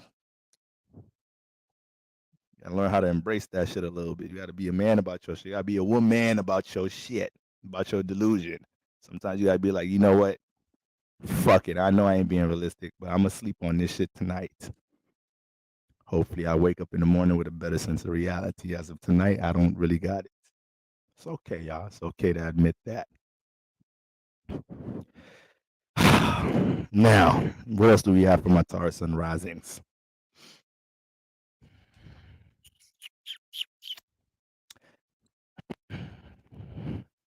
My ass really hurts sitting on this chair this long. Yeah, I'm not even gonna lie to y'all. I'm not even gonna lie. I need a t-shirt that says I'm not even gonna lie. Knowing I'm gonna lie though. You guys may have manifested some type of shared resource or support within the past couple of weeks. I ain't gonna hold y'all. Wait, time out. Y'all got the motherfucking Libras or something else, Aquarius speaking. Nah, this is serious shit. Taurus sun rises. You've been having a lot of shit transit in your eighth house, including Venus. I know Venus could be a little hard to deal with in that eighth house because of things that temptations and shit that you got to be disciplined with, right? But when we talk about shared resources, shared values, a motherfucker come trying to support your shit with the quickness.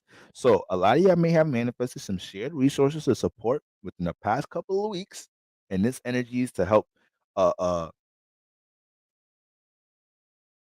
this energy helps to see all that connected to that help and support. I don't know what the fuck I was trying to write there, but I know what I mean. All right.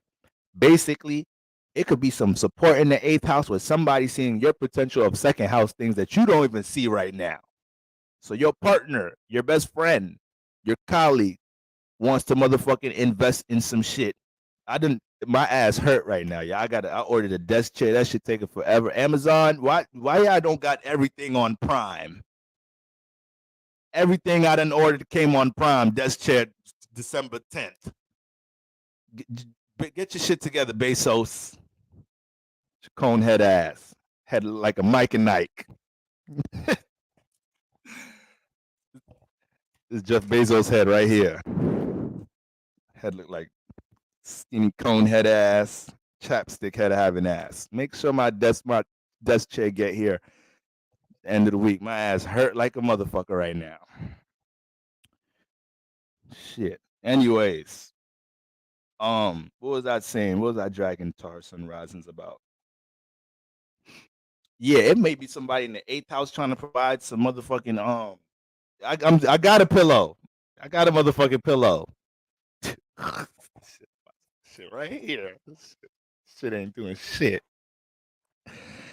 The Taurus sun rises. This motherfucker in the eighth house right now, trying to drug dealer, your boyfriend, your girlfriend, somebody in the dark trying to invest in some shit you don't even see. And you like, nah, you don't got to put these resources. You don't got what? You better let them and bring out the best in you with some finances and some support and some resources. Your ass, a lot of y'all just doing that yourselves though. A lot of y'all hunting for it. Like, listen, like I could get this shit in the second house off. I just need a little kick right now.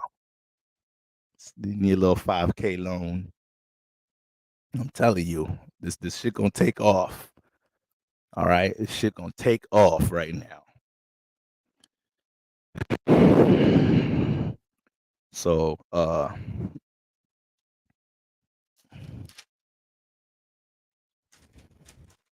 also learning to put a price on y'all value right now. Y'all mad timid to full moon conjunct Mars in the second house, and you scared to tell the motherfucker you charge for that now because you're so used to using your second house things for free. You got Gemini in the second house. You so wait. Yeah, you got Gemini in the second house. You so open. You so open to relating your talents and gifts for the fucking free. Gemini just so relatable here. Mars in here, get intentional about how we using these things.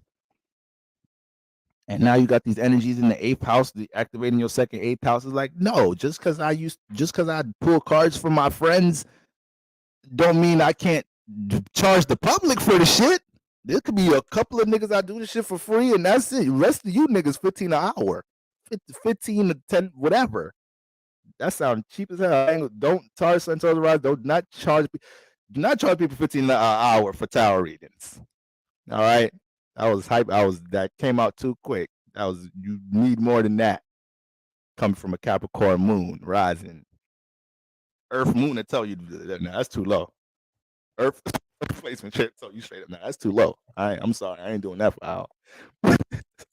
All jokes aside though, this might be a time where y'all gotta learn to put a price on your value or be more stern with your time.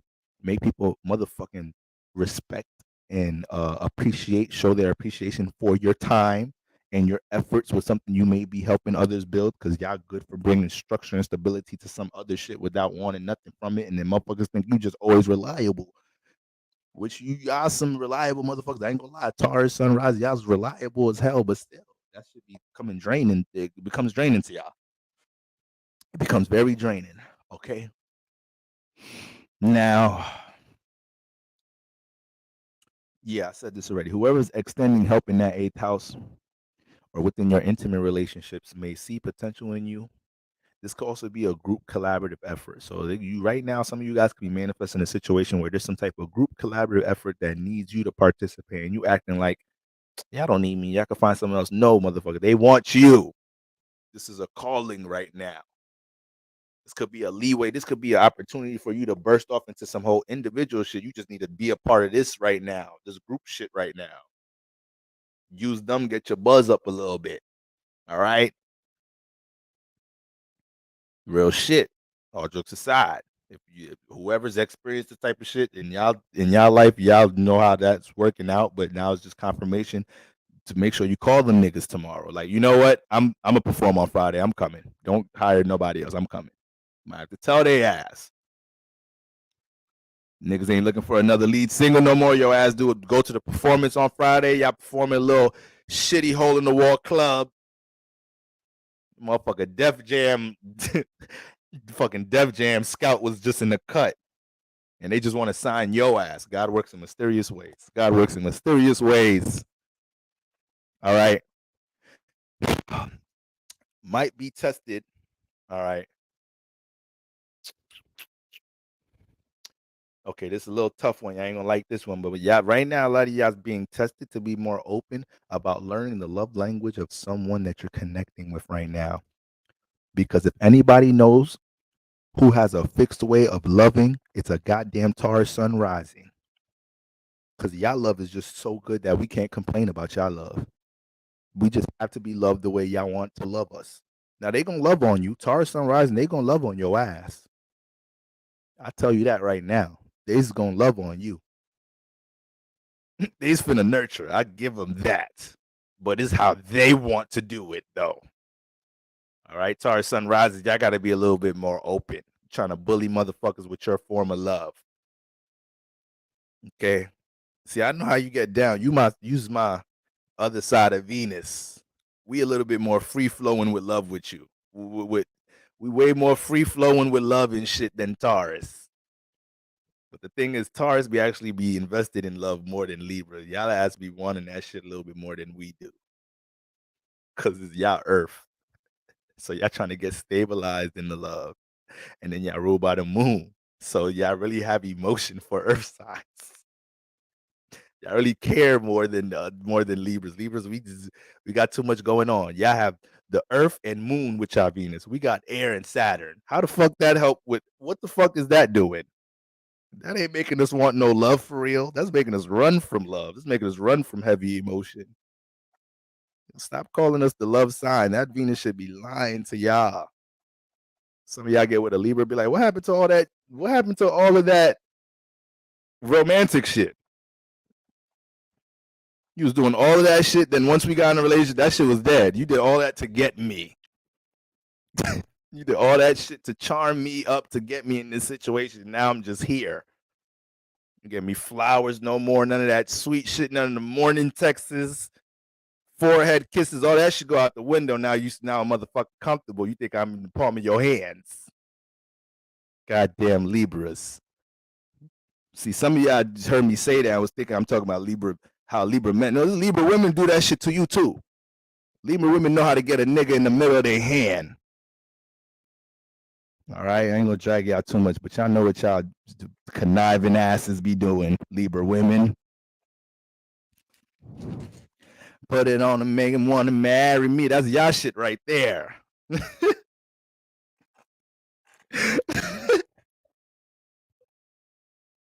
Rashida got, does Rashida got Libra placements? Put him on and make him want to marry me. Been singing that shit for 30 years. When you gonna come up with another hit, Rashida? That's the only shit right there. Want to marry me? Dead ass. Dead ass. All right. So Taurus Sun, Taurus Risings. I don't want to see the potential for something dope not work out right now because y'all ass is trying to force the way y'all trying to love somebody. Like, damn. Ain't never seen nobody this passionate about giving love, but this strict with it. It's like that strict ass grandma. That's how y'all come off sometimes, Taurus Sun, Taurus Risings. It's that grandma that you know to love you to death, but she's got Saturn energy though. She disciplined as fuck. Gotta clean before you do shit.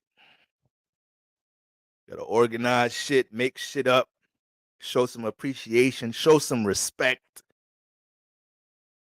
And then grandma gonna give you all the love you need, but you gonna show some respect and give some order around here. Taurus Sun, Taurus rises. Don't be bullying nobody with your love. Be open right now. You might be dealing with a motherfucking. You might be dealing with one of your. Actually, it's weird because fixed signs, even though y'all square each other, you actually be understanding each other. It's fucking weird as fuck. It's like y'all supposed to low key be dating each other. Like Leos need a date. Like Leos need a date. Like Tauruses and Scorpios fuck with a crazy. It's weird how y'all squares, but y'all need to be together because it'd be hard sometimes for cardinal immutables. It'd be hard for us to understand y'all sometimes because cardinal mutable signs we so fixed on thinking we could give people different perspectives about things. And then when we get around motherfucking fixed signs, we realize this is a dud. It's over. We can't. It's over. Ain't no way. Ain't no way. All right. Fixed signs, y'all get around each other and understand that shit and don't even be trying to convince each other shit. That every once in a while you're getting y'all little clash and then just respect y'all shit. So this is why Scorpios and Aquarius, they could be married and have a successful ass marriage because they'll be married 35 years and actually have that other bedroom. They understand that about themselves. Aquarius knows to leave Scorpio the fuck alone, and Scorpio knows to leave Aquarius the fuck alone, and it works perfectly. Sounds crazy, right? Sounds crazy. Some of y'all got sounds crazy, but that's the science behind it. We save that for another day. Talk about compatibility synastry in another day amongst the fixed signs. Okay. Now, but all jokes aside, though, don't fuck up a good thing right now because your ass too stubborn with your love. You want to love somebody the way you want to love somebody. You want to connect the way you want to connect. Ain't nobody going for that shit right now, Taurus Sun Risings.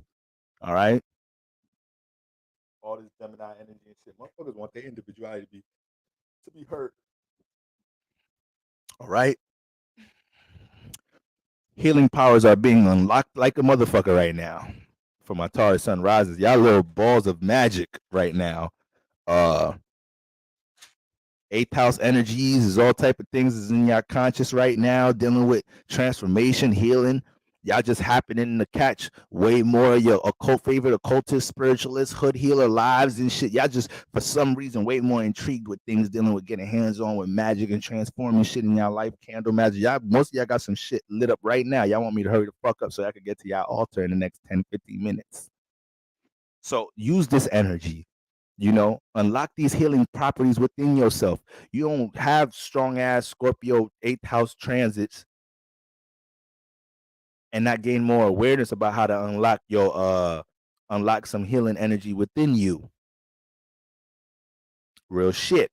And then a lot of the times, you got Sagittarius here.